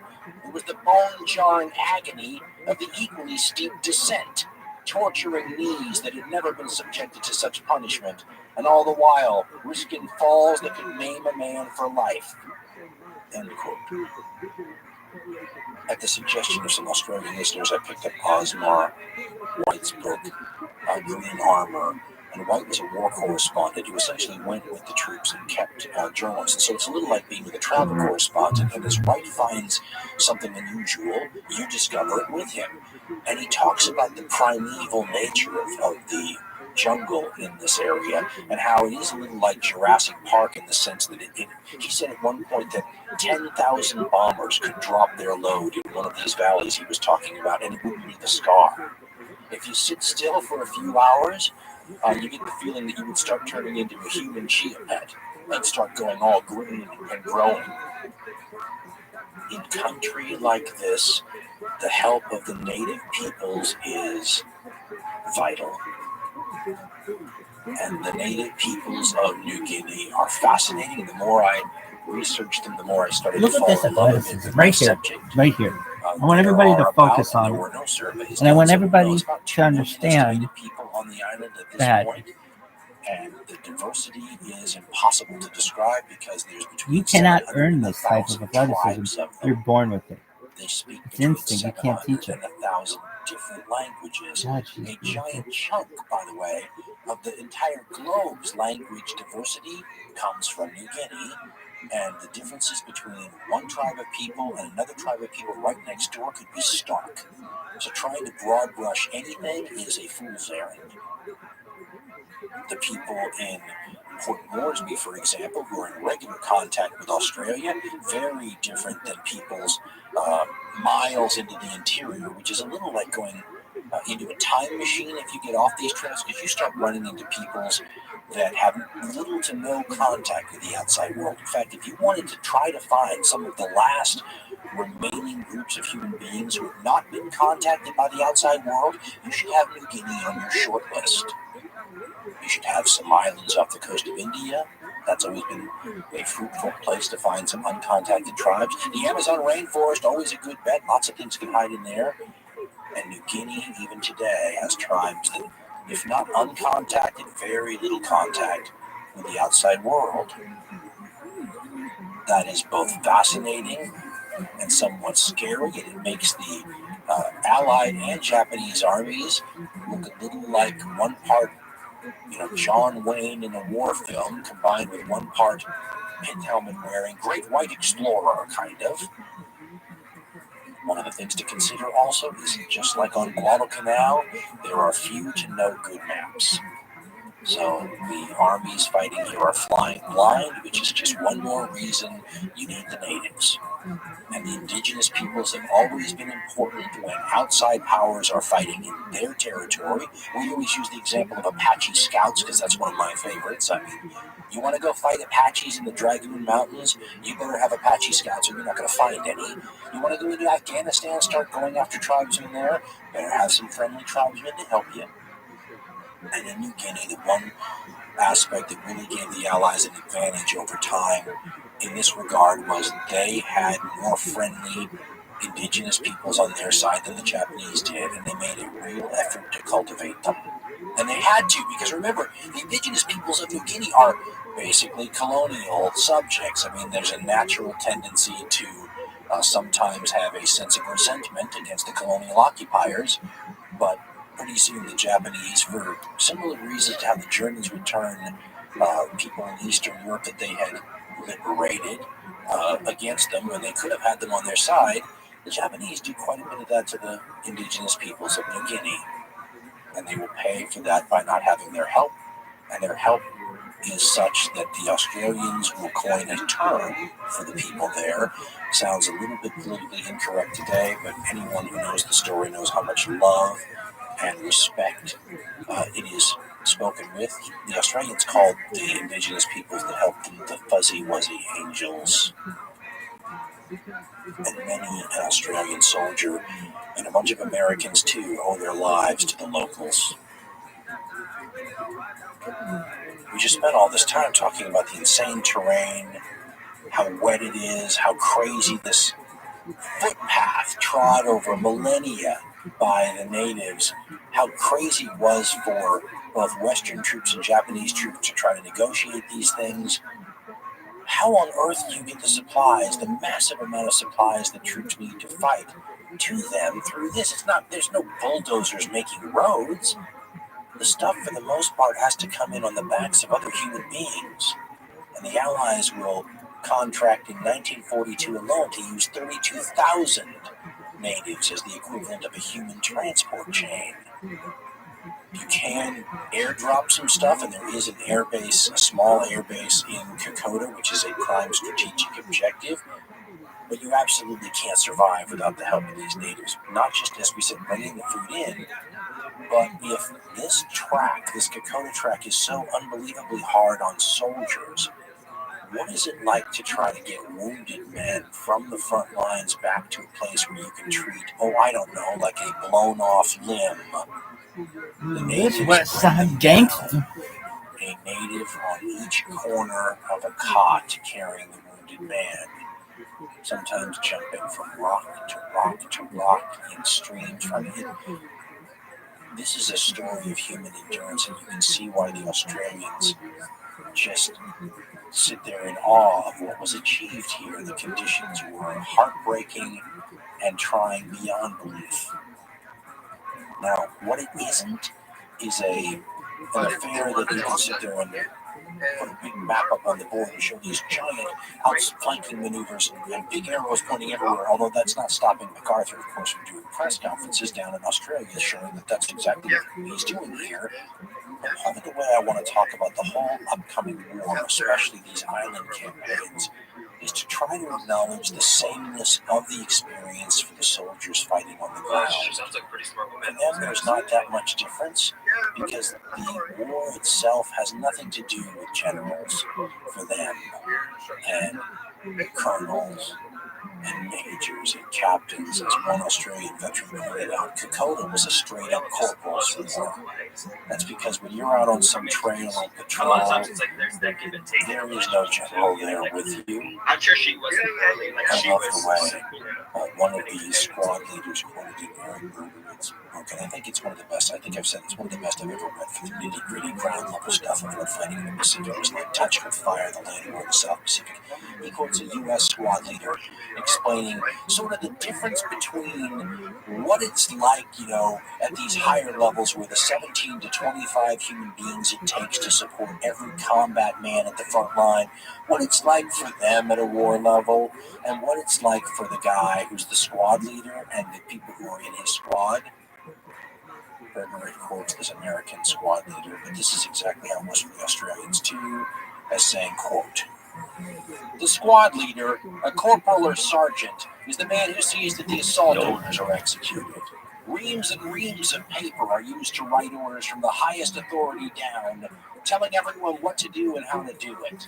They have predictable phrases: take and occupy, assault and capture, operations orders, annexes to the operations orders, etc. The The squad leader never sees the reams of paper consisting of brilliant orders written by officers who've attended every war college in the world. The annexes to the orders cover everything from battery voltage in handheld radios to the rolls of toilet paper that will be available. These orders and annexes are sent to the war colleges, the archives, and the big file in the sky. But the snuffy squad leader doesn't care a tinker's damn about them. When push comes to pull, he says, the lieutenant or platoon leader tells his squad leaders, when I give you the word, first squad, move out in that direction. Second squad, keep contact with first squad's right flank and move out. Third squad will be in reserve for now. Got any questions? Everyone is thinking to themselves, he says, yeah, can I go home now? So the lieutenant says, move out. The squad leader tells his 12 or so men, so-and-so, meaning, Joe, move out. Number 2 is, John, and so on. An enemy machine gunner is pounding like hell at you. One of your snuffies says, Jesus Christ, Sarge, you're going to kill every one of us. You yell back, that's right. Move out and get killed, or I'll have to kill you. And so it goes. All of those a-holes, he says, or most of them, who wrote all of those brilliant operations orders were never squad leaders. End quote. The way the war appears depends on the zoom level you look at it. And you can look at it from any zoom level you want. That is the ground level, squad level zoom level, the people actually fighting. But you can zoom in and out to any degree you want. I mean, I can pick up a book I hardly ever have out of my arm's reach, the Encyclopedia of Military History with Trevor Dupuy writing it. And he'll give you the satellite level zoom out and just explain the campaign sort of in a very quick and general fashion, but you don't get any sense of what it was like for the people on the ground. But maybe an overview is worth it here in Australia to show what happens. As we said, the Australians are fighting the Chacos, these people who are like reservists who have to kind of hold back the Japanese long enough for Australian troops who are being, some of them anyway, withdrawn from the Mediterranean, brought back to Australia for a quick refit, and they're going to be sent to help. And here's the way Dupuy puts the, this initial part of the Kokoda campaign. It doesn't sound very dramatic the way he says it, though, but it is an encyclopedia after all. Quote, July 21st to September 13th, 1942. Advance on Port Moresby. Elements of the Japanese 18th Army under Major General Tomotaro Hori pressed inland from Gona, drove in local Allied troops, and moved up the rugged Kokoda Trail to seize the key pass over the Owen Stanley Mountains, which happens on August 12th. Pushing ahead, he writes, the Japanese reached to within 30 miles of Port Moresby before stiffening Australian and American resistance under Australian Major General Edmund F. Herring, supported by tactical air forces with local air superiority, halted the advance. End quote. That doesn't really give you a sense of the drama and the impressive jungle fighting involved. I've always found that for that, you need to turn to either the soldiers on the ground who are doing the fighting in their accounts, or the stories of the war correspondents who were often the ones who wrote those accounts down. For example, Australian war correspondent George H. Johnston was there on the ground. His dispatches were eventually cataloged in a book called The Toughest Fighting in the World. And he, at the time, writing in contemporary terms as he's finding stuff out with the troops, starts seeing the survivors of some of these conflicts up on the Kokoda track in the Owen Stanley Mountains come down from the jungle. He says, quote, our wounded are beginning to come back from the Owen Stanleys. Thin, bearded, gaunt men with hollow cheeks and the marks of strain and pain around their eyes. Their uniforms are ripped and covered with dried mud. Their slouch hats are pulpy and shapeless. Stretcher cases are jolting back on crude log litters on the shoulders of brawny Papuan natives. The others have walked all the way along the terrible track that links Moresby with Kokoda. They don't try to conceal what they've been through.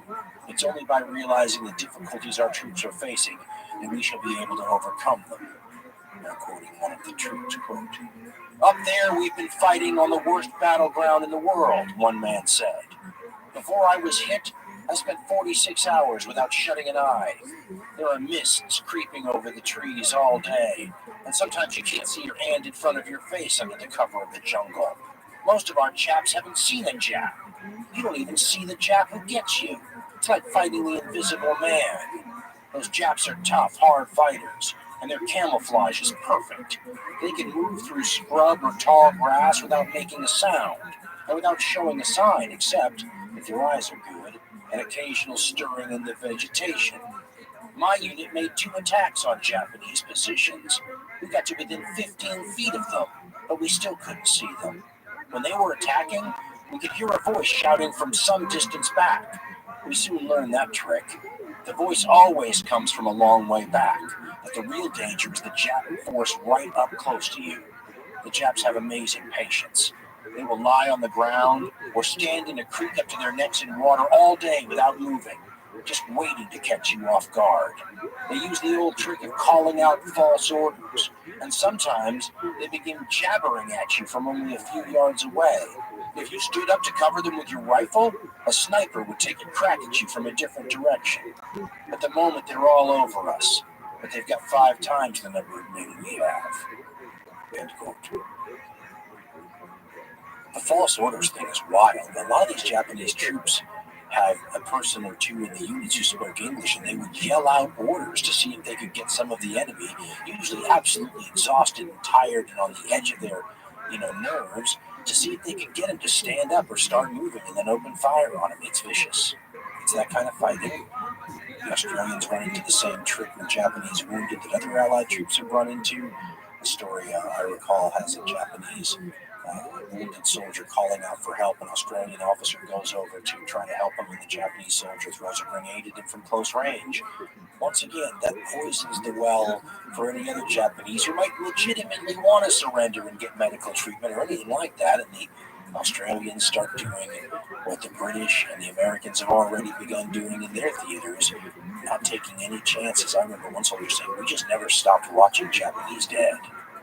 And they would run them through with bayonets and shoot at the corpses. It was a little like having vampires rise from the grave. They just never knew when it was safe to consider, a corpse a corpse. For those who are scholars of the Kokoda campaign, they know how many revisionist books over the years have been written about so many of the aspects of the fighting. I mean, were they really outnumbered as bad as the old stories say, and all that kind of stuff. And I just want to say that as an American, I find that somewhat distracting from the real situation here that makes it heroic. It's not being so outnumbered. It's literally what they went through. When you read these accounts with these soldiers you're dealing with, it's upsetting and horrifying in a way that you just didn't run into, as I've said many times now already, in other theaters. And I should also, to be fair, as Osmar White said, right, geography is impartial. This is happening to the Japanese too. They're going to get a lot more of it when the situation turns the other way. There's a lot going on in this theater, as we said. On August 7th is when the Marine landing. About 850 miles to the east of here happens, right? This one theater on Guadalcanal. We've already talked a little bit about that. And then the Japanese will try to land at Milne Bay, another part of this same area of New Guinea, to capture an airfield, and the Australians will throw them back, becoming this is famous, although I've heard other people say it's not true, but I think it is, becoming the first of the Allied troops to sort of deny the Japanese something that they're trying to take in this war. The scale of the fighting reminds one of a very large Vietnam War campaign. So the Kokoda fighting will have like 6,000, 7,000 Japanese troops against 2,000 or 3,000 Australians from a certain point. It seems like small potatoes compared to other fronts, but you can't have large potatoes on this front because you can't feed anybody, right?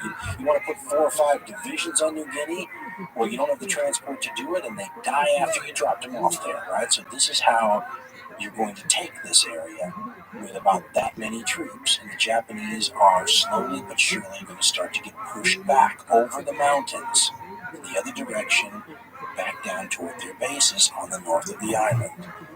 Part of the reason for this is because the Marines on Guadalcanal had made this entire theater something that the Japanese have to address. And sometimes when they're trying to reinforce Guadalcanal against the Marines, they can't reinforce New Guinea to the same degree. So they're starting to ping off of each other and take pressure off of each other.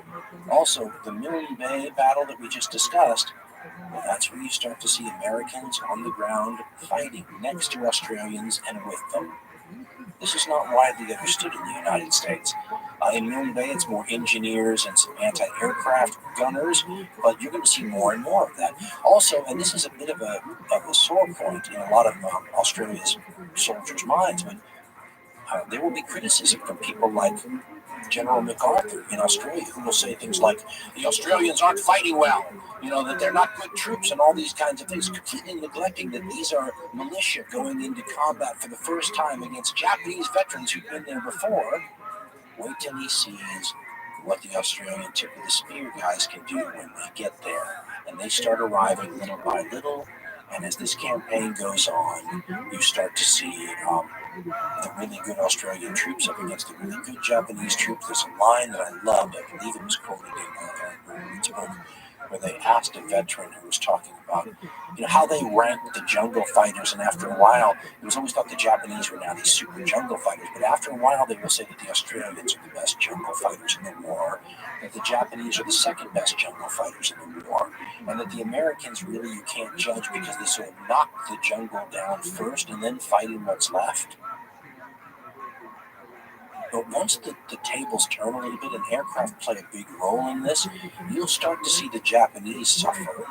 And they're going to suffer in a way that will be cataloged in Osamu Matsutsugu's book. And he'll call the fighting on Kokona, he'll say his great memories of the entire campaign is one of suicides and mercy killings. So that gives you an idea of the Japanese memory of this place. And as the fighting continues, the Japanese are not just fighting, the European allied troops. They're fighting the natives in green armor. Osmar White has a little blurb that just reminds you that these natives, they remind me a lot of the Polynesians, where a lot of the Polynesians are the most friendliest, most open, most welcoming, most hospitable kinds of people you will ever want to meet. But don't make them mad, right? If you make them mad, they can be just... Well, here's what Osmar White talks about. He talks about one of the natives fighting with the Australian troops. His name is Lick Lick. And White says, quote, with him, meaning I made the people in the story, was a small, pot black native about 4 feet 9 inches tall named Lick Lick, a cheerful-looking creature with a grin that spread right around his head. Paddles, the other person, said that Lick Lick was being sent back in disgrace and told us about his offense. In a raid on Salamaua on July 1st, Lick Lick begged to be allowed to carry ammunition for his boss. Eventually, permission was given. During the raid, he behaved with great steadiness and courage as number 2 to a Tommy gun. He killed 2 Japanese with a bush knife, then he disappeared. Our troops had withdrawn by 9 o'clock in the morning. Lick Lick was missing at the rendezvous. Just before the last men moved off, he arrived exhausted, dragging a bulging copra sack. It contained 13 Japanese heads. He then had the effrontery to ask for leave so that he could take them back to his village in the hills and hang them on the pole of the, he described it as a men's clubhouse. When, in the course of his dressing down, it was pointed out to him that very little credit would devolve on him for cutting off the heads of men killed by other warriors, he replied simply, "But they were not dead, boss. They were only wounded." End quote.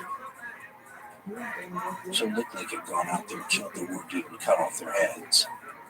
There were stories of natives wanting Japanese heads so badly that they, lacking knives, sometimes would carry them to a tree with a fork in the trunk, wedge their neck into the fork, and spin the body around until the head popped off. Whole Japanese patrols would go missing soon, only to be found later as rotting skeletons with the jungle vegetation growing all through them. Like I said, a little like Polynesians sometimes, wonderful, hospitable. people who seem so innocent and giving that it's almost like Eden before the fall, right? Don't make them mad. What eventually begins to turn the tide in New Guinea is something that is beginning to turn the tide against the Axis in the whole war, everywhere you look. It's the non-sexy stuff.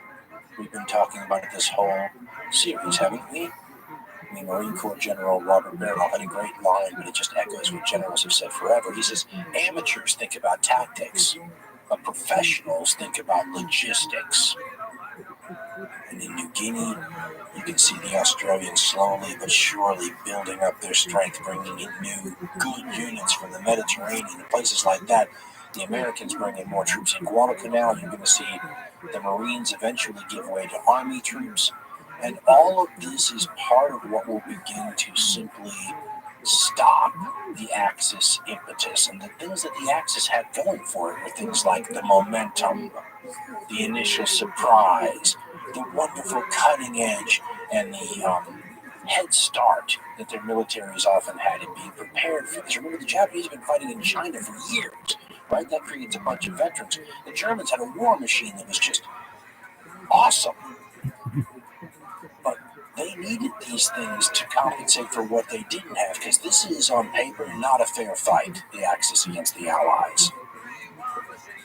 We've been saying it all along, right? The Allies have an advantage, a huge advantage in population, economic power, industrial capability, natural resources, the geographic distribution of things like their bases and support areas. These are not anywhere near equal. It's part of the reason the Axis went to war, right? To redress some of that imbalance as they saw it. But in a war of attrition, which Eric Bergman says the Pacific is going to be, once the impetus of the Japanese is stopped, these are the things that are important. And the Japanese begin to start the process of seeing what being ground down means. The Germans are getting the same experience with their Axis partners in Europe. As everyone who studies the European War knows, that they'd already failed to take Moscow in the 1941-42 winter, and a lot of people look at that as the loss of their impetus. They will try to regain that impetus as part of the big summer 1942 offensives, and of course that ends up with Stalingrad, and we all know how that turns out. But I mean, you look at the difference. Compare how things look from the Axis side on the first day of the year, 1942, January 1st, 1942, to how things look from the Axis side on December 31st, the last day of the year, 1942. It is night and day. What changed? The Axis impetus had stalled, the sides have sort of crystallized, and now you have a grinding war of attrition. And in a grinding war of attrition, the side with the most stuff, the better ability to bring that stuff and transport it to where you need it, the ability to resupply, all these things begin to tell. And many of the battles in the last 6 months of the Pacific War here in New Guinea and the Solomon Islands is the grinding down stuff. I mean, in Guadalcanal, there's going to be something like 7 larger naval battles and 3 larger land battles, but almost all of them are connected to, one way or another, trying to resupply the island.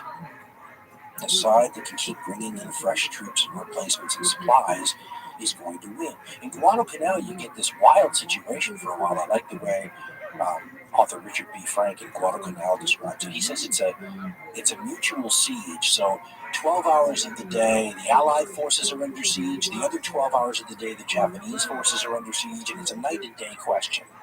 At night, the Allied forces are under siege. At the daytime, the Axis forces are under siege.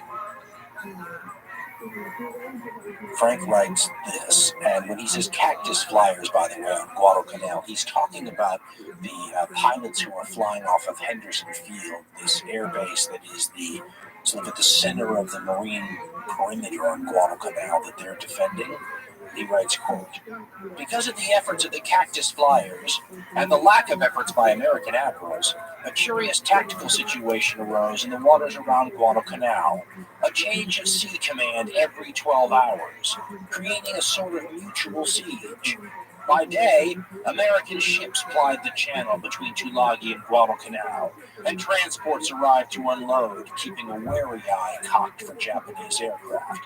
At sundown, all the ships flying the Stars and Stripes exited hastily to the east, or sought the haven of Tulagi's harbor, quote, like frightened children running home from a graveyard, end quote, in the words of Samuel Eliot Morison, end quote.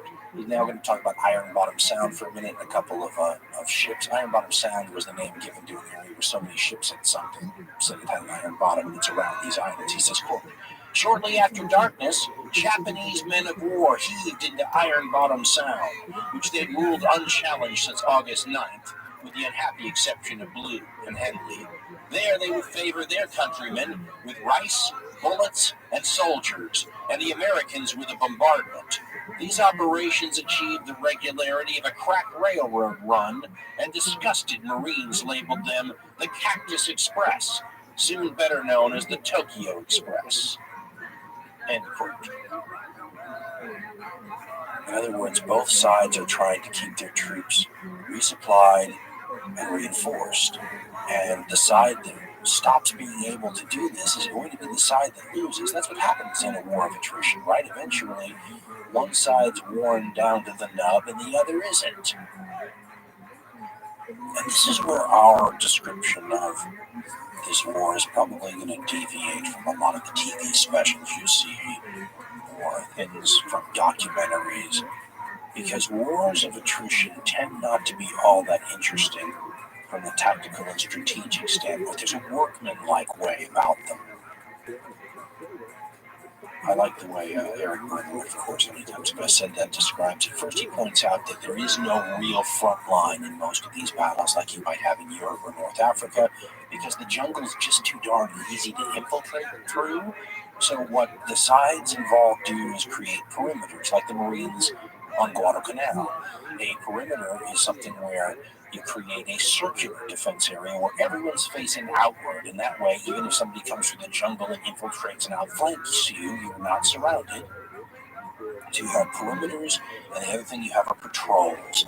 Patrols are the only way intelligence is gathered by the officers on the ground. They send out squads, usually of soldiers, who will go out in different directions and try to see where the enemy is, make contact with them if they have an advantage. And that's what this war devolves into, which makes it not so interesting from the General MacArthur level, because, as I said, workmanlike, right? Patrols go out all the time. They run into the enemy. The firefight's quick and deadly and over. And that just continues on and on. Eric Berger writes, quote, the small unit war of patrolling and watching the perimeter had a brutal pace. During the campaign, there was no let-up in the activity or the violence. The Japanese landed at Buna and started over the Owen and Stanley Mountains in July 1942. Rabaul was bypassed in early 1944. In the time between, significant contact existed between Allied and Japanese ground forces every day. Although punctuated with a small number of massed Japanese assaults, the war in the South Pacific was a war of attrition. Day in and out, soldiers were killed, maimed, or stricken with fearful disease. Many characteristics of the war, he continues, such as the immense casualty rates, the poor replacement system, the hideous climate, and malignant terrain, all worked to push the armies towards exhaustion. Yet the soldiers fought the land war in the Pacific with a savage and relentless intensity that had no parallel in World War II. Although it is possible to identify incidents of restraint and humanity on both sides, the essence of the conflict was something very close to a war of annihilation. End quote. So even though we've taken quite a long time to get to this point, we're going to be moving rather quickly for a while because there's a sameness to things. And my apologies to everyone out there whose grandfather or great-grandfather fought in one of these campaigns who are going to hop over like the island hopping the U.S. Navy is going to do. But these island fighting situations are very similar. Author James Jones, who fought on Guadalcanal, said it was like a choreographed military ballet to a certain point. You land on the island, you isolate the island, you cut the island into pieces, and then you begin slowly but surely wiping out the defenders. This is part of why, as Eric Berger had said, it's a war of annihilation, because unlike many other theaters in the war, the goal is not the same. In those situations, the goal is to break the enemy. There's lots of ways to do it, right? You outflank them, you get in their rear, you hit them at decisive points, you take strategic objectives that screw up their defense lines, whatever it might be. But once you get the enemy to flee, run, retreat, rout, whatever it might be, that's where the real killing starts. Think about the Highway of Death in Iraq or the Falaise Pocket in 1944. That's where a ton of damage happens. The reason this theater is different is because the Japanese don't run. Alone amongst the great armies of the world, the Japanese morale is for all intents and purposes unbreakable, which means you have to go around and kill them all. You have to wipe out each position one by one by one. It's a combination of workmanlike and extremely deadly. And it creates a sense of fatalism amongst the troops, which is normal in war, but of a level that you don't see. It's why, again, the Pacific War veterans are different.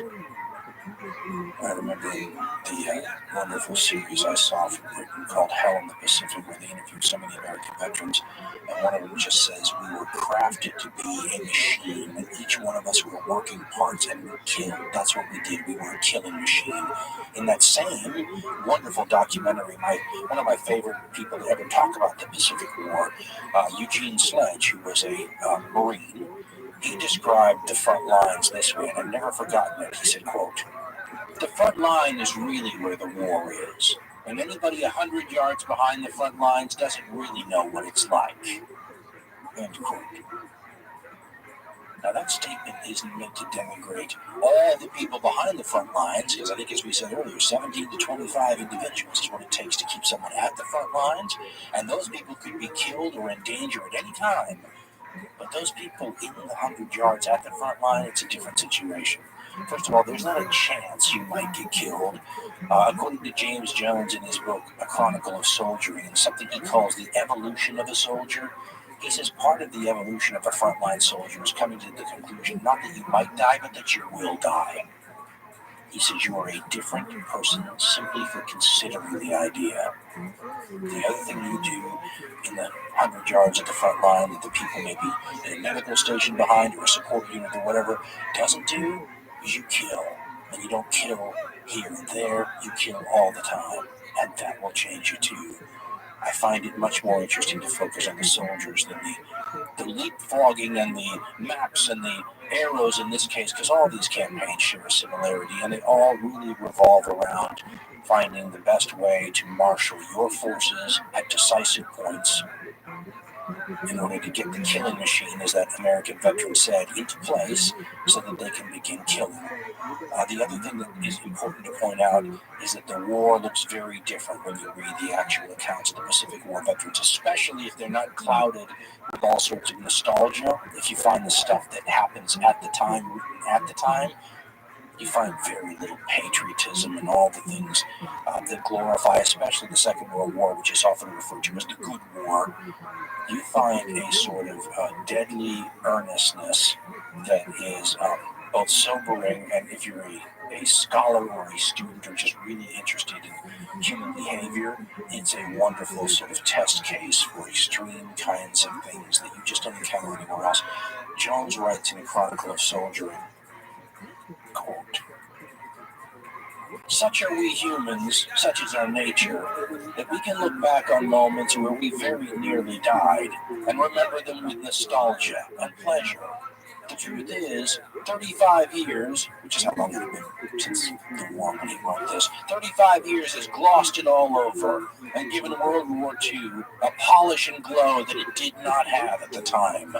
The process of history always makes me think of the way Navajos polish their turquoise.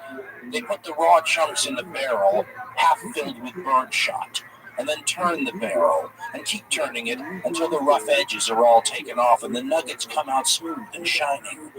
Time, I think, does the same thing with history, and especially with wars." End quote. He then goes on to do something that you don't normally see done in the history of the wars, and especially the Second World War, and he explains why. He goes on to make a distinction between the leaders and the soldiers. And he talks about class differences, and he doesn't mean it in a Marxist sense. He simply means it in a way Americans would say college boys and rural kids. I mean, the difference between the people who both write the history and who the history is written for. You know, the generals, the press, the media, the people back home who read this stuff, the people in the colleges. And he makes a distinction between the people on the ground and says you can fight in a bunch of battles and read the history of those battles later and not recognize the campaign you fought in at all. And by the way, doesn't this remind you like of the Eric Berger quote, the veteran who said, you know, none of those people pushing papers were squad leaders? Well, James Jones says basically the same thing. He writes, quote, history is always written from the viewpoints of the leaders. And increasingly in our age, war leaders do not get shot at with any serious consistency. Leaders make momentous, world-encompassing historical decisions. It is your average anonymous soldier or pilot or naval gunnery rating who has to carry them out on the ground, where there is often a vast difference between the grandiose logic and plans and what takes place on the terrain. End quote. He then talks about the sort of things that almost never make it into the history books, where he talks about how the war itself and combat specifically can turn a person into someone who lives simply for this moment. And he talks about how it's true that everything tastes better, every moment is savored more. You are, in a certain sense, really living because the moment is all you have. He says, quote, little things become significant.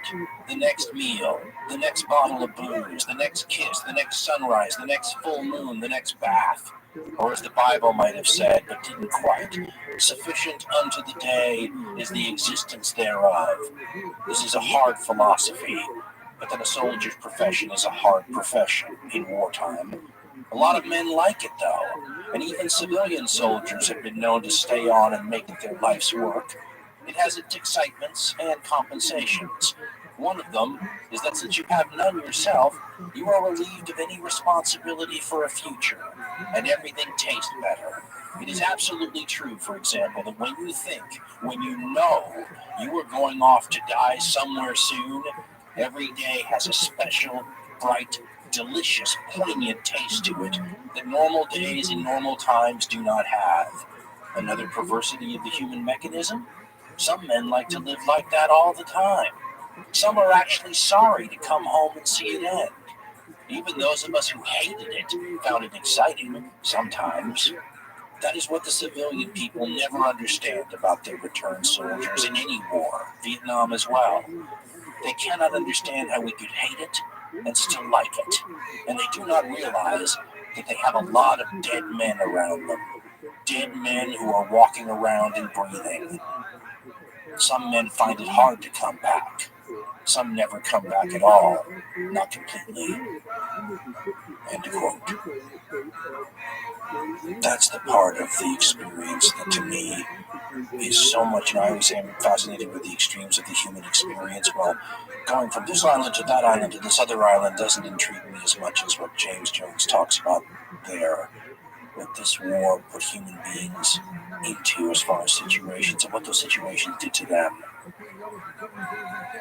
And it would be decades before these circumstances filtered down to the public, and in fact a lot of the public still doesn't understand, even though the information is out there, exactly what the real war on the ground was like. I've read a lot about this over the years, and the best possible explanation for this is that most people don't want to know what it's really like. It is too awful to serve as a good propaganda tool during the conflict, right? Not going to exactly get people all excited about going off to war or having their children go off to war if you see what it's really like. It's also not very good as an entertainment option after the war is over. You're not going to want to go see multiple viewings of a film that shows what war is really like. American poet and journalist Walt Whitman had said about the U.S. Civil War that the real war will never make it into the books. And that phrase is used as the title of a chapter in author Paul Fusel's book, Wartime. Fusel was an American officer in the Second World War, led troops badly wounded in Europe, and then after the war spent some time trying to de-romanticize modern conflict. And in a chapter where he talks about the way that the soldiers talked, vaguely subversive sort of tone in their voice, he then explains why this was. And it has to do with the difference between what they were experiencing and what the public back home were being treated to in terms of portrayals of their experience. And he writes, quote, "What was it about the war that moved the troops to constant verbal subversion and contempt? It was not just the danger and fear, the boredom and uncertainty, and loneliness and deprivation. It was rather the conviction that optimistic publicity and euphemism had rendered their experience so falsely that it would never be readily communicable. They knew that in its representation to the laity, meaning the public, what was happening to them was systematically sanitized and Norman Rockwellized, not to mention Disneyfied." End quote. One of the ways in which this was done was in the decisions what you show the folks back home when you're showing the dead. How do you portray the dead? Fusel points out that most Americans got their history knowledge of the Second World War from books like the Time Life Goes to War book published in 1977. And he points out that in that entire book of photographs, there are exactly 3 human heads, and they are all Asian. He then goes on to show that all of the bodies that you see of American troops are intact, and these are all things that are done for the sensibilities of the readers. But that's not what the soldiers on the ground saw, and he says that a better comparison for what your average combat soldier was seeing in the Second World War would be what a plane crash of hundreds of people in a jet aircraft looks like if you're the first one that wanders up on the scene. And he then points out that most people don't know what that looks like either. He talks about how most of these soldiers would see all of the things that are normally on the inside of a human body on the outside. Again, you'll see no portrayals of American troops looking like that in your history books. And believe it or not, while the excuse that is often used is that we're trying to be respectful of the troops, according to Fusel, they didn't like this because it made their experience all the more difficult to relate. I mean, I talked earlier about how hard it is to sometimes get these combat veterans to speak.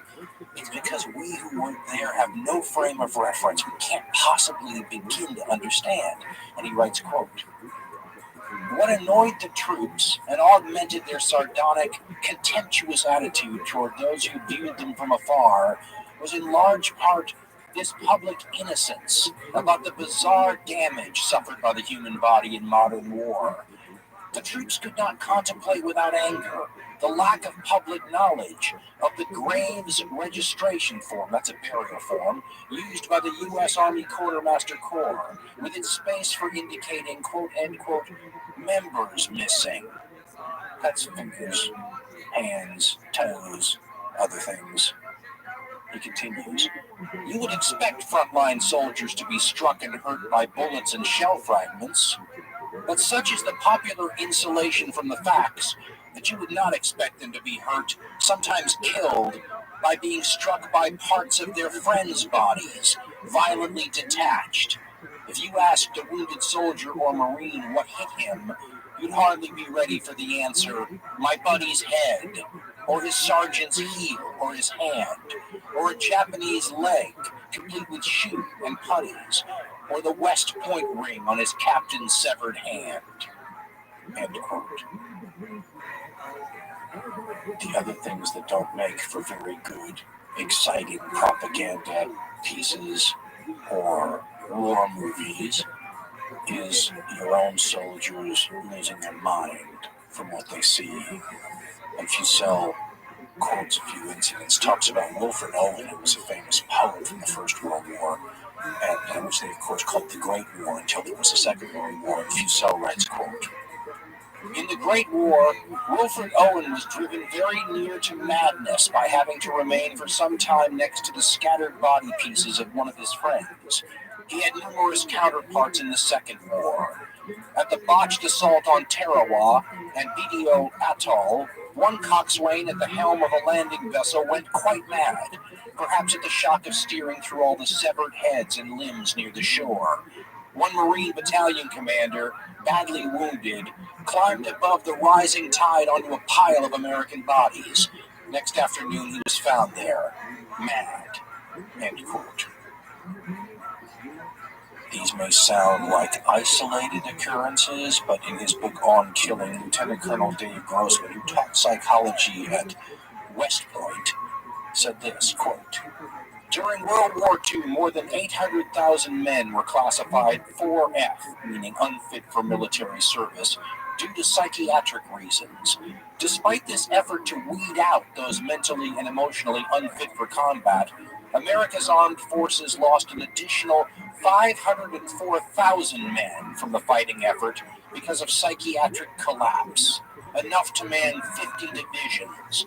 At one point in World War II," he writes, "psychiatric casualties were being discharged from the U.S. Army faster than new recruits were being drafted in." End quote. Then there's the sort of incidents I imagine you would least like to find out about if you were one of the parents who received those terrible telegrams from the U.S. government, which usually started off with the phrase, "We regret to inform you," and then explaining that your son was never coming home. The last thing you want to find out is that perhaps they were killed by their own people. One of those nasty little realities of war forever, but modern war specifically, is how many people die from what is euphemistically called friendly fire. This is an unavoidable thing, especially in modern war, but in Europe and North Africa and other theaters, it was usually very understandable things like artillery, for example. Did he ever break anything? Your famous phrases, the short round, for example, short round meaning a round that lands way short and hits your own people instead of an enemy. It happens. Or aircraft coming in for close air support that hits friendly troops instead of enemy. Again, hard to avoid over the long haul. But in the Pacific, due to the terrain, jungle especially, and all the night fighting, the friendly fire was often much more up close and personal, and many more people were killed by their own people using small arms. Australian medics, I was reading one account, were continually horrified by the number of slugs they pulled out of their own people that were of a caliber that the Japanese didn't use, but the Australians did, meaning those people were friendly fire victims. And when you look at the rates of friendly fire, they are shocking. Eric Bergeron quotes some of them. The worst was on the island of New Georgia, 24%. That means 1 out of every 4 Americans shot on New Georgia were shot by their own people. But there were reasons for this. The jungle jitters was one of the famous ones. People got trigger happy, and the number of people that were found when daylight first hit outside their foxholes, killed by other Marines or U.S. Army soldiers, is legendary. You have to go out to go to the bathroom, but everybody's so afraid of the Japanese that anything that moves gets shot at, and in the morning you find out that you killed a water buffalo, or you killed a deer, or you killed a civilian, or one of your own. These are the sorts of incidents that are so troubling and upsetting that they don't sell a lot of tickets for movies after the war, and they prompt phrases like, "The real war will never make it into the books." When you look at the fighting of Guadalcanal, for example, you can write, as Richard B. Frank did, an entire book about it, and it makes it sound like a number of major World War II battles were happening there and the whole thing. But when you compare it, for example, to what's going on in Europe, the numbers are minuscule, as we've said. Even when Guadalcanal will have 30,000 Japanese on there, which is a sizable force, we should remember that at the exact same time during the German summer offensive, it's millions of men fighting on the steppes of the Russian area around Stalingrad and that whole area. But that doesn't make it any less important. In fact, the Emperor of Japan will push his people to continually reinforce Guadalcanal in an attempt to take the island. And the problem they have is they deliver them little by little on this Tokyo Express that we mentioned earlier, and they're trying to build up a sizable force, and when the commander takes a look at what he's got available, the new troops look great. The troops that have been there already are dying, starving, racked with disease. Disease will be much more of a problem for both sides than combat will be. So you're never able to get, say, 30,000 well-rested, well-fed, ready for combat troops. And this will be an issue, as will be American firepower. The Japanese had hoped to offset firepower disadvantages by attacking at night, as we said, by their what they considered to be superior Yamato and Bushido spirits, and they were going to go in there and they were going to overrun American positions, and it was carnage. When you read the Guadalcanal battles, it often reminds one of like the old cowboy and Indian movies where you've got the horse soldiers, up on a hill, and they're defending the hill against waves of enemy attacks. Well, that is what the Pacific was kind of like. Most of the damage, as we said earlier, is done by patrols, right? Like a Vietnam War situation. And you have, the patrol ambushed on the trail, quick firefights, and people are dead, and that just happens day in and day out all over the place. But when the Japanese would launch these major attacks, these charges at night, those are always sort of recorded as official battles in the Guadalcanal campaign, right? On September 12th, for example, something called the Battle of Bloody Ridge. Well, if you look at the casualties, it's a little more than 100 Americans. It's a little more than 700 Japanese, which is a lot in the Pacific for an encounter. But again, in Europe, this is small-time stuff. But it doesn't matter that it's small-time stuff if it's a question of taking and holding the island or conquering the island, right? The only thing that matters from the war effort point of view is who has the island at the end of the day. Actually, it's not casualties, it's deaths. So remember, casualties involves wounded people too, missing people too, captured people too. Just over 100 on the American side, just over 700 on the Japanese side. That refers to dead, KIA, killed in action, in any case. There'll be naval battles that are famous, but they really sort of just add to the attrition. On August 24th, 1942, there'll be something called the Battle of the Eastern Solomons. On September 15th, 1942, a Japanese submarine will sink the carrier Wasp.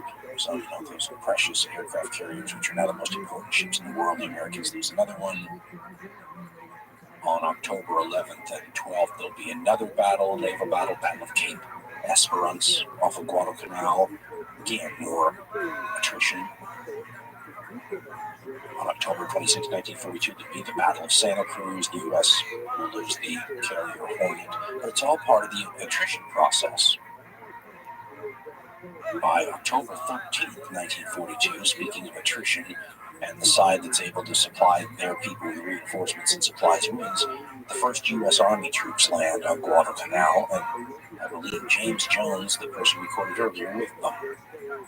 He said the U.S. Marines, I believe I said this, he said they looked mean when they saw them, and they also looked hammered, especially the troops from the division that landed initially. They had that famous stare that the artists so immortalized.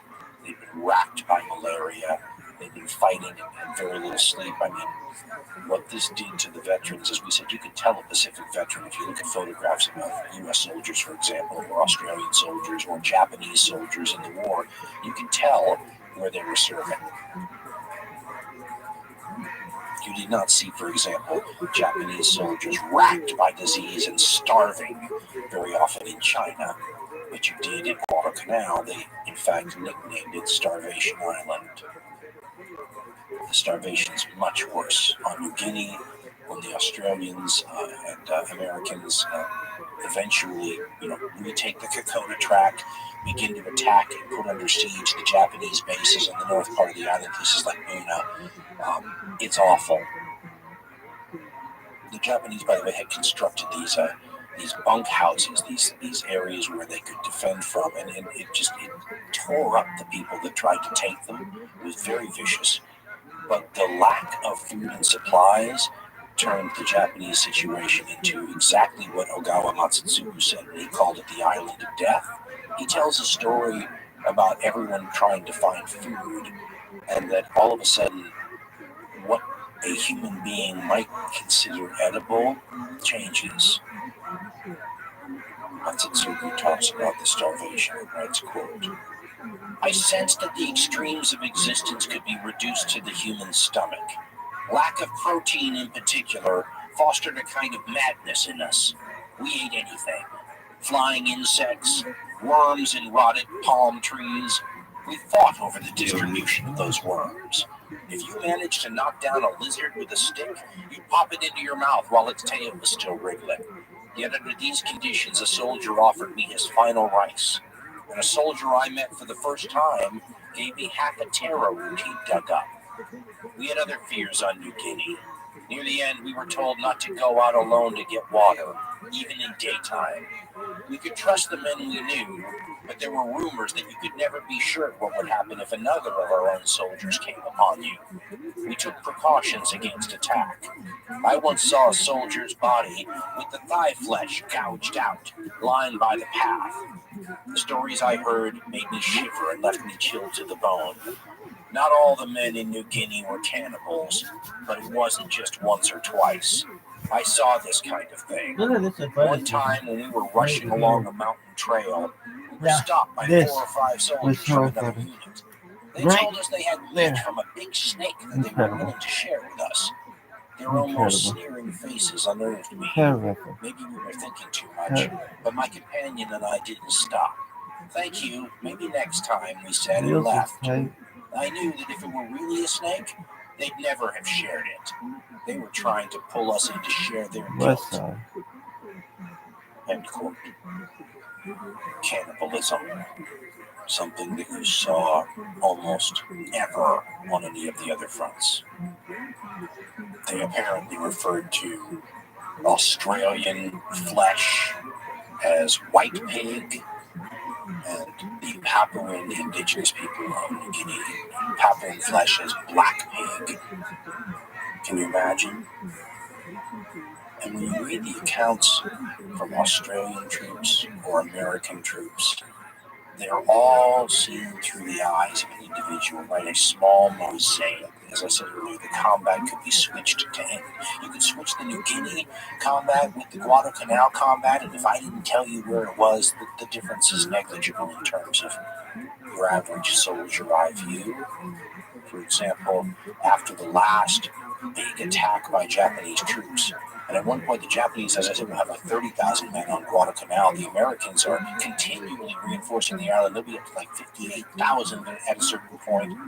This battle for reinforcement and resupply is, as we said, the non-sexy side of war.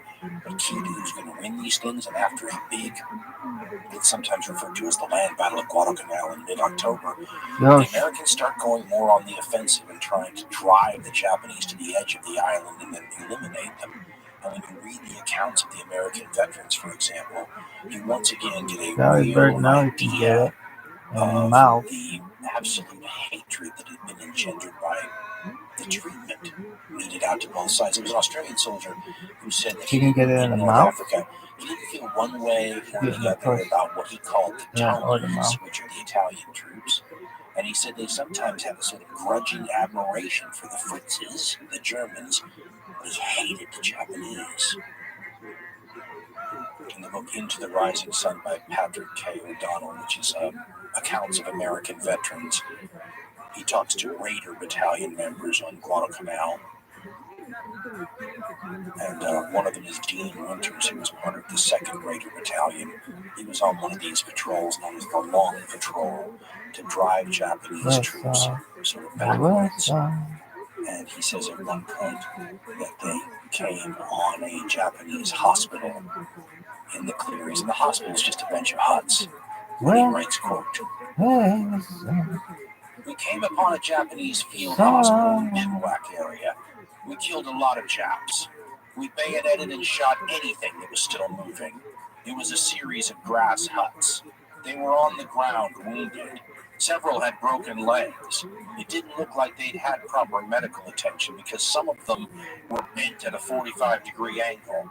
They weren't sticking straight out. We were back in Japanese territory and didn't want to make noise, so we used bayonets. I was pretty angry. We had a patrol, and they captured one of our men and tied him over a log and used him as a woman. They rammed a bayonet up his butt and he bled to death. That made me angry. So whenever I get into action, I get angry. I wasn't afraid when I was angry. We all felt that way after what we'd seen. End quote. It is really tough, though, to get into close combat. One Australian soldier said that he just shriveled up. This is quoted in Francis Pike's book, Heroes, where he said he just shriveled up. Dude, I want to watch. The Japanese were 10 yards away with edged weapons. I'm just so athletic. What you saw as a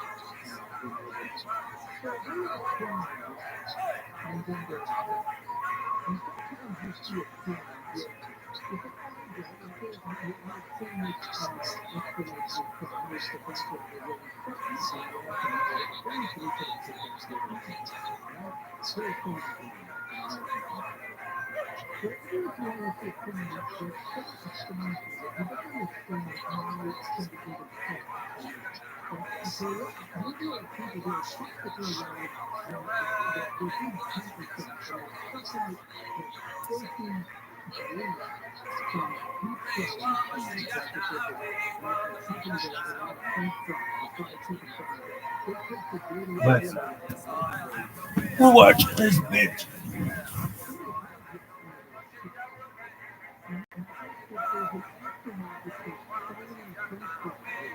Hey kid, you like watching the Golgos? Girl, I like watching documentaries about the Golgos.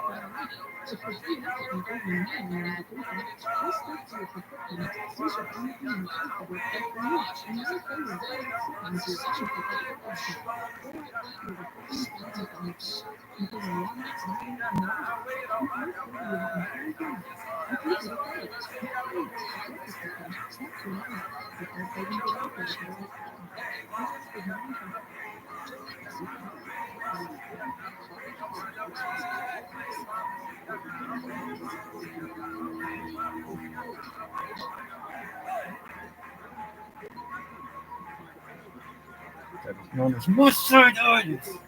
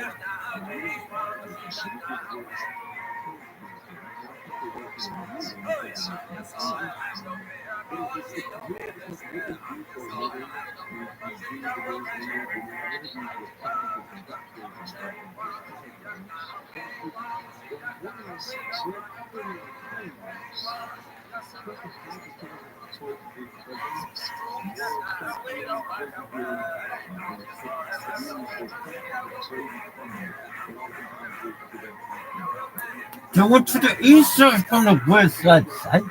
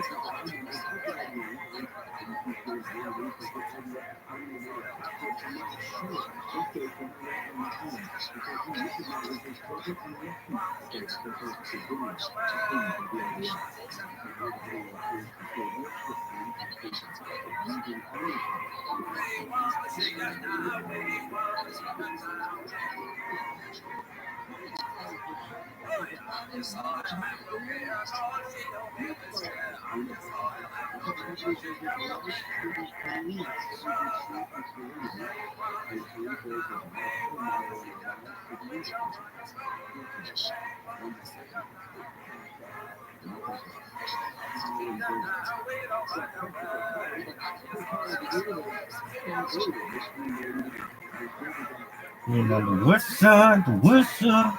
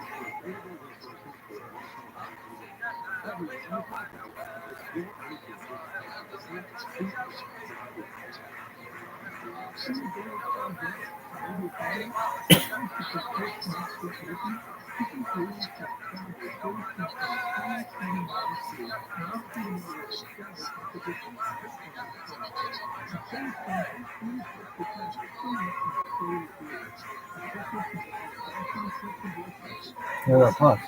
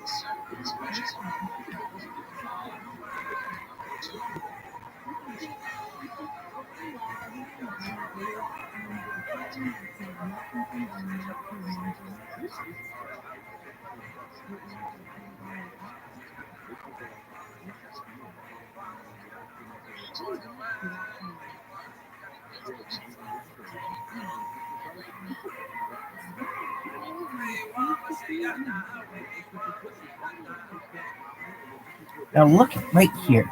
This is the top moment of clarity. What do we want to call it? Moment of amazingness? Sensible?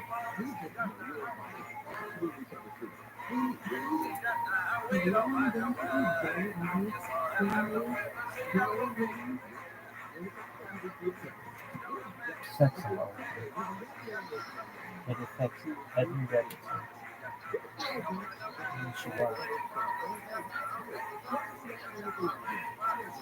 How about this? MLM.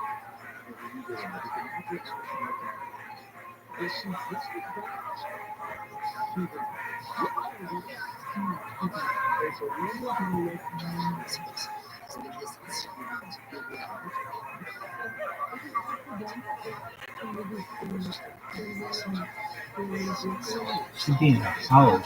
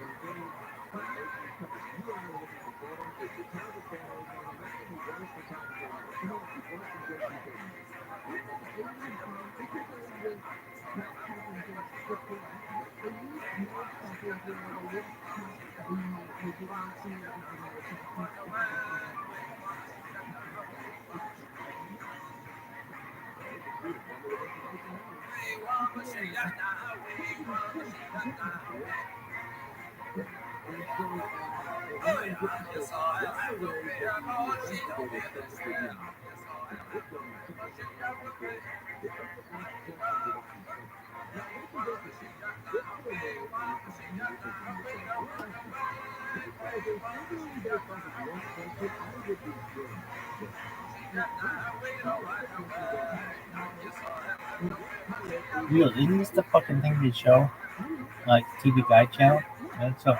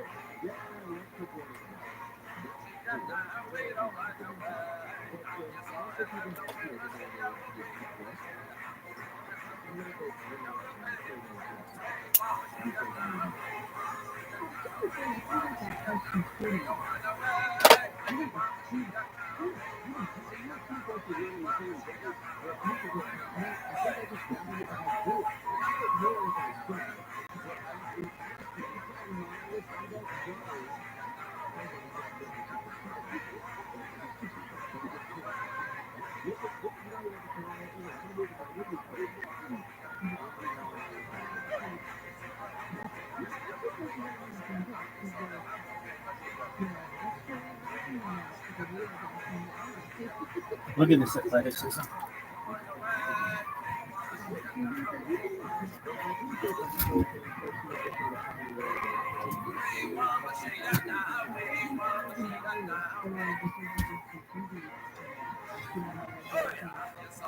That was really athletic. Showing these short and curly was really athletic. Taking a piss. In the piss product was athletic.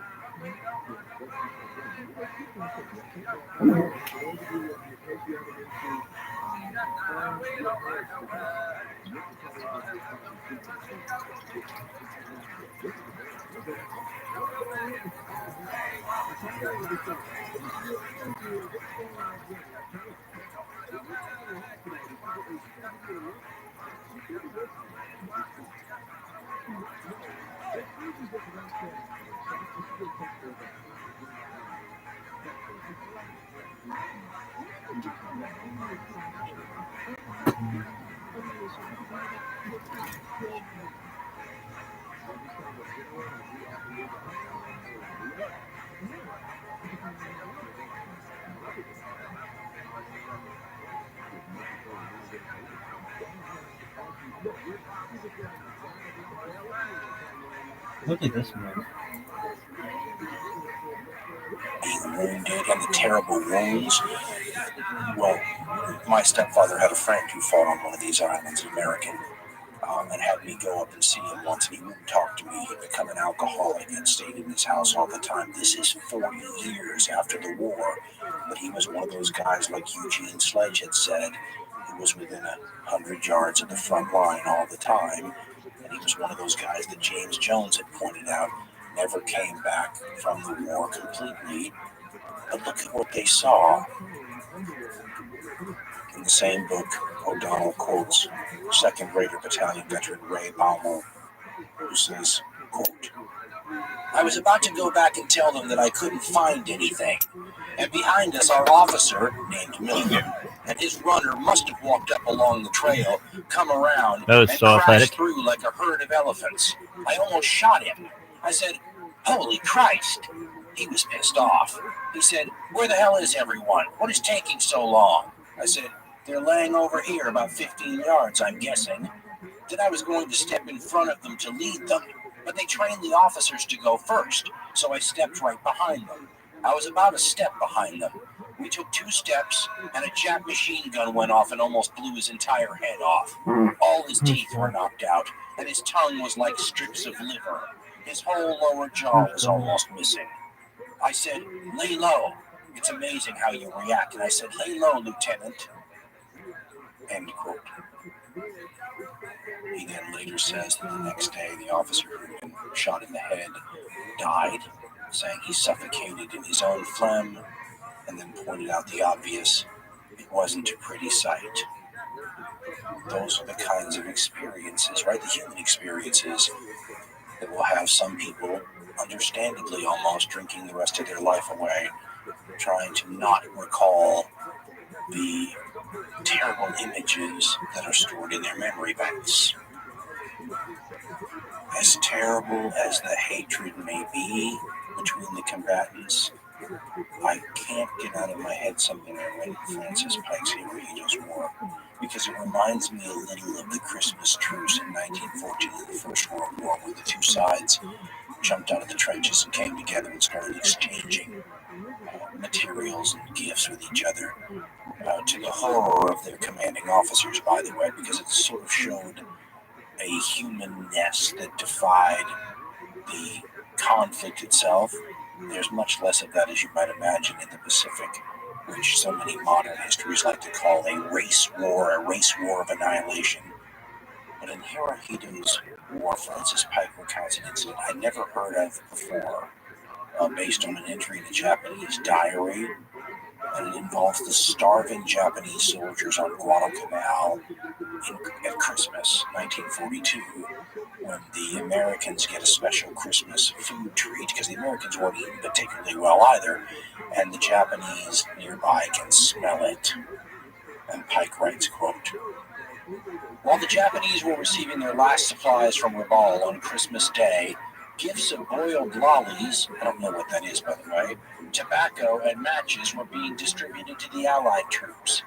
Field kitchens served a special dinner of meatloaf and preserved peaches. The smell of American delicacies drove the Japanese to despair. Private Nishimura recorded a bizarre incident in which one of his colleagues, an English speaker, declared, 'I've had enough.' He stripped to his underpants and, feigning drunkenness, staggered towards the American lines. Silence followed, only occasionally interrupted by laughter. The Japanese soldier returned several hours later bearing food, a gift from the American soldiers a few yards away. Few Japanese soldiers," he writes, "were as fortunate." End quote. By Christmas 1942, then, the situation in Guadalcanal is almost over. By the end of the year, the Emperor gives permission for the Japanese troops to withdraw, and they launch a campaign to try to evacuate some troops from the island. And by February 1943, the Americans declare the area secure. The final casualties are, however, sobering. When you combine the land casualties with the casualties from pilots in the air, the casualties of the naval soldiers on both sides, Richard B. Frank says the American forces lost 7,100 people, the Japanese forces at least 30,343 people. The casualty rates were very lopsided, and 75% of the Japanese killed died due to disease and starvation. This is an example of the cruelty, if you will, of the Japanese strategy here in this war, the idea that they're going to take these islands and then they're going to force the Allies to take them back, and they're going to win over the Allies because their people are willing to suffer more. They may be right about that, but the suffering that they put their own people through is cruel to the extreme.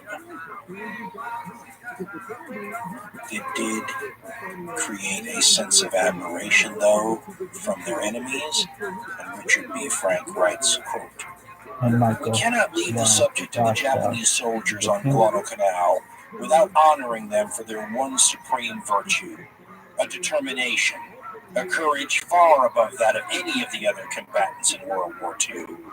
John B. George, a junior infantry officer who faced the Japanese at the Gifu, I think it's Gifu, and later in Burma, wrote, quote, most of us who have fought in the Pacific are ready to admit here and now, away from all the convincing first-hand evidence we've seen, mass starvation, untold suffering, shell shock, cannibalism, mass suicide, that for sheer, bloody, hardened steel guts, the stocky and hard-muscled little Jap doughboy has it all over any of us." End quote. Frank continues, quote, "In facing defeat," George went on, "the Japanese soldier, quote, took it like a man, like a hero, no surrender for him." End quote. In his book, The Rising Sun, author John Toland quotes a report from Lieutenant General George C. Kenney to Hap Arnold, the head of the U.S. Army Air Forces, pointing out that the people back home, including the War Department, had no conception of the problems facing the troops in the Southwest Pacific, and says, quote, "The Jap is still being underrated. There is no question of our being able to defeat him, but the time, effort, blood, and money required to do the job may run to proportions beyond all conception, particularly if the devil is allowed to develop the resources he is now holding. Let us look at Buna," he writes. "There are hundreds of Bunas ahead for us. The Jap there has been in a hopeless position for 2 months. He's been outnumbered heavily throughout the show. His garrison has been whittled down to a handful by bombing and strafing. He's had no air support, and his own navy has not been able to get past our air blockade to help him. He has seen lots of Japs sunk off the shore a few miles away. He has been short on rations, and he has had to conserve his ammunition as his replenishment from submarines and small boats working down from Leh at night, and once, by parachute from airplanes, has been precarious to say the least. The Emperor told them to hold, and believe me, they have held. As to their morale, they still yell out to our troops." Now quoting what they yell. "What's the matter, Yanks? Are you yellow? Why don't you come in and fight?" A few snipers," he continues, "asked to surrender after they'd been surrounded, called back, 'If you bastards think you're good enough, come and get us.' I'm afraid that a lot of people who think this Jap is a pushover as soon as Germany falls are due for a rude awakening. We will have to call on all of our patriotism, stamina, guts, and maybe some crusading spirit or religious fervor thrown in to beat them. No amateur team will take this boy out. We've got to turn professional. Another thing, there are no quiet sectors in which troops get started off gradually as in the last war. There are no breathers on this schedule. You take on Notre Dame every time you play." End quote. A football analogy there, of course. Guadalcanal is often seen as a campaign with major mistakes on both sides. Ernest and Trevor Dupuy in the Encyclopedia of Military History says the Americans made fewer mistakes than the Japanese, and that's why they won.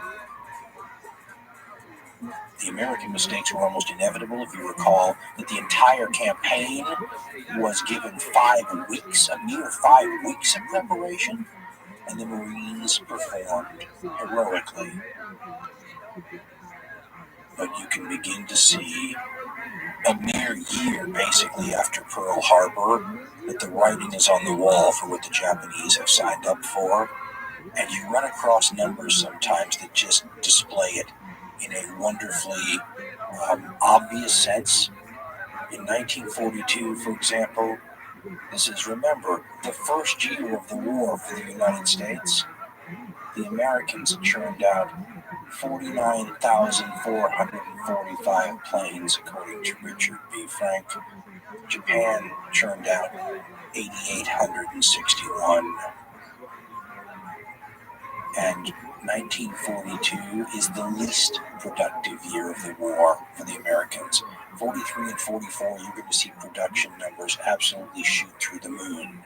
Now, all those planes aren't being used in the Pacific Theater by the Americans, and all those planes are being used in the various theaters in the Asia-Pacific area by Japan.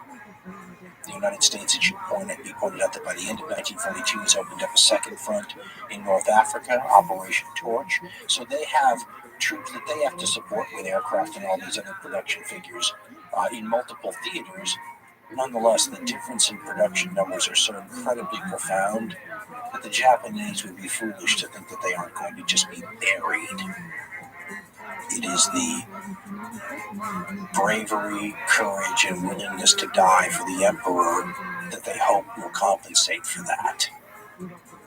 But when you look at the casualty ratios between Japanese and Allied troops, as we said earlier in this segment, you would be justified, I think, as a Japanese parent of a dead Japanese soldier, in thinking that the government was guilty of some sort of gross negligence or military malpractice in the positions they put their own soldiers in. I mean, on New Guinea, after the campaigns at Buna and Gona and those places, the war continues there until 1944, and the Australians have gotten extremely good, and the kill ratios are astounding. Here's what Eric Berger, reading Touched with Fire, writes about it, quote, "The Australian juggernaut was not only rolling, it was doing so with very little cost in Australian lives. Disease preyed upon all soldiers in New Guinea until the end. The Japanese, however, were losing their ability to cause pain to their enemies in New Guinea. Fewer than 1,000 Australian soldiers were killed from February 1st, 1943, the end of the Buna-Gona-Sanananda campaign, until January 1944. During the large Japanese attack on Finschhaven, 52 Australian soldiers lost their lives, a minuscule figure in the grim arithmetic of war. In the process, in addition to the 13,000 dead suffered in Kokoda Buna, the Japanese lost another 30,000 men. We will never know exactly how many died in battle, but the kill ratio on New Guinea was mounting to levels rarely seen in modern war." End quote. The Allies were adopting strategies, too, that would minimize their casualties even more. They were not going to attack the most strongly defended areas that the Japanese held. This is the so-called leapfrogging strategy that the Allies choose. MacArthur often claims credit for this, by the way, but there's a lot of historical evidence to suggest he was sort of dragged kicking and screaming. It may have been Admiral King who came up with this initially, and he was sort of the counterpart in the Navy to MacArthur. But the strategy meant that these major strong points were simply to be bypassed, and that if you could cut them off from resupply and reinforcement, the soldiers on those places would simply starve to death, and those wonderful defenses that had been so carefully set up would never be used. Berger compares them to giant POW camps, in effect, and the more soldiers the Japanese sent to these places to make them even harder to take, the more they were inadvertently consigning to captivity and starvation, and the less they had to send to areas that were actively going to be attacked.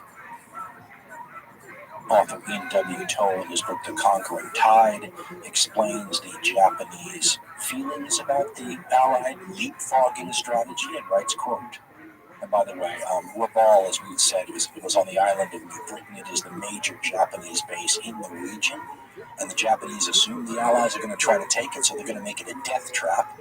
And Toll writes, quote, "As an airbase, Rabaul had been very nearly neutered by unrelenting air attacks.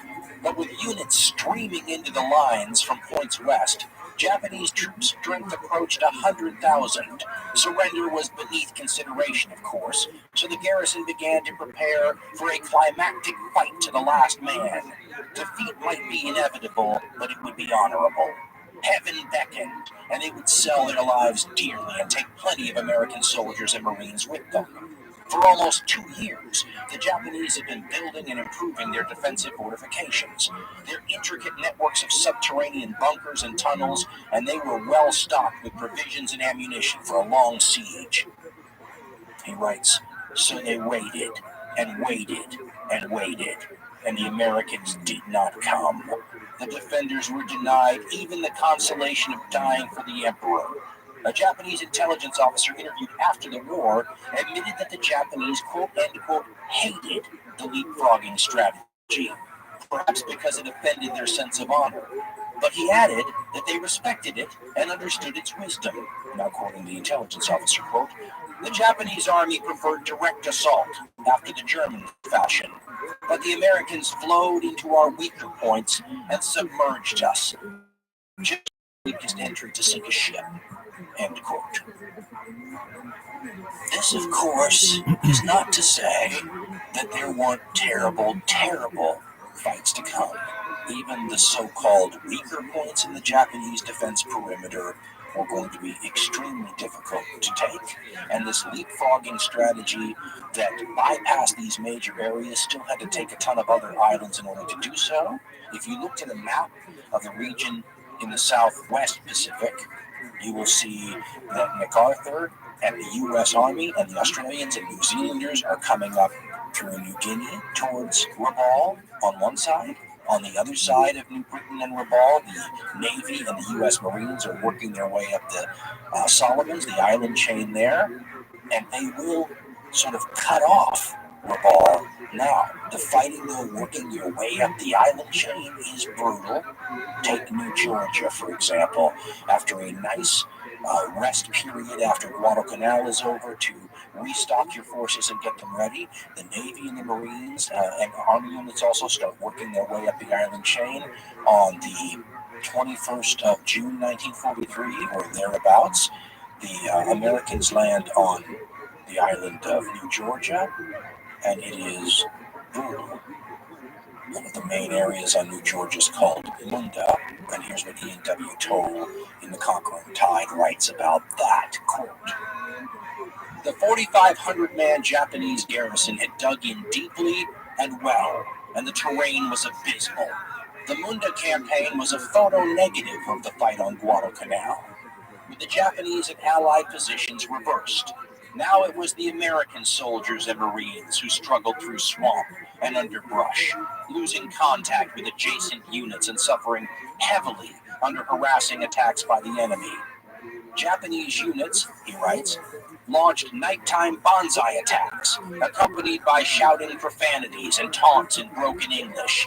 2 Green American Army regiments broke and ran, throwing down their weapons. Several were shot by other American soldiers who mistook them for enemy, and several dozen had to be evacuated because of quote-end-quote psychoneuroses. One officer recalled that fear was like a disease that spread through the ranks, eventually transmuting into mass panic. Discipline and morale crumpled. Now quoting a soldier, quote, by morning, in an unmanageable mass, men were huddling in groups along the trails to the rear and pursued savagely by the enemy that caught up with many of them, and to use an archaic phrase, put them to the sword, end quote. Toll says that, quote, eventually all available reserves were committed to the capture of Munda. 3 Army divisions required a full 5 weeks to secure the airfield. 1,195 Allied servicemen were killed in the effort. Most of the defenders died or took their own lives, end quote. We've talked about how much hate there was amongst both sides, and yet there are memories, as we said, that stick in the memory banks of the soldiers and Marines who had to fight in these campaigns. In this wonderful book that we've quoted already from Into the Rising Sun, Patrick K. O'Donnell talks to Harry Clark of the 4th Raider Battalion fighting on New Georgia, and he remembers this, quote, we took Viru Harbor, a lot of boom boom and bang bang. It was a blur. It was kind of bewildering, to say the least. There's nothing orderly about modern combat. I'm sure you've been told that enough that you're about to vomit in your wastebasket. It's a blur of sound. The only thing you're whittled down to immediately is the base person you are. You know what you're supposed to be doing. And he sighs and says, I shot this guy. Thank God he was Japanese and not American, or I would have made the biggest mistake in my military career. He sighs again. Being a scout sniper, I've been cautioned over and over to look for papers, look for documents, this, that, and the other thing. This soldier was about 6 feet, the guy he shot, clean as a whistle. Most were starving to death and filthy and dirty. This guy was as clean as a whistle, and around his neck he had the most gorgeous miniature painting of himself in Shinto robes. I took his dog tags and papers he had in a side pocket and turned them over to military intelligence. They're the ones who told me his name, something that has haunted me for my entire life. They said, now I'm quoting them, quote, "This is a second lieutenant. They don't call them that, but he's like a lieutenant in their special landing forces. They're Marines. And his name was Ryuki Yanagara." Now quoting the Marine again, quote, "I'll tell you, I cannot remember the names of so many people to whom I owe so much, but I remember his name. It's terrible to find out the name of somebody you killed." Later, I was in Japan with the Dow Chemical Company, and I ran an article in the newspaper, and the article said, quote, "Anybody interested in knowing about Ryuki Yanagara, Special Landing Forces in World War II, please contact Harry Clark at such and such a hotel." And then he says, "At my age, I'm forgetting so many things, but the last thing I'll ever forget is Ryuki Yanagara." End quote. Once again, remind us all to remember what is in the memory banks of these guys. And long after we've forgotten about the war, they haven't forgotten about the people they killed, the people they lost, the friends, and the visions that haunt their nightmares. By the time the new Georgia campaign kicks off, the most important and well-known figure in the Japanese military is not around to see it. The great Admiral Yamamoto, who is head and shoulders above all of the other Japanese military officials, will be shot down by American pilots on April 18th, 1943. The result, once again, of American intelligence advantages and crypto analysts who were able to decode the Japanese messages announcing that Yamamoto's going to be in the region. They ambush him, they shoot him. He's found later with 250 caliber bullet wounds, apparently sitting in his chair after the plane that he is in is shot down and crashes in the jungle. And one American said that this was the equivalent of winning a large battle against the Japanese, that there's no other Japanese military officials anywhere near his caliber. And for the Americans, we had said during the Battle of Midway that it was essentially like paying back an Osama bin Laden when the Americans sunk those Japanese carriers. Well, from the American point of view, an Admiral Yamamoto is like an Osama bin Laden. And so to be deprived of his leadership at this point in the war is almost symbolic of where things are going for the Japanese war effort, because by mid-1943, things are starting to look extremely bleak. And in hindsight, you can see that it's getting impossible to imagine things turning out in any way, shape, or form the way the Japanese would hope. I mean, if you look at the number of aircraft carriers that the U.S. puts into operation from late 1942 all through 1943, it's something like 7 big carriers and a ton of escort and light carriers. The Japanese are commissioning very few ships, and the attrition is taking a toll on a bunch of ships that normally you don't pay attention to. Everyone focuses on the big ships and the important ones, but there's a lot of things like destroyers and transports and things that are vitally important to day-to-day operations that are being destroyed regularly, and they're not being replaced regularly. In fact, some of the really heartbreaking things that you read about in this campaign, if you're Japanese, are the numbers of Japanese soldiers that end up drowning when their transports are sunk. And I think there was thousands and thousands in one incident alone that went to the bottom of the sea before they ever even got to land and fight. As we said, if you're a Japanese parent of a soldier that didn't come home, you have every right to be extremely disappointed, and that might be, putting it mildly, at the way the war was conducted and the lack of any sort of real sense of value in the lives of the average Japanese soldier. In November 1943, the U.S. Navy launches another line of assault in the Pacific War. This one will be an island-hopping campaign through the Central Pacific. So we've been in the Southwest Pacific up till now, right? Australia, New Zealand, New Guinea, the Solomons, all those places, New Georgia, Guadalcanal. But now, this area, the Gilbert Islands, is like 1,200 miles from Guadalcanal, a whole different line of assault that will eventually take the U.S. Navy towards the Philippines and towards some of the most iconic island assaults in this war, places like Iwo Jima. But they start with another iconic assault on a coral atoll in the Gilbert Islands that's iconic for a completely different reason. It's called Tarawa. And Ian W. Toll in The Conquering Tide says that it was the proudest and most terrible day in the history of the Marine Corps, where Murphy's Law, and I've said Murphy's Law is never more applicable than in war, where everything that can go wrong does go wrong, and the only saving grace for the Marine Corps in the whole affair is that many important lessons will be learned, and that the price the Marines will pay at Tarawa will almost certainly save the lives of a lot of Marines later in the war, places like Iwo Jima, for example. But the lesson is so sobering that this is why, and I mentioned this earlier in the series, this is why my naval from the Pacific War stepfather said don't ever join the Marines, because he'd seen the kind of situations they found themselves in, and he wanted his stepson to return home alive. All you have to do is look at the photographs, and they are shocking. Marines chest deep in water on coral reefs, wading with their rifles over their head towards the shore as Japanese machine guns, something like 100 of them, crisscross the water, shooting down the Marines when they're absolutely helpless trying to just get to the shore. Tarawa is nightmarish. The bombardment that starts on the 13th, 14th, 15th of November, they will shoot, drop, and lob something like 6 million pounds of ordnance onto this little teeny place. The fighting area is about half the size of New York Central Park. The island is heavily, though, fortified and protected. There's about 5,000 Japanese troops there. The admiral that is in charge of them says that 1 million troops could not take that island in 100 years.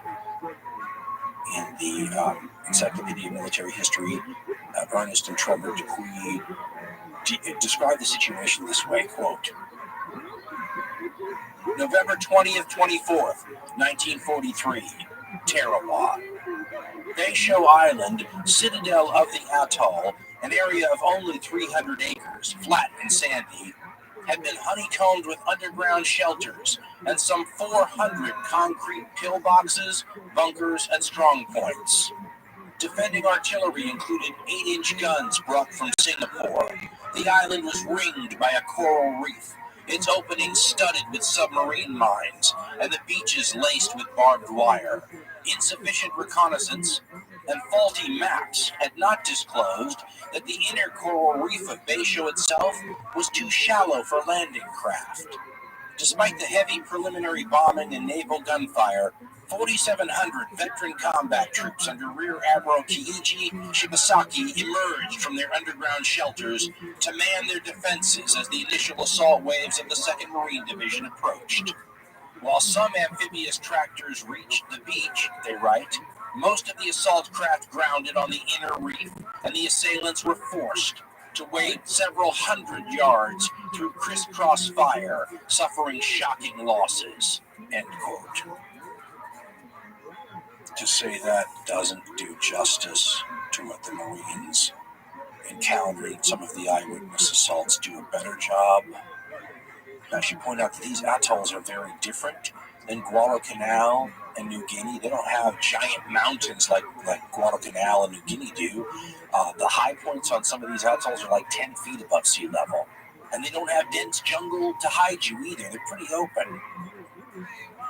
The good news is, not a lot of places where you're going to get terrible malaria like you do on the Solomons and whatnot. The bad news is, when the Japanese start shooting at you, there's no place to duck, cover, and get out of the way.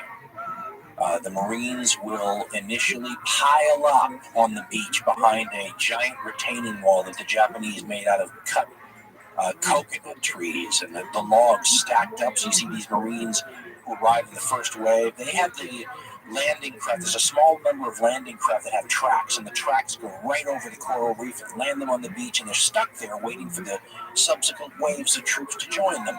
Those are the waves in Higgins boats, a different kind of transport craft that get caught up on the reef, while the Japanese are beginning to blow them up with accurate fire, and sometimes the drivers of these boats begin to panic.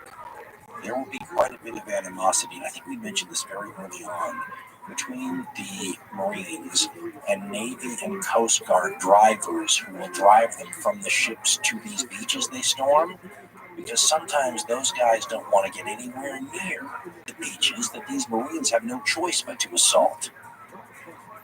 The eyewitness accounts are brutal. There's a Time Life book series, a whole series on the Second World War. They have one book called Island Fighting with a lot of primary source accounts that bring the chaotic and heartbreaking, well, I guess unless you're Japanese, scenes to life. One of the ones that caught my attention specifically had to do with some of these vehicles being blown up in the water as they went from the transport ships trying to get the Marines to the beach. Here's the way the book describes it, quote, "Only a handful of Amtraks remained to shuttle them," meaning the Marines, "in across the lagoon reef. In fact, there were no Amtraks at all in sight when Major Robert Rudd's 3rd Battalion 8th Marines reached the reef opposite Red Beach 3 in Higgins boats. As the ramps of the boats came down, Marines on shore heard a sound, quote, like a steel girder hitting concrete, end quote, and one of the boats disappeared, quote, it had been there, said one eyewitness, and then suddenly it was not. In its place, for a split second, there was a blur in the air, and then there was nothing, end quote. Then came another grinding crash, and a second boat vanished. The Japanese had the exact range. Beyond the reef, the coxswain of a third boat panicked, quote, this is as far as I go, he yelled, and let down his ramp, and a boatload of heavily laden men drowned in 15 feet of water, end quote. The ones that didn't drown found themselves sometimes in neck-deep water on a coral reef that could cut right through your shoes, holding their rifles over their heads as the machine guns raked the sea around them. Quote, the remainder of Rudd's battalion began wading in. Few lived to tell of it, but there were many witnesses. Colonel Shute radioed Major Crow, quote, Rudd is landing to your rear and catching hell, end quote. Crow and his men could see for themselves. So could a sailor on the Dashiell in the lagoon, that's a destroyer, watching through binoculars. Later he recalled, and this is the recollection quote, it was like a war movie. Those poor guys plodding in chest-high water and getting shot down. I tried not to look, but I couldn't turn away. The horror of it hypnotized me. If I get to be 100 years old, I'll always remember. End quote. Overhead, the story continues, in the battleship Maryland's scout plane, Lieutenant Commander Robert McPherson watched too. He wrote in his log, quote, the water seemed never clear of tiny men, their rifles held over their heads, slowly wading beachward. They kept falling, singly, in groups and in rows. End quote. The description ends with this, quote, some of the waders made it to relative safety under the pier. Others trudged on toward shore through water tinged pink and whipped by bullets. Many died quickly, some died slowly, wounded and struggling to keep their heads above water as the blood drained out of them and their packs pressed them down. Some stepped into holes and drowned. Some died trying to help wounded buddies. Heads and limbs of the newly slain bobbed gently in the swell. The dead from the first assault waves floated stiffly like logs. End quote. The chaos at shore was very apparent when the Marines managed to get something like 6 medium tanks ashore. But in order for the tanks to move up and help, they would have had to be rolled over and crushed, Marine dead and wounded, which they refused to do. but then when trying to get around them, ended up falling into holes for the most part. And once again, like so much in this conflict, it's average infantrymen that have to go up, average Marines that have to go up and destroy all of these Japanese strong points by hand. By the time it's over with, so are the Japanese. Of the 4,700 Japanese defenders of the island, 17 prisoners are taken, and most of them grievously wounded. A lot of Japanese will kill themselves by shooting themselves with their own rifles, pulling the triggers with their big toes. And of the Marines, well, Ernest and Trevor Dupuy say this, quote, Tarawa, in ratio between casualties and troops engaged, ranks among the costliest battles in American military history. Its lessons brought about many improvements in amphibious assault techniques, correcting the manifest mistakes committed there. End quote.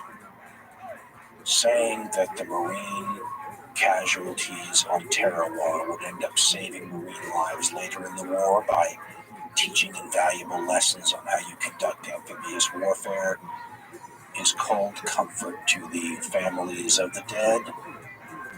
We'd said earlier that Japanese parents of dead Japanese soldiers would have every right to think about their young people, their loved ones, as being sacrificed. Admiral Nimitz received tons of letters, and one of them's quoted in the Time Life book, just saying, "You killed my son at Tarawa." Imagine getting a bunch of those. According to the Encyclopedia of Military History, Marine losses taking these places in the Gilberts were 985 dead Marines and 2,193 wounded ones, fighting, as we said, in a territory about half the size of New York Central Park. The American public was shocked by the results, and doubly so because Franklin Roosevelt made the executive decision to do something that was rare and allow footage of American corpses floating off the beach to be shown in theaters. He thought the American public needed a jolt. In the fabulous documentary I mentioned earlier, Hell in the Pacific, it said that the shock did indeed result in an increased number of war bonds being sold, but it also resulted in Marine Corps recruitment dropping. For the same reason my stepdad probably didn't want me in the Marines. He called it a suicide squad, and when you saw those elite Marines wading 700 yards in chest-deep water under machine gun fire, well, if you're a parent, you probably don't want your son doing that. The Marines didn't want their people doing that either, and what their Marines paid a high price for learning at Tarawa will be employed later, as we said. Reminds me of Douglas Haig on the Western Front, the British commander there that took so much flack for being a butcher, but fans of Douglas Haig say that what he learned in those terrible battles that got him that nickname assured that there would be less loss of life later in the war. Marines at places like Iwo Jima later will benefit from the sacrifice of Marines at Tarawa now. Douglas Haig, of course, is a First World War general, and if you look at the difference between tactics, strategy, and equipment in 1914, the first year of the First World War, and 1918, the last year of the First World War, right, a mere 4 years, it is astounding. And I believe we said when we talked about the First World War, it's like technology on steroids, and in the modern world, war has that effect. And you see it in the Second World War also. By 1943, the Allies aren't just churning out tons more stuff than the Axis, right? It's not just a quantitative advantage. It is beginning to show a huge improvement in quality as well. The United States, for example, had poor, for the most part, poor aircraft when the war started. There were some exceptions. By 1943, much, much better aircraft are making appearances and being deployed. I mean, the P-38 The famous Lightning, that was a 1942 plane, really, but in 43, it's all over the place. In 43, you start getting P-47s. You start getting Corsairs, the F-4U.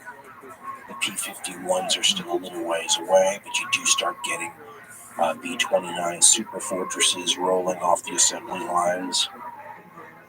New carrier aircraft, Helldivers. I mean, it's going to be the fact that the Japanese, especially, are not going to be able to take advantage of improvements in technology to anywhere near the same degree. If you're an aircraft fan from the Second World War, you know that they're constantly, all the powers are trying to take advantage of what you learn in combat and come up with variants of your planes or new versions. So, take the Me-109, the German aircraft. Well, there was an Me-109A, B, C, D, E. Finally, you get to like the G's and stuff, and then they're all better, right? Taking advantage of newer stuff. The Americans do the same thing. The British will do the same thing. The Russians will do the same thing. But the Japanese fall behind on that too. They had the Zero fighter that was such a great fighter when the war started, but as the war goes on, the Japanese aren't getting much better, and their enemies are. So you combine the fact that you're going to have a ton more aircraft being churned out by Allied factories, and this aircraft is going to start outstripping the Japanese aircraft in quality too. It's not just aircraft that are getting qualitatively better. I mean, for example, in 1943, you start seeing, late 42 actually, in 43, you start seeing the Essex-class aircraft carriers rolling off the assembly lines. My dad served on the Essex in the Korean War. The Essex is one of these carriers that actually takes advantage of wartime experience to make a better design. As we should remember, in the Second World War, everyone expected battleships to be the big, important, queen of the seas. When it turned out to be aircraft carriers, the aircraft carriers that Japan and the United States had, for example, were ones that were designed before the war, before they knew that these were going to be the dominant ships, and before they had any chance to incorporate real wartime lessons into the design. The Essex-class carriers are different, and people who talk about them, I was reading a whole thing on them just the other day, were saying that they're significantly better than the pre-war aircraft carriers. The Japanese are not going to get a chance to incorporate those wartime lessons in ship design anywhere near as effectively because they produce so many fewer ships. The Japanese are going to rely on converting battleships that are under construction into aircraft carriers. I mean, they're going to try stopgap measures to help themselves. Meanwhile, the United States is creating like 7, 8, 9 new fleet carriers a year. I mean, it's a dynamic that the Japanese can't win. It's a steamroller by 43. And 1943 shows you that the Axis are beginning to lose everywhere. We said at the beginning of 1942 to the end of 1942, it's like night and day. But once 1943 rolls around, this is a one-way street when it comes to how things are going. 43 is a terrible year for the Axis. 44 is worse, and of course 45 is nightmarish.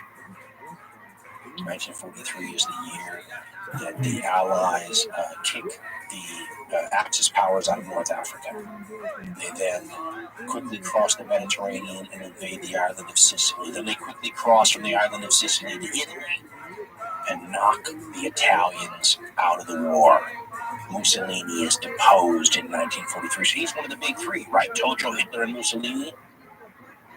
The Germans flip out, as you might imagine, when Italy decides it's going to declare war on them now, and they quickly occupy the country, and they start fighting the British and American forces in the tough mountainous terrain of Italy, with Mussolini controlling sort of a rump symbolic state that's propped up by Hitler.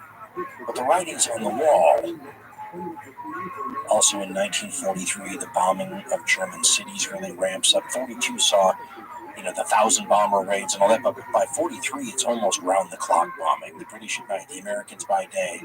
And eventually, this will begin to take its toll on German quality because German designs will be almost Captain America-ish, crazy technological stuff, jets and all these other things. But slowly but surely, you see the whittling down of German parts in the tool and die industry and the ball bearings and all these things that suffer from the bombing, so that by 1945 you may have these really sophisticated German designs, but the internal parts and whatnot are substandard by German standards. And so that will begin to erode some of the value in these high-tech designs and also make it harder for the Germans to churn out some of this cutting-edge stuff in any sort of numbers that could make a difference. On the Eastern Front, the Soviets are now, by the end of 1943, pushing the Axis forces irrevocably and irreversibly back toward the frontiers of Germany. All the conquered territory that the Germans had taken in 1941 and 1942 is being won back at huge costs by the Soviets.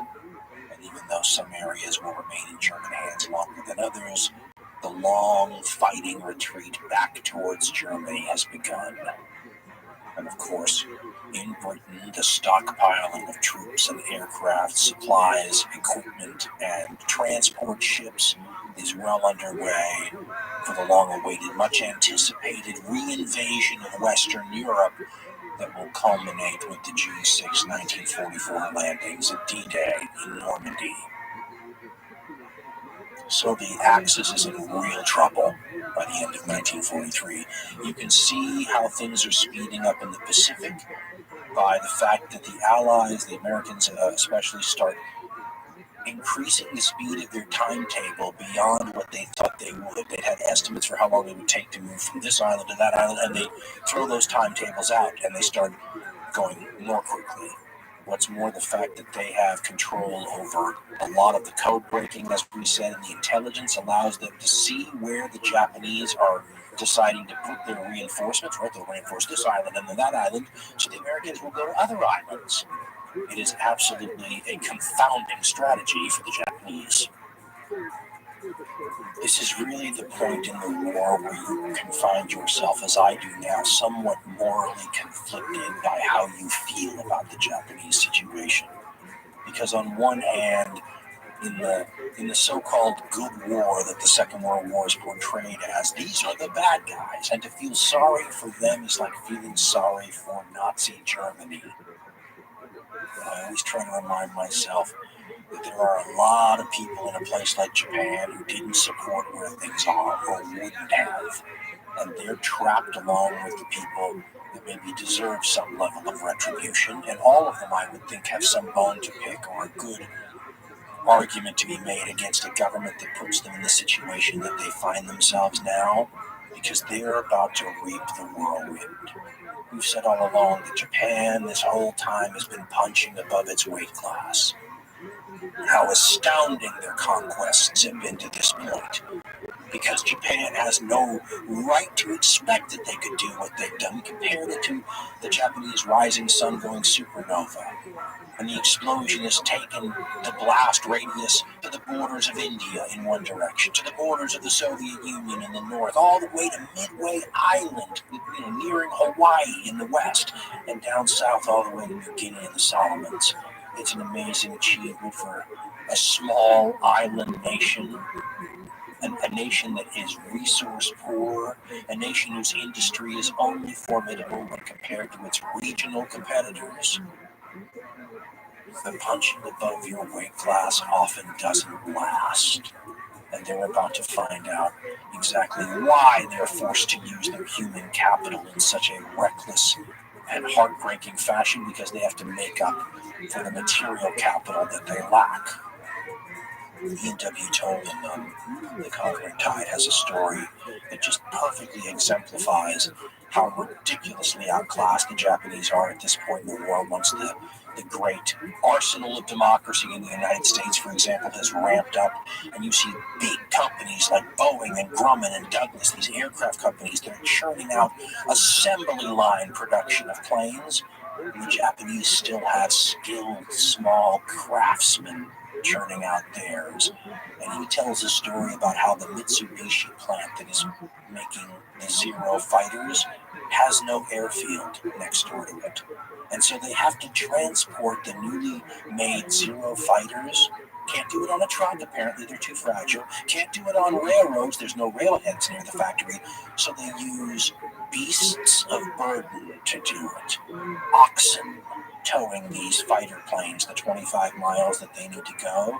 And by this time in the war, they can't get feed for the oxen except on the black market. And when that starts to fail, Toll says, the oxen start to die. And so they can't get the planes the 25 miles they need to get them so that they can be used. Think about how much of a disadvantage that puts the Japanese in, and think about how symbolic it is that this country who has to use an oxen to move 20th century aircraft, the situation they find themselves in when they're facing the United States at this point in the war.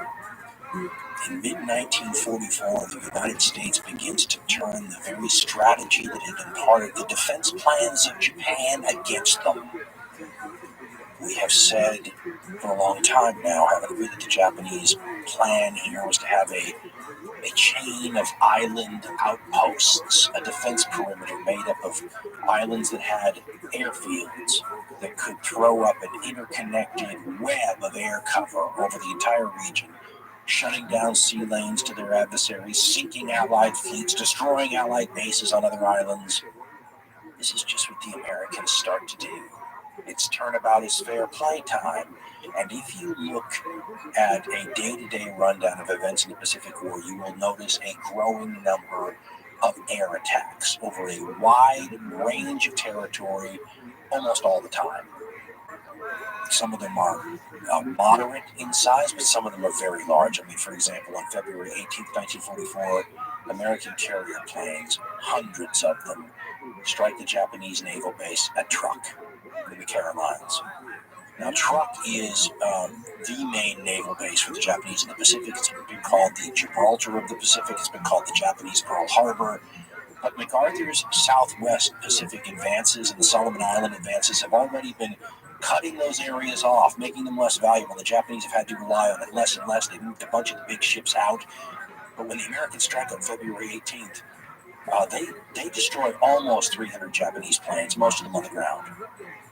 They sink something like 200,000 tons of shipping, much of it crucial and vital and in short supply merchant ships.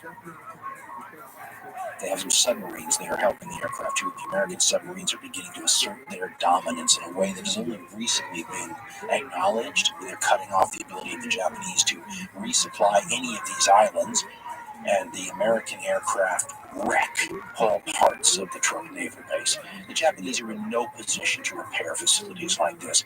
They've got to pick and choose where they can operate and where to put precious fuel and where to risk things like merchant ships. And there's going to be several major events where whole merchant ship fleets will go down, taking hundreds or thousands of Japanese fresh troops on the way to somewhere or being evacuated from somewhere else to the bottom of the sea. It's becoming hard for the Japanese to move. Unfortunately for them, the Americans are doing a darn good job of it against all odds. The logistical challenges, I mean, if you actually, it's kind of the non-sexy side of war, as we've been saying. If you go look at the actual things the Americans have to do to supply their people over thousands and thousands and thousands of miles of ocean, it is a triumph of modern industrial skill and logistics. As we've said, the Americans have been starting the Central Pacific Campaign, and that's what Tarawa and the Gilbert Islands was part of. But in February 1944, you get the next jump. Look at your map, right? From the Gilberts all the way to the Marshalls. So in the first week of February, the Americans take Kwajalein. In the third week of February, they take Eniwetok. Now, these islands are fought over, and they're deadly, but they're nothing like Tarawa, and that's partly because of what was learned at Tarawa. Now, the problem for the Japanese, though, is the next jump from the Marshall Islands is to the Marianas. And the Marianas are part of what Japan has now called the absolute national defense zone. So this isn't an area that's on a perimeter that you're hoping to conquer out to and then defend. This is part of an area that the Japanese consider to be like home island stuff. Places like Saipan and Tinian, and the former American possession till the Japanese took it at Guam. If the Marianas fall into Allied hands, the Japanese have done the math. and realize that the brand new American heavy bombers, the B-29 Superfortresses, now rolling off the assembly lines, yeah, if they're taking off from air bases in the Marianas, which are closer to Japan than Hawaii is to California, they'll be able to make the round trip to Tokyo and back, bomb the Emperor's Palace if they want to, at will. The B-29s have been able to reach Japan from bases in China, but that is small-time stuff compared to the round-the-clock nastiness that the Japanese can expect if the Americans capture the Marianas, which is why they're part of the absolute national defense zone. Everyone realizes how big of a deal this is. No one's quite sure when and where the Americans are going to attack, though, because their timetables keep catching the Japanese off guard, and the Japanese are not reading American codes, but the British and Americans are reading Japanese codes. At around the same time that the June 6, 1944 D-Day landings at Normandy are about to happen, the great preparations for landings in the Marianas are taking place. And the challenges are, everyone knows about D-Day and Normandy, and that gets a lot of press. But as a military historian, naval historian, Craig L. Simons writes in his book, World War II in the Pacific, the challenges are not even comparable between the Marianas landings and Normandy. And he writes, quote, "The American buildup for the invasion of Saipan, codenamed Operation Forager, occurred simultaneously with preparations for Overlord." Overlord, of course, the code name for D-Day. Measured by firepower, he writes, the Saipan invasion fleet was even larger than the one devoted to Normandy.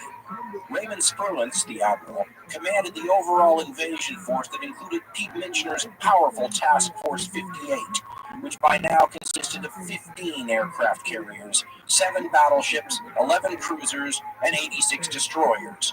It would provide cover for an invasion force that included 56 attack transports and 84 LSTs, those are landing craft, carrying 127,571 soldiers and Marines. End quote. For comparison purposes, 15 aircraft carriers, and some of these are light carriers, but they'll still make a huge contribution.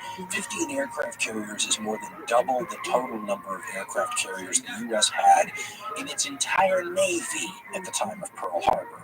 So you can see how this one task force is bringing to the table firepower that the U.S. has never had. No one's ever had. It's more than 500 ships that will finally take part in these Saipan landings, these Marianas attacks. Simons continues, quote, "The invasion of Saipan also required a much longer sea lift than at Normandy. While the invasion forces for Neptune Overlord, that's Normandy, had to leap 50 or 100 miles across the English Channel, many of the transports and amphibious ships loaded up in Pearl Harbor, more than 3,500 miles from the target beach.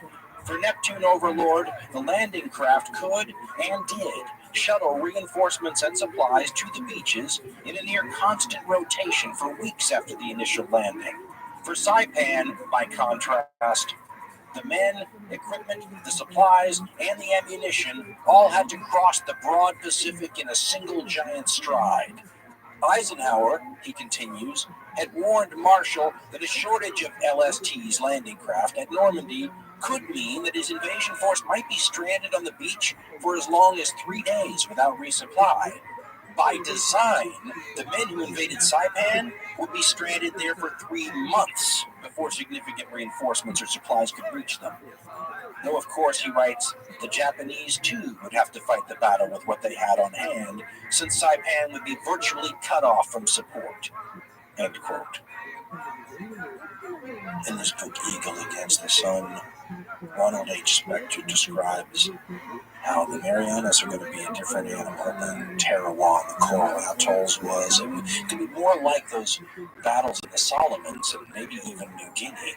And he writes, quote, "The Marianas were much different from the tiny low-lying atolls which the Marines had captured in the Gilberts and Marshalls. Saipan, Tinian, and Guam were large and varied land masses, with everything from swamps and sugarcane fields to high jungle-covered peaks and steep ravines. They combined all the hazards which American soldiers and Marines had learned to dread in their earlier island campaigns. a fringing coral reef protecting a shallow lagoon, rugged jungle terrain, and lots of limestone and coral caves for bunkers and artillery positions. End quote. American intelligence has been very good, as we said. They have a huge jump on the Japanese because they and the British are reading Japanese codes. But they don't know that the Japanese have about twice as many defenders on the island as the Americans think they have. That's going to be a nasty surprise. The good news is that because the Marianas are in the inside of the Japanese defense perimeter, the Japanese don't have the defenses up to par yet because they didn't expect the Americans to be there that soon. So both sides are going to be caught a little off guard when the American attacks on the island start. Air attacks followed by big fleets. The American fleet's over 500 ships. This may be the largest fleet so far in the war, and it rolls into the area and starts pounding these islands. In his book, The Rising Sun, author John Toland describes a Japanese soldier's account of sitting through the bombardment, waiting for the Marines to eventually land, and he writes, quote, "Battleships, cruisers, and destroyers began the final bombardment at 5:30. That would be 5:30, June 15th, 1944, by the way. The dug-in defenders," he writes, "along the beaches and on the slopes, crouched through the ordeal, prepared to fight to the death. One made a final notation in his diary," now from the Japanese diary, quote, "We are waiting with Molotov cocktails and hand grenades, ready for the word to rush forward recklessly into the enemy ranks with our swords in our hands. All that worries me is what will happen to Japan after we die." End quote. The Marines and Army troops, too, because there's going to be an Army division in reserve here, are themselves wondering about what it's going to be like and what sort of hell they're going to encounter when they get to the beach. They are being given a little bit of information from exactly the wrong people. The Americans, of course, like everyone, like to listen to whatever the cutting-edge music coming out, the new tunes from the States, and unfortunately for them, one of the DJs playing the hits works for the other side. John Toland writes, quote, "A more ominous admonition came from a graduate of UCLA, an American girl of Japanese descent who had been visiting a sick aunt in Japan when the war broke out. Nicknamed Tokyo Rose by the Americans, she first went on the air as Ann, short for announcer, and currently called herself Orphan Annie, your favorite enemy." Now quoting Tokyo Rose's radio broadcast right before the landings at Saipan that the American soldiers and Marines would have heard, setting up the next record, playing their favorite brand new song, quote, "I've got some swell recordings for you," she was broadcasting, "just in from the States. You'd better enjoy them while you can, because tomorrow at 0600, you're hitting Saipan, and we're ready for you. So while you're still alive, let's listen to," end quote. And then, of course, she'd say whatever the song was, right? "While you're still alive, here's a little Tommy Dorsey for you," or something like that. The Japanese were great at the psychological warfare side of it, and the soldiers and Marines getting ready to hit the beach would have had just a little bit more to think about after Orphan Annie gave her broadcast. When the actual landings start, again, you can see the advantages of the lessons learned in places like Tarawa, because they have enough of the landing craft so that the Marines don't have to go wading through the water with their rifles over their head, being shot with machine guns. The landing craft, they've really synced up how the landing craft hit the beach almost simultaneously. Now, I should point out that despite a massive naval bombardment and aircraft everywhere, the Japanese were there and ready. So the American Amtraks and everything coming into the beach was working better. Unfortunately, the Japanese were also ready for the attack, and Ronald H. Spector writes, quote, "The result was that the Amtraks and armored amphibians churning toward the beach on the morning of June 15th encountered fierce resistance. As the first waves left the line of departure, tractor drivers could see large splashes thrown up by Japanese artillery shells falling directly behind them. When the landing craft crossed the reef and entered the lagoon, the enemy unleashed a barrage of artillery, mortar, and machine gun fire. Marines crouched low in the bobbing Amtraks, listening to the whistle of heavy shells and feeling the sickening thud and jerk produced by near misses. The Amtraks and armored amphibians answered with their 75mm guns and automatic weapons, while planes from nearby escort carriers swooped down on the beaches like angry hawks, firing rockets and machine guns and bombing targets just beyond the beach. End quote. He says in the first 20 minutes, 700 of these vehicles and 8,000 troops came ashore. Think about that, to have 8,000 Marines landed in 20 minutes, that is coordination. Some of these Marines, though, are going to hold onto a foothold that's as small as 12 yards off of the water. By nightfall, the Marines have landed 20,000 men. This is showing exactly how much of a science they've gotten this down to. The problem is that it's not going to be easy even now. At night, the Japanese will counterattack the beachheads. They will use tanks. They will fail, but it's the beginning of the kind of battle that the Japanese are going to fight for the rest of the war, when they're fighting essentially for the homeland. They're also willing to risk much more now that the stakes are so high, including their painstakingly rebuilt battle fleet. There hasn't been a big naval battle in a while now. The Japanese haven't wanted to risk something like this without a good chance of winning or achieving something worth the potential downsides. Saving the absolute national defense zone from conquest is deemed to be something that important. And Ronald H. Spector in Eagle Against the Sun picks up the story, quote, "While the Marines were digging in for the night, Lieutenant Commander Robert Risser, captain of the submarine Flying Fish, was peering through his periscope at a parade of Japanese battleships and carriers, silhouetted against the coastline of San Bernardino Strait in the central Philippines, about 900 miles from Saipan. It was the biggest group of targets Risser had ever seen. But he knew that the first priority had to be getting word of this fleet to Spruance and the Pacific Command. When darkness fell, the Flying Fish, the submarine, surfaced and sent out her message, quote, 'The Japanese fleet is heading for the Marianas,' end quote. Admiral Spruance will tell his commanders that the Japs are coming after us, with the largest fleet they've ever used also. And it should be pointed out that on a historic standard, these fleets aren't just the largest fleets in this war up till this time. These are the most powerful fleets that have ever come in contact with each other in world history, even up until this day. And Hirohito's War, Francis Pike, puts it in perspective. He points out that the largest aircraft carrier battle before this time period, when you have aircraft carriers on both sides, is the Battle of Midway, where both sides put together muster 7 aircraft carriers. This battle that's about to happen is going to have 24. He says it's almost 350% more than the second most battle. He says if you take just the aircraft involved, this is the largest air battle in American history. He says if you just count the aircraft, it's the 4th largest air battle in all history anywhere. And he says if you add what's going on at the Battle of Saipan with land forces and everything over there, he says it's arguably the largest military naval engagement in history. In other words, an engagement that has both naval elements and land elements.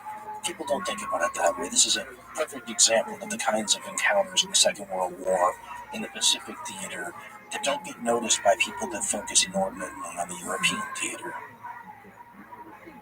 There are no naval encounters in the Mediterranean or the North Sea or the Atlantic to rival anything like what's going on in the Pacific. And if you're a Japanese sailor, you would have every right to feel optimistic about the outcome here.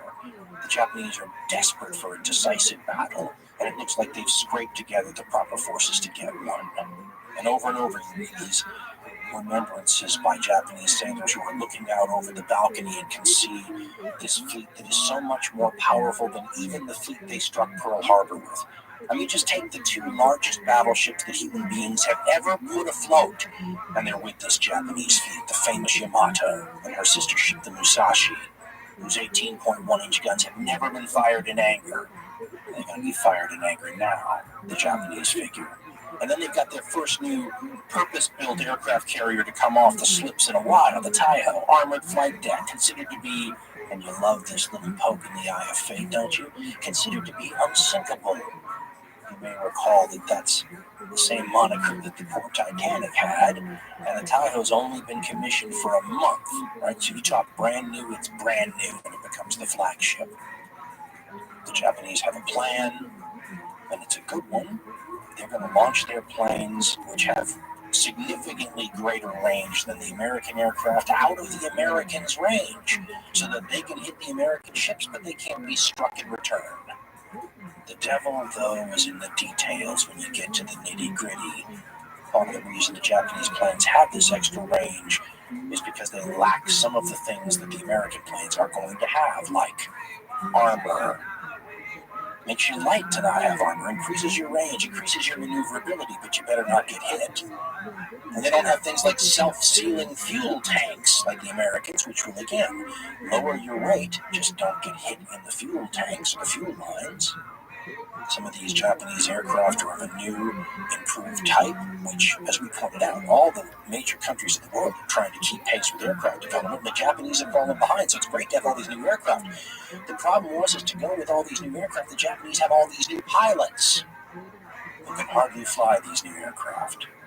And they're having accidents all the time. In the post-war interviews with Japanese admirals, they focus on this inordinately, and it was not something that was really apparent at the time, but these aircraft are being flown by Japanese pilots who have dozens of hours in the cockpit often, compared to hundreds and hundreds of hours that the American counterparts that they're going to fly against have in theirs. And you would rather have a much worse plane with a much more experienced pilot than to have a pilot who only has dozens of hours in the cockpit, even if their plane's better. And in the case of the Japanese, their planes aren't better. If you want to get an idea of the little things that show exactly how desperate the Japanese are, the Japanese have fueled a lot of these warships with the equivalent of straight crude oil right out of the ground. They can't even get the oil that they need for the ship's boilers and engines refined, and if they do get them refined, they can't get the refined oil to where the warships are. They have huge fuel problems, and you know it because this straight crude is going to foul the boilers, destroy the engines. I mean, you don't use this if you think you're going to have a fleet to fight next year and the year after and the year after that. This is a sign of desperation. As the Japanese fleet approaches the Americans on June 19, 1944, they begin launching their waves of attack planes. Now, they are outnumbered by the Americans in carrier aircraft, and they know this. They have a compensatory part of their strategy to deal with this, though. They know they've got airfields on all these islands around Saipan, and they all have land-based aircraft. So they're going to add the land-based aircraft to the carrier-based aircraft that they have, and they may even outnumber the Americans. And what they don't know is that for the previous days leading up to this, the Americans have been pounding all these airfields, pounding them, whittling down all this strength the Japanese admirals are counting on, cratering these airfields and making them next to useless. If you read the primary source accounts of what's going on when the Japanese begin to launch these attack waves at the Americans, it's funny because it's not what you would expect. It's often a bunch of Japanese naval officers sitting in the command center of, say, one of these aircraft carriers. And after they launch the planes, they start looking at their watches because they know how long it should take those planes to get to the Americans. And they're expecting to hear all this chatter over the radio and start to hear reports about what's happening and what's being sunk and all those kinds of things. And they look at their watches and they're not getting anything back. So then they figure, okay, this must have happened, or that must have happened, and then they look at their watches again a little while later, and there's still nothing. And you can sense the unease growing. Something seems wrong. And what turns out to be wrong is that the Americans are not caught by surprise, but instead are waiting for the Japanese. The Japanese have added radar since Midway, so they've got some radar now, but it's not as good as the Americans, and there's very little of it compared to what the Americans have. The Americans are not just loaded with radar, they're putting it in airplanes now. They're putting it in anti-aircraft shells, the famous VT shells, which instead of the aircraft having to be hit with an anti-aircraft round to explode, the American rounds will sense when the aircraft are near and just explode. This will take a huge toll as well. We had talked earlier about how the Americans are learning how to conduct aerial defense. And by 1944, they've got this down to a science.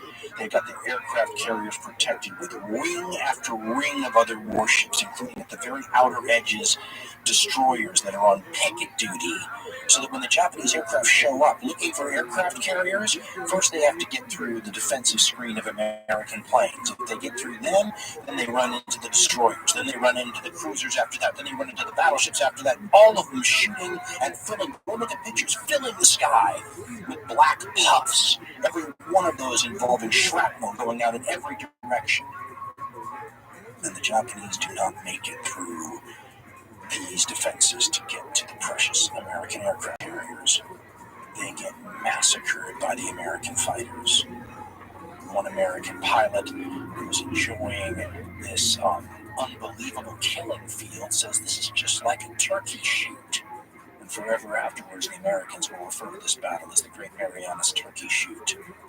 What you're really seeing, if you boil it down to brass tacks, is you are seeing veteran, experienced combat pilots feasting on a bunch of kids, basically, on a bunch of people who've got no hours in the cockpit, who can hardly land their planes on carriers, and who are being torn to pieces, and who gain almost nothing for their trouble.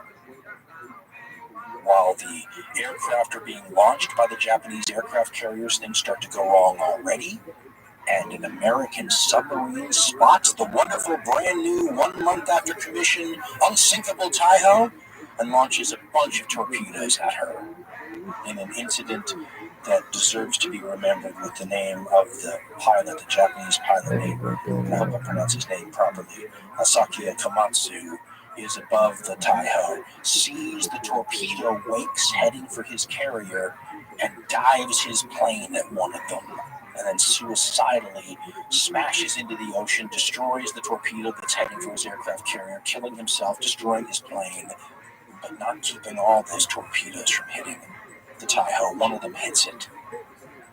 And like so many of the Japanese carriers at the earlier battles, doesn't seem to do a lot of damage initially, but stuff starts to add up.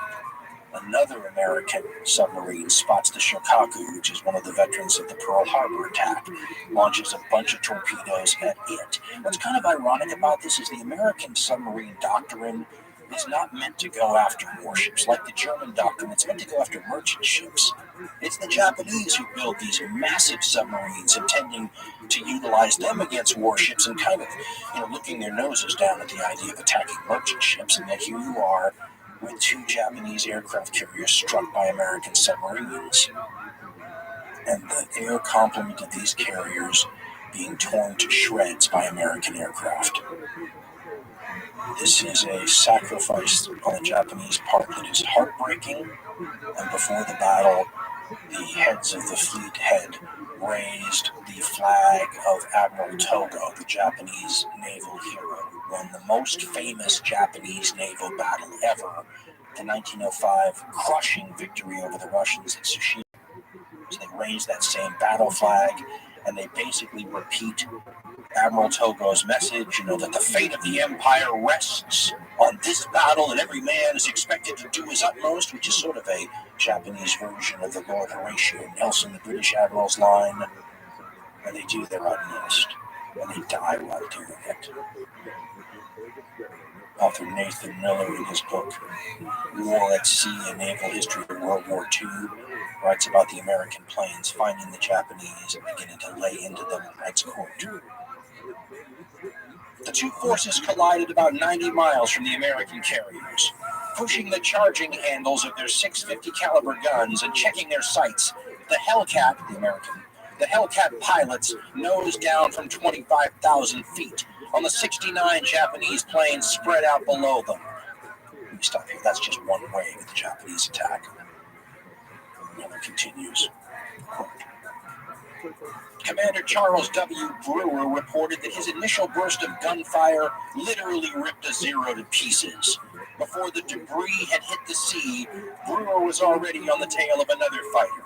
He accounted for 2 more Zeros during the brief battle.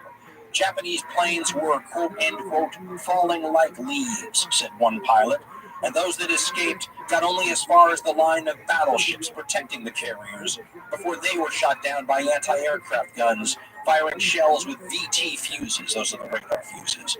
"Some cartwheeled along the surface of the sea in flaming arcs and exploded in black geysers of smoke and seawater. The only hit was on the South Dakota, which lost 27 men without a reduction in her fighting capacity. In all, 42 Japanese planes were shot down by the Hellcats and the surface ship screen. No enemy aircraft reached the carriers, and only one American plane was lost." End quote. That was an example of what happened to one wave of the Japanese attacks, but all the subsequent waves went the same way. One American pilot said, for 35 miles he could see burning wreckage, leaking oil and on fire in the sea where all these Japanese planes kept falling into the water. When the final numbers are tallied, it is one of the most one-sided naval battles in all history. The Taiho, which had been struck by that one torpedo, eventually blew up when the fumes from fuel lines spread to the whole ship and ignited several hours after the torpedo hit. The Shikaku, that was hit by other torpedoes, turned over and sank. The next day, the Americans managed to find a light carrier, the Hiyu, and they sink that. The only real drama on the American side happens when American planes try to get back to their aircraft carriers. They had been launched desperately and with an understanding that the Japanese were too far away for them to hit and get back to their carriers. So they limp back almost out of gas. And the American admiral does something that they did in an earlier battle as well, and it's one of those moments that's an inspiring one, because with all the submarines and all the apparent Japanese aircraft that may still be out there and dangerous, you want to run dark when the sun goes down. You don't want to be visible. But with American planes trying to find you and desperately land, the American admiral decides to light them up like a Hollywood premiere, as one of the American pilots said. They turn on all the lights, then they turn on the landing lights, and they turn the searchlights on and point them straight up in the air. And even though a lot of American pilots ditch into the sea, they're quickly rescued, and the final casualty totals, according to Ernest and Trevor Dupuy in the Encyclopedia of Military History, are, quote, "The Great Marianas Turkey Shoot, as it's called, cost Admiral Ozawa 346 planes and 2 big fleet carriers." And of course, right. U.S. losses, they write, were but 30 planes and some slight damage to a battleship from a single Japanese bomb which found its target. End quote. That is a crushing defeat for a Japan that needed a decisive battle, but not a decisive battle that they lost. What's more, when it's over, the fighting on Saipan is still just getting started. And if Saipan falls, remember, all of a sudden Japan and its homeland are within range of America's brand new super heavy B-29 Super Fortress bombers. The B-29 Super Fortress, by the way, is a fearsome weapon. It is a preview of what Cold War bombers will look like, and it is a quantum leap from where bomber technology was a mere 5 years before this time when the Second World War began. And the Japanese don't have to try to imagine what it might be like to have their cities come under attack by this weapon, because they need only look at their Axis partner, Germany, and see German cities being converted from full-fledged functioning cities into rubble nightly and daily by Allied bombing attacks by bomber planes which are nowhere near as sophisticated as the B-29. And when U.S. Army Air Corps personnel began launching B-29 bomber attacks from southern China, which are just able to hit the Japanese mainland. They can't hit most of the islands, they can't hit Tokyo, but it's a warning that as they inch closer, as the airfields get closer to Japan, and as the range of these bombers increases, it's only a matter of time. And in April 1944, I think it's April, the Japanese will launch their largest offensive of the entire war, and it is little known in the West, which I've always found interesting, but I didn't know about it until about 35 years ago. It's called Operation Ichigo. 500,000 Japanese soldiers, more than 100,000 horses, something like 15,000 vehicles. And we've already explained the Japanese lack of resources, and they can hardly get their fleet enough fuel to even move. So something like this is a major endeavor. So one would think, well, this must be for high stakes, right? If the Japanese win here at this Operation Ichigo against the Chinese, it should be decisive. Unfortunately and tragically, if you're looking at this from the Japanese point of view, it's not. I mean, they're really trying to create a land bridge between two areas they control, and they're trying to overrun these American air bases so that the B-29s can't hit them from China. By the time it's over, the Japanese lose another 100,000 of their soldiers. They inflict something like north of 300,000 more casualties on the Chinese for little decisive gain. This is becoming a pattern in 1944, where the apocalyptic side of this war from the Japanese perspective just picks up steam. I mean, in the same time period, the Japanese launch another attack in the Burma-India theater, which ends up going nowhere and costs them another 72,000 dead. The fighting in New Guinea has never stopped. In fact, the Japanese are still inflicting casualties on Americans and Australians there. And the disease, which we really have not done justice to, is killing and incapacitating more Japanese, more Australians, and more Americans than the combat. Many times more casualties than the combat. The malaria, the dysentery, and many other infections and stuff that are taking a toll of Allied and Axis soldiery is brutal. As we said, this is the theater where people starve to death and disease kills or incapacitates far more people than combat. This is not how it is on most of the other fronts. It makes the Asia-Pacific theater different. And at this time period, the New Guinea campaign, the Island of Death, is really living up to the hype as far as the Japanese post-war reputation of that place is concerned. And after MacArthur promises no more Bunas, because the Buna campaign was vicious, he and the Australians managed to sort of bypass most of the Japanese, cut them off from supply, and leave more than 100,000 Japanese soldiers on New Guinea starving to death and dying of disease. And then, as we said, you have the Battle of the Philippine Sea, which just ended, the Great Marianas Turkey Shoot, where the Japanese lose 3 carriers, hundreds of planes, and barely scratch the Americans. It's a sign that the war is beginning to enter a new phase, a phase where, just like in Europe actually, the Axis have lost the war, but they're going to continue fighting. The last year of the war is the most horrible, but it's also a time when there is no doubt as to who's going to win it, which creates a circumstance that just adds to a sort of a tragic overlay to the whole thing, right? It's one thing if you die for a cause, but if it's a lost cause already, it reminds one of something like the last stands all throughout history. I mean, think of Thermopylae, or think of the Alamo if you're an American, right? The famous last stand in Texas, where an overwhelmed amount of volunteers at a little church or a mission in Texas get overwhelmed by the Mexican military that outnumbers them many times over. Something like Thermopylae or the Alamo is redeemed somewhat, because eventually the people that were able to overwhelm the last stand are paid back, many times over. Right? The Americans come in and defeat the Mexicans in a war. The Greeks defeat the Persians eventually.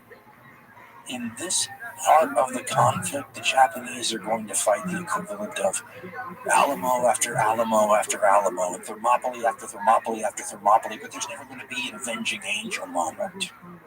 When the Battle of the Philippine Sea is over, the Japanese forces on Saipan and Tinian and Guam are on their own. There will be no reinforcement. There will be no resupply. Their job is to die and take as many of the allies with them while they're doing it. Now, we should remember that this was always part of the plan, right? As strange as it sounds that this should be the plan. But the Japanese were going to have these island outposts, and then they were going to make the Allies take them back. And the assumption was the Japanese would be willing to take more pounding than the Allies would take in inflicting the pounding. That's already been put to the test on a number of these places: New Guinea, the Solomons, Tarawa, the Gilberts, the Marshalls. But Saipan begins a different segment of this war, because on Saipan are a bunch of Japanese civilians.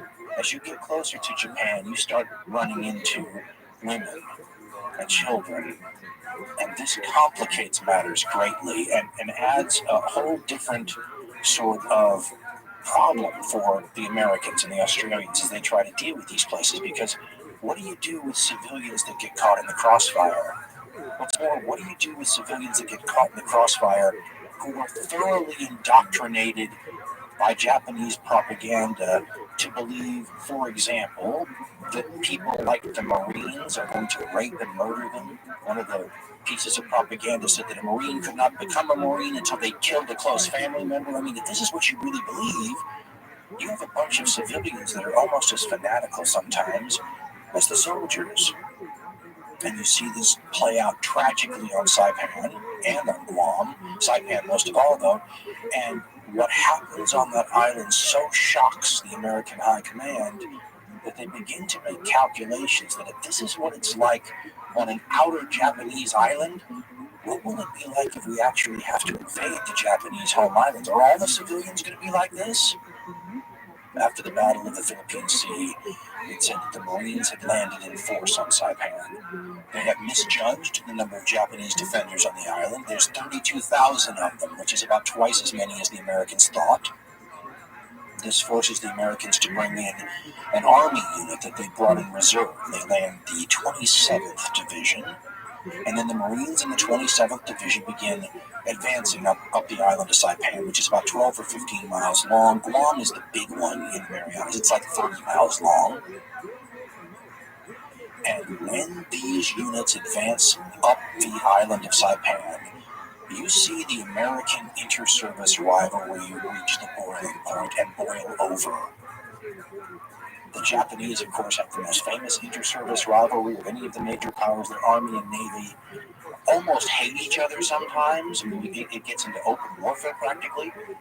The Americans, though, not immune. But at this point, when the Marines are relying on the army and then decide that the army is unreliable, all hell breaks loose. Something that becomes a big enough problem to go all the way up to the American High Command back in Washington, D.C. It breaks out into open discussion in the American media, with some newspaper outlets siding with the Marines, other newspaper outlets siding with the Army. And what happened is this. The Marine forces on Saipan were on both sides of the Army. The Army was the center, and the Army was connecting the two Marine divisions. When everybody advanced, the Army units were slower in the advance, and what that meant was the Marines were able to move farther ahead of the Army, which imperiled their flanks, and the Japanese infiltrators could attack them. Both the Marine commander on Saipan and the U.S. Army commander on Saipan were both named Smith. The Marine commander was a guy named Howlin' Mad Smith, was his nickname, and he proved that he would live up to it when he started berating the commander of the U.S. Army forces for being insufficiently aggressive. And then he went to his own admiral and demanded that he be fired, this other Army commander, and then the admiral fired him. And all hell breaks loose when that happens. The Army not happy with that, as you might imagine, getting in each other's faces. I mean, it's really quite astounding. Many of the commentators I was reading would either take the Marine side or the Army side. But plenty of them said that a lot of this disagreement stemmed from a very different idea of tactics and doctrine. The Marines traveled lightly, advanced quickly, were willing to suck up more casualties in the hopes that by ending a campaign sooner, the overall casualties would be lessened. The Army was much more deliberate. They preferred to wait for things like artillery support. They would hunker down, at night and sometimes retreat to a better perimeter. They were trying to save lives, right? Use maneuver, use technology, use air and artillery to lessen the amount of casualties. But what this meant was the 27th Division connecting the two Marine divisions was not moving as quickly, and this was upsetting the Marines. The fighting on Saipan was also, it's becoming a cliche to call it deadly, but all these islands have different threats, as we've been saying all along. On Saipan, it's caves. The island is riddled with them, and Japanese soldiers will hide in these caves, and if the caves are not dealt with, they will come out after the Americans move past them and attack them in the flank and rear, snipers and all those kinds of things. The problem that the Allies and the Americans find out, though, is that these caves sometimes have civilians in them, and the civilians tend to be in the places where you least expect them, and this makes matters more complicated and tragic. Army Sergeant John Sider is quoted in Matthew A. Rozel's book, The Things Our Fathers Saw, and describes one of these caves that they come across, and the Americans had Japanese Americans with them who they would often use as translators to communicate with the Japanese soldiers and would say, hey, come out of the caves. And that's the story Sergeant John Sider relates. He says, quote, we had this cave, and we had two Japanese Americans, guys from the Hawaiian Islands. They didn't carry guns or anything, but they were smart. They walked right into the cave and talked to the Japanese soldiers. They weren't going to give up. Our two came out and told us, and then they went back in and told them they had 5 minutes before we were going to shell them. Then they went back in and told them they had 3 minutes. All of a sudden, we heard the screaming of women and children. We told them to let the civilians out. The Japanese wouldn't let them out. That was their protection. So it came down to ... They blew the cave up. How many people were killed, we don't know. But that cave was closed. They exploded it with dynamite. End quote. In Japan at War and Oral History, Haruko Taya-Cook and Theodore F. Cook interview a Japanese veteran on Saipan who has a truly Reader's Digest type adventure. Maybe that's not the right way to describe it. Trying to survive the American assault on Saipan, and eventually he finds himself in a cave like the one the American just described that they had to blow up. The veteran, his name is Yamauchi Takeo, and he describes finding this cave and running in it with a buddy for protection, but there were already people in the cave, including civilians. You begin to see the tragedy and perhaps a preview of what a war against the Japanese home islands might turn out to be like. And the veteran says, quote, that sailor and I fled to the very northern tip of the island where we found a cave to crawl into. Inside were a Japanese non-com, a non-commissioned officer. I thought he must be a master sergeant. That's the way he spoke. Several soldiers and some Japanese women with babies, maybe 20 of them all together. It was pitch dark at night. I could hear their voices, babies crying. The sailor and I sat in the corner in the darkness without talking to anyone else there. Immediately above that cave ran a road. American forces were all over the place. The sergeant insisted that the babies' cries would alert the Americans. Kill them yourself, or I'll order my men to do it. That's the sergeant speaking. Several mothers killed their own children, the veteran says. Now, he talks about the Americans' attempt to get them to come out. Quote, now the Americans began to broadcast surrender advice over loudspeakers. From the sea, Japanese forces, throw down your arms. We will protect the honor of those who fought hard and who give themselves up. We have water. We have food. The Japanese, he says, was a little shaky. They said that they would resume firing after a fixed interval. That was the first time I heard an American call to surrender. But I feared that if I surrendered within sight of our own men during daylight, I might be shot in the back. End quote. He then tells a heart-wrenching story of a civilian teenager. Many of the civilians had cyanide and they were killing themselves. And he says that this teenager's whole family took the cyanide and killed themselves, but seemingly gave her something that was fake so that she would survive and live. And he said that he had to tell her, you can't kill yourself. Your parents tried to spare your life.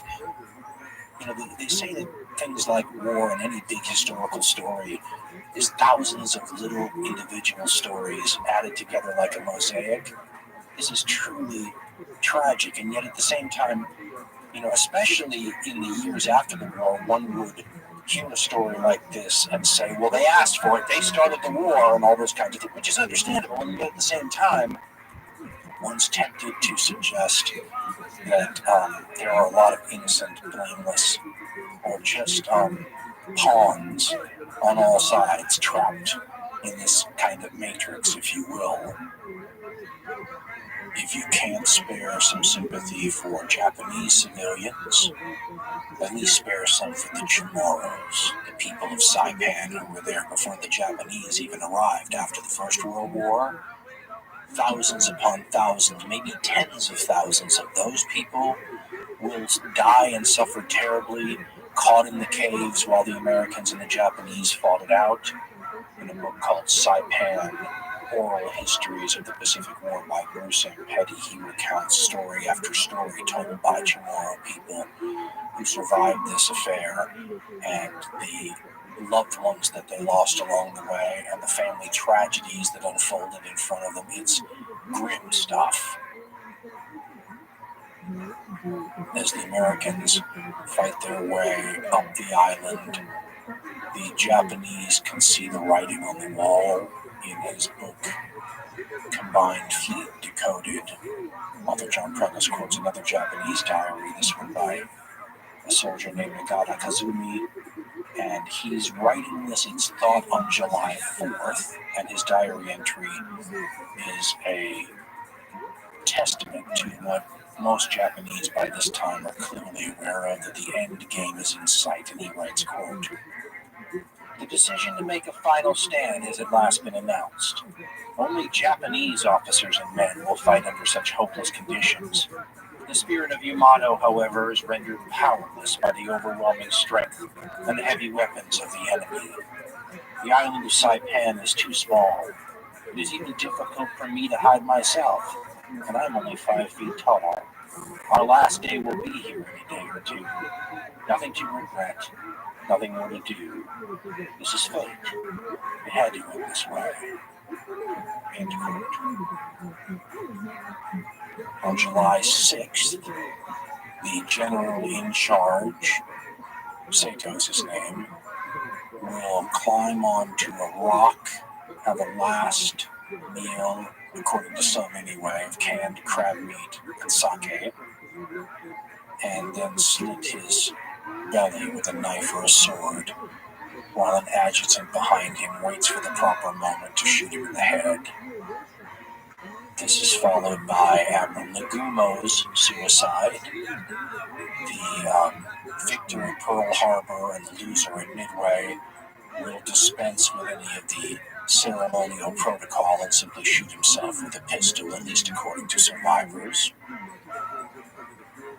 The day after these two commanders end their lives, it's the turn of the rank and file to do so. And we've been calling these charges, these basically suicidal charges by the Japanese, bonsai charges, which is what the Americans called them, because the Japanese soldiers would often yell bonsai as one of the things that they would scream on the way in to attack. But the Japanese, especially here in Saipan, are taking part in what the Japanese term is a gyokusai, and that means the breaking of the jewels. And they will drink a lot of liquor, get to a point where they're actually singing before thousands of them will explode onto the American lines. This was not totally unexpected. In Matthew A. Rizal's book, The Things Our Fathers Saw, U.S. soldier Nick Ronaldo says, quote, I remember it rained like hell that night, and the water was running down the slope into our foxholes. I had to use my helmet to keep bailing out, you know? The night before the bonsai, I woke up that morning, and oh, Jesus Christ, they, the Japanese, got above us, and they were giving us plunging fire, shooting right down into the foxholes because they were high enough to look down. Lieutenant Gower, he was my platoon leader. He was regular Army. He was a good man. He called us together, the squad leaders. He said, I think we're getting hit with a bonsai. We're going to have to pull back. End quote. Let me point out that this happens, like so many of these major Japanese attacks, at night. Ronaldo continues, quote, Holy Jesus, there was howling and screaming. They had naked women with spears, stark naked. They took bayonets and strapped them on the end of a pole, and they came screaming at us, figuring, hey, the good-hearted Americans aren't going to shoot a woman, you know? Horseshit. There were so many of them, like cockroaches coming out of the woodwork. We had to pull back. End quote.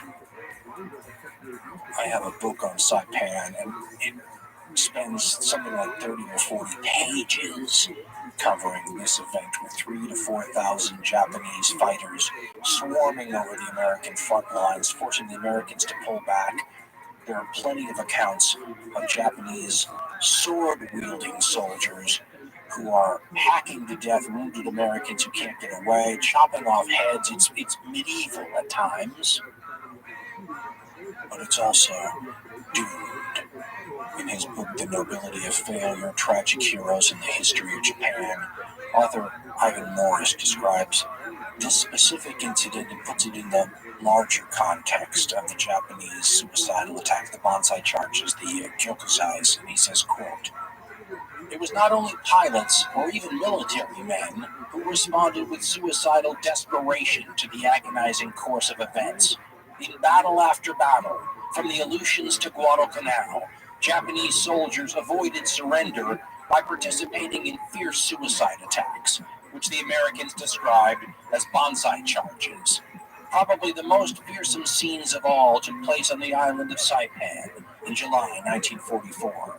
When organized military resistance became impossible, some 3,000 Japanese soldiers, most of them armed with nothing but bayonets or sticks, charged into the concentrated machine gun fire of the American Marines and were mown down to the last man. At times, the Japanese corpses were piled so high that the Marines had to move their machine gun emplacements into an open line of fire as new waves surged forward. A particularly macabre note was provided by a contingent of wounded soldiers, many of them swathed in bandages and leaning on the shoulders of their comrades who staggered out of the hospitals and infirmaries to take part in the last suicide attack. Subsequently, he writes, entire units of Japanese soldiers knelt down in rows to be decapitated by their commanding officers, who then in turn committed harakiri. Hundreds of other soldiers shot themselves through the head, or more frequently, exploded themselves with hand grenades. As the Marines advanced through the blood-drenched island, they witnessed one mass suicide after another. End quote. It was Army units that were initially struck by this charge, but after they were overrun and forced to pull back, the Japanese reached artillery units behind them that were composed of Marines, and when they were finally stopped, there were people like typists and cooks and people like that who'd been armed hastily and picked up weapons to try to beat off this terrible attack. Yeah. And it was over. The field was littered with Japanese dead. More than 4,300 bodies were counted. Of the American casualties, it was in excess of 900 killed and wounded, and a ton of medals given out, including multiple medals of honor, most of them posthumously. It was the worst Japanese bonsai attack, or kyokusai if you prefer, of the war. The desperation is clear for all to see. After the banzai charge, the Americans continued to move up the island, compressing the Japanese into the northern tip of the island, where there was a more than 800-foot-tall cliff with jagged rocks in the sea below. And that's where the final tragedy of Saipan occurs, right in front of America's watching eyes as the soldiers saw it all unfold, and it was filmed. You can go see the tragic footage of this, where Americans slack-jawed watched the civilians, the Japanese civilians, but also natives from the island, begin to commit mass suicide. Again, from island fighting. Quote, Saipan was declared secure on July 9th, but the final horror came after the fighting was over. At the northern tip of the island lay Marpi Point, hope I pronounced that correctly, a plateau some 833 feet above the shore of jagged coral rocks. And there, hundreds of Japanese civilians joined the few remaining troops in an orgy of self-destruction. Despite loudspeaker assurances that the victors would treat captives well, parents threw their children off the cliffs and jumped after them. Whole families waded and swam out to sea to drown themselves. One group of 100 Japanese bowed to Marines watching from a cliff. Then they stripped, bathed, donned fresh clothing, and spread a Japanese flag on a rock. One man distributed hand grenades, and one by one they pulled the pins and held the grenades against their bellies. End quote. There's also photographs of Japanese families who were wavering and didn't know exactly how to begin, and hidden Japanese snipers from a distance would make up their minds for them and shoot them down. There are so many bodies offshore that the Americans can't even bring ships in because they're having to plow their way through the human wreckage. In his book, The Rising Sun, author John Toland actually has descriptions that are too upsetting to even talk about, of the ordeal that the survivors who didn't die in these suicide attempts lived through. I mean, what's it like when you're in a cave with your father and your mother and your siblings, including some as young as toddlers, and they have to have a discussion about what's about to happen? I mean, in one of his stories related by a survivor who did not die, the father and the mother have the conversation about how they're going to go to a happy place and all these things. I mean, it is a human tragedy writ large. And it's clear from all the accounts that it melts the hearts of even the adversaries here. We've been calling this a race war, a war of annihilation, a war of hatred. But the Marines and the Army personnel who witnessed this, they know they're looking at a tragedy. And Toland tells the story of one American officer watching this with tears streaming down his face, saying, "Why do the Japanese kill themselves like this?" No one knows exactly how many civilians on Saipan ended up dying either through suicide or getting caught in the war. Casualty figures for the entire Pacific campaign can be wildly different from one source to another. Part of the reason why is so many people disappeared, caves get blown up with people inside, Japanese soldiers turn up years later, suicides happen in remote places, and the jungle tends to conceal a lot. But I've seen civilian death totals between 20 and 25,000 people, Japanese and Chamorro. Those are devastating casualties for an island this size, right? 12, 15 miles long, 20 to 25,000 dead civilians. It's a nightmare scenario as the war goes on, and you're going to run into more and more populated islands every step of the way towards the Japanese homeland. As far as Japanese casualties, those vary too. On Saipan, between 27 and 29,000 Japanese dead are usually the numbers you see. American dead and missing? Well, Saipan's about 3,500, a little bit more than 3,500 maybe American dead, a couple hundred missing, between 13 and 16,000 wounded. Remember that the invasion of Tinian happens right at the same time, and the invasion of Guam happens right afterwards. Guam is another tough fight, but on Tinian, it's about 320 Americans who die, but it's like 5,500 Japanese, and you start to see how much the kill ratio is turning against the Japanese in a way that you rarely see in modern war. 10-to-1 ratio is becoming pretty common. But on Guam, the Japanese lose, and I've seen anywhere from, again, wildly different figures. In the Encyclopedia of Military History, it says 10,000 men, but many sources will say the Japanese lost more than 18,000 men on Guam. The Americans lose about 3,000 dead and about 7,000 wounded. The entire Operation Forager, if you total it up, the Japanese lose about 67,000 men out of 71,000 originally. These numbers represent almost total destruction of Japanese forces. You don't see this anywhere else. It's a sign of how committed they are to the cause and how unlikely it is that you can break their morale and get them to surrender. It's going to be a fight to the death. And after Saipan and Guam and Tinian are through, the Japanese know that, at least the more insightful amongst their leadership, that the war is decided, but it's not over yet. One of the naval chiefs of staff says after Saipan falls that hell is about to descend upon us. They know that the B-29s are coming, and before the islands are even free of Japanese defenders, Navy engineers, the Seabees, come in and start building the airfields that the B-29s will use to attack the Japanese homeland. On July 18th, the military leader Tojo resigns. He's forced to by the emperor and the other elements in the government. 2 days later, a bomb goes off in the German Empire. Is that a good way to call it? The Nazi state. And officers under Adolf Hitler had tried to blow him up in the July 20th plot.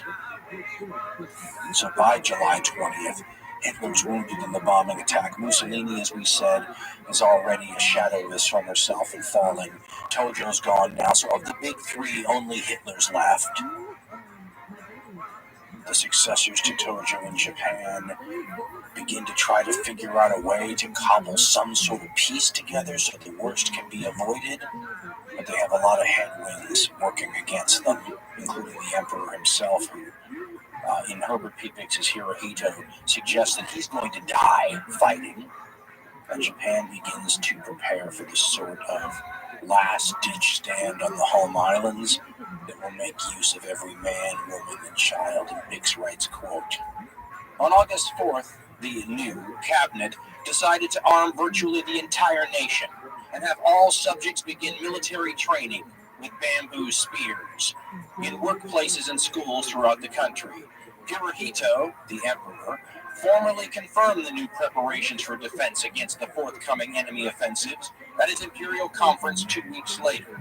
Emphasis was to be placed on air defense, fighting the enemy in the interior rather than at the water's edge, and the rapid development of, quote, sure victory weapons, end quote, which meant the large-scale production of so-called body smashing, or special attack weapons designed to, quote, end quote, exchange the life of the crew or the pilot for a specific military achievement, end quote. Suicide weapons. That's where we are by this time in the war. We have been saying all through this series that the Japanese are like everyone else, only more so. Well, in June 1940, when Winston Churchill was afraid that the Germans were about to invade another island nation, just like Japan, but in this case Britain, he gave a famous speech. A speech that, well, might have been written by the Japanese emperor himself. He said, quote, we shall defend our island whatever the cost may be. We shall fight on the beaches. We shall fight on the landing grounds. We shall fight in the fields and in the streets. We shall fight in the hills. We shall never surrender. End quote. He also had quipped, remember, you can always take one with you, meaning every Briton civilian could take a German soldier with them, and that would eat up the whole German army because there were so many civilians. Well, it sounds like the Japanese were taking an inspiration from Churchill's playbook here, because in this final year of the war, that's their plan. And civilians are training with bamboo spears to make it a reality.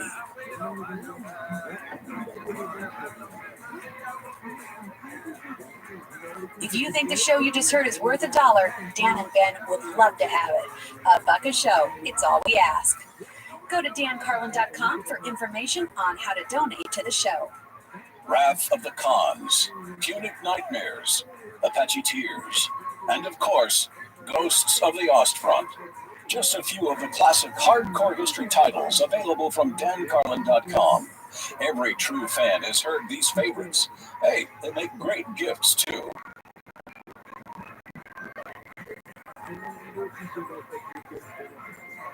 Coming up in part 6, the final installment of this series, Peleliu, Iwo Jima, Okinawa, MacArthur's return to the Philippines, kamikazes, and atomic war, an Armageddon of the sort that has rarely been seen in modern warfare.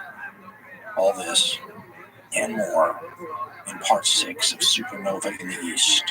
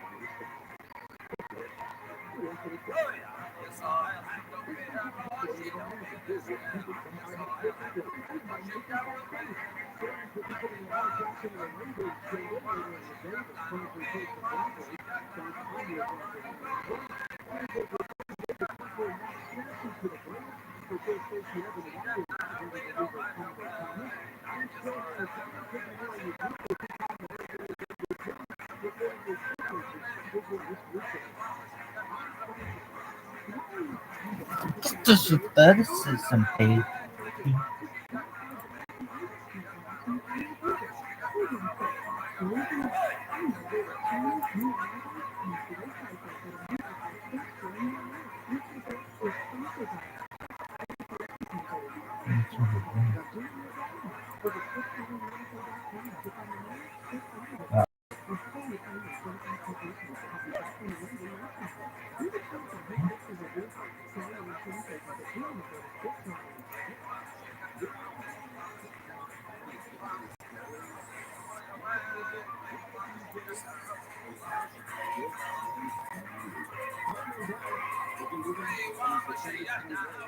What you're about to hear is part 5 of what we can now confidently say is going to be a 6-part series.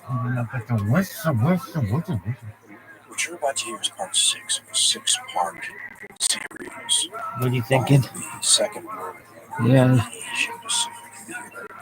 Why? Because I'll fall asleep.